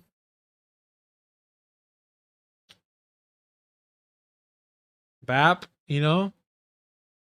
Fuck, that would be fucking crazy. I know, electoral bubble and everything like that, but I mean, if Lennon spoke about having a vanguard party involved in politics in order to demonstrate to the people that, hey, like, even if you do things the right way, the capitalists are still gonna find ways to fuck you over, and even that is functional. It's but at the same time, in a settler colonial project, it's a little different. Like, I understand, believe me, all this shit goes through my head. All this shit goes through my head. But if you were to do that, I feel like it would be sort of an obligation for us to go full throttle. And with, I mean, like I said, like the criticisms that I read about Chris Moss heading the Amazon labor union, even if they're legitimate, does not remove the fact that this fool was like literally sleeping outside a bus stop bench to talk to people, to organize his labor. I mean, Chris Moss should go down in quote unquote U.S. history, but in labor history more importantly, as such a vital and significant figure. And I'm not into this whole great man theory shit, but credit where credit is fucking due. What was the state of labor prior to Chris Smalls? Excuse me, union labor prior to Chris Smalls, in terms of how the youth and people were talking about it. I don't think you could separate Chris Smalls from not just Amazon, but the Starbucks workers. I don't see how Chris Smalls is not viewed as, and he was definitely, he would have been if he would have continued aligning with the Democratic Party, because that's what Bernie and AOC were trying to do, right? Use him as a poster boy for the Democratic Party's realignment with union and labor. But he wasn't willing to play along, at least not that way. And there's a reason why Bernie and AOC weren't vocal, weren't calling for his release, did not show up for him. Because he was willing to be critical for these fucking sellouts, for these fucking frauds, for these Zionist normalizers. Subscription, or whatever you call it, signups for this party, but even before it even has a name. That's how much appetite there is for it. Yep. Yeah, Jeremy Corbyn is my brother, and I campaigned, I door knocked for him, so I've definitely been paying attention. So I'd love to have him talk about the details of what he's trying to accomplish on the show, because I could not agree. Sorry, I don't have that much faith in British people, but damn, okay, that's interesting. I didn't know you could do that. That's awesome. With you more, that's exactly what needs to happen here. I am curious about the unique barriers that are presented here, as you described, this sort of unwillingness of labor leadership, or the capture of leadership. You mentioned this Applebaum fellow. I don't know what kind of influence the Jewish Labor Committee has in these unions more broadly. But I mean, I presume you know Sean Fain, right? No, I don't know him. Okay. No.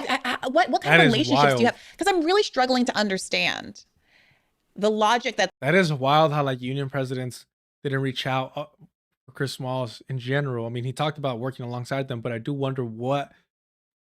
I would have to look up when Sean Fain became the UAW president, but even then, he had to be in a position of some position to be able to communicate with Chris Smalls.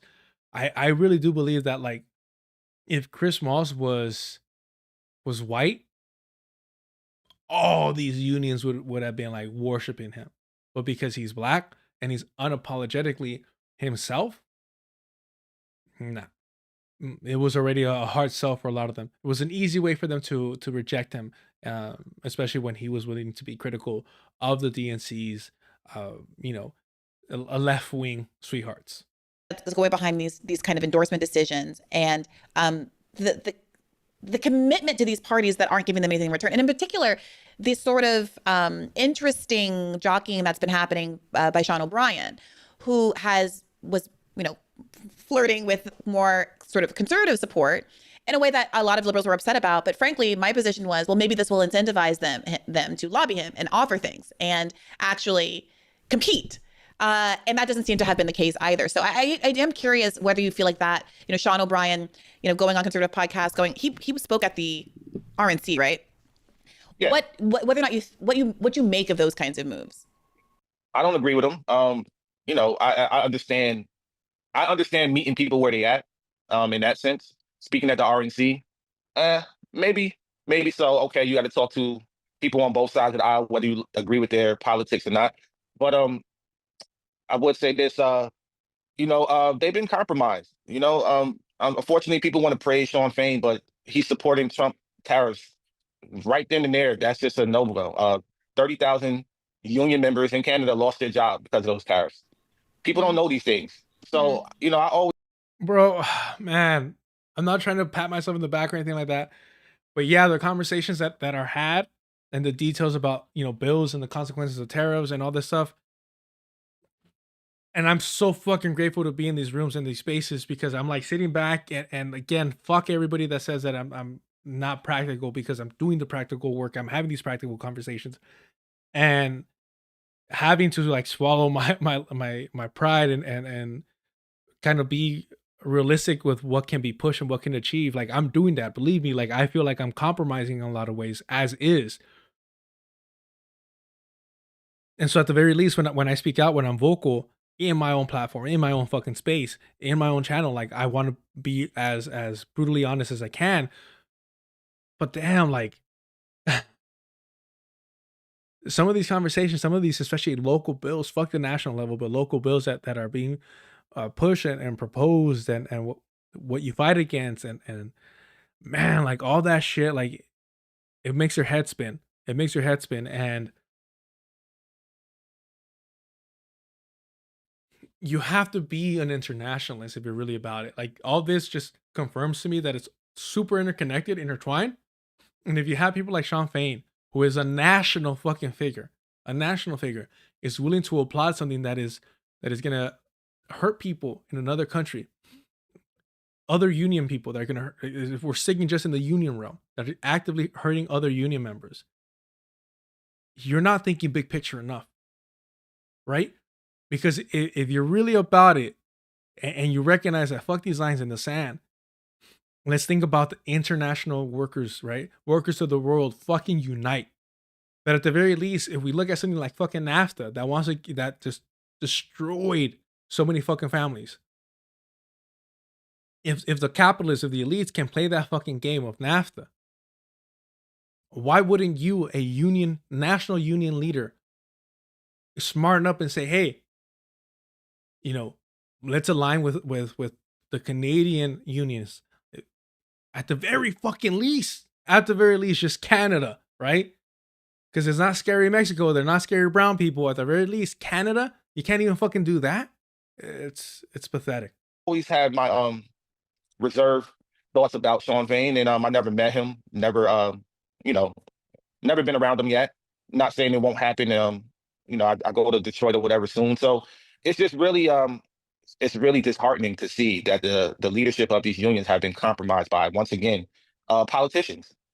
Whether it's lobbying on both sides, whether it's supporting Trump's tariffs, whether it's not calling a ceasefire. I think I even mentioned this before about Sean canceling on Cornel West to bring Joe Biden to the convention. That was that's the actual thing. So it's really calling people out, holding them accountable too. There's nothing wrong with that, and bro, that part, like, if there's something about like fucking white people, and there's something about like rich people too, or like those affluent, wealthy people that's all about respectability politics, that is so frustrating. There is nothing wrong with people calling you out. There is something wrong with accountability, right? Because Chris Moss is always respectful, always direct, always honest with his criticisms of these people that are fucking political figures. They're public fucking figures, right? You should be able to be critical of your political figures, especially those that are trying to cozy up to you, are fucking friendly to you one day and then give you the cold shoulder the other, because you're unwilling to compromise on your morals, on your solidarity with the working class. And it's so frustrating that they take it so personal and make it perceive it as a personal attack. And at the end of the day, for them it is, because it's all a fucking image that they're trying to sell. But just generally speaking, it's so frustrating because it's like, bro, like, toughen the fuck up. Like, why are you so allergic to accountability? Toughen the fuck up. Either own it and say, yeah, this is my position, this is what we're going to do. Look at fucking Ritchie Torres. I mean, he's not willing to say, hey, they're paying me money, but at the very least, he's like, yeah, this is what I believe. Don't tell me what I don't tell me what I believe in and don't believe in. At the very least, I'm like, all right, cool. You're owning it in your own way. You're not being honest about, the payouts, but you're owning it. But these motherfuckers, the Bernies, the AOCs, all these fucking liberals, bro, like, it's just, they're allergic to accountability. I hope to see rank and file members within their unions do more of that. I understand that the UAW has some really good resolutions that were passed for Palestine, that were pro-Palestine, but you can't talk out of both sides of your mouth. You can't call a ceasefire and also endorse the Democratic Party, which is enabling genocide. That's just, the contradiction is well played in our faces. And I believe, once again, the younger generation is not going to stand with that. Well, this brings us to the AOC and Bernie Sanders of it all. And you've been very vocal about your criticism and disappointment that they were very willing to throw their arms around you in the context of the Amazon labor organizing. But have they still, now weeks out, not said anything at all about your detention and physical abuse by Israel? Appalling. No, absolutely not. And I don't expect them to. Unless they were living under a rock, you can't tell me that they didn't catch wind of what was going on. Yep. So what really surprised me that more people were not calling them out for their BS. That part, bro. Bullshit. Show me, and please, like, I'm being generous here. I will give them props. Show me. Let me know in the comments. Put it in the chat. Show me Tag me somewhere.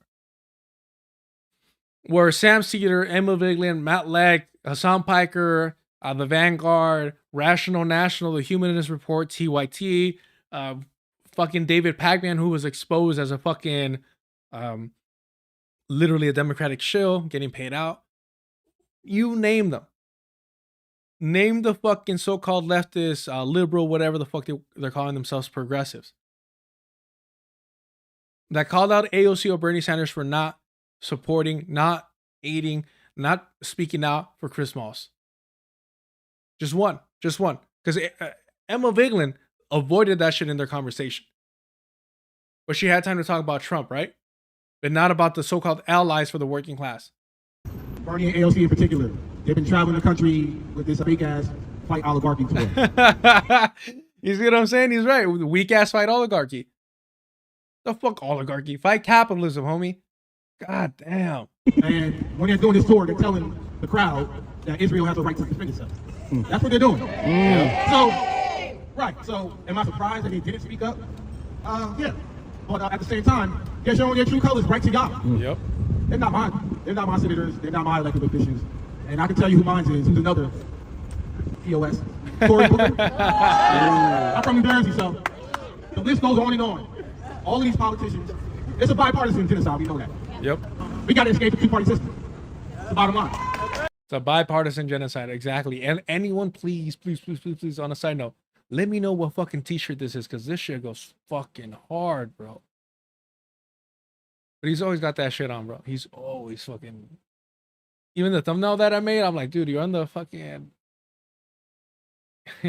That's fucking cool. But this man's wardrobe is no fucking joke. But that shirt, let me know who that is, because I love the eyebrows here, and it looks like they're kind of like mad dogging a little bit.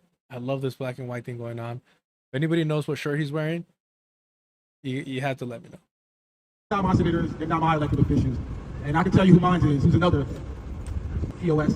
Cory Booker. I'm from New Jersey, so the list goes on and on. All of these politicians, it's a bipartisan genocide. We know that. We got to escape the two-party system. That's the bottom line. You know. But not with the bullshit, populist, post-duopoly fucking white nationalists normalizing, RBN, Revolutionary Blackout, fucking opportunists. Not like that. Not like that.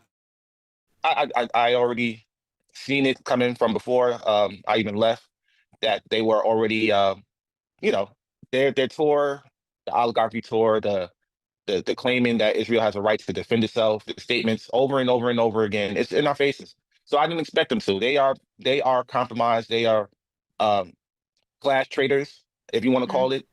People want to, sugarcoat things, but I don't. I never did. And that's not what got me to where I'm at now. I always spoke truth to power. Yep. I always continue to speak my truth. And the truth is that AOC, Bernie Sanders, any progressive Democrat that you can think of has met, took photos with me, has shook my hand, has praised me in some capacity, and have said nothing.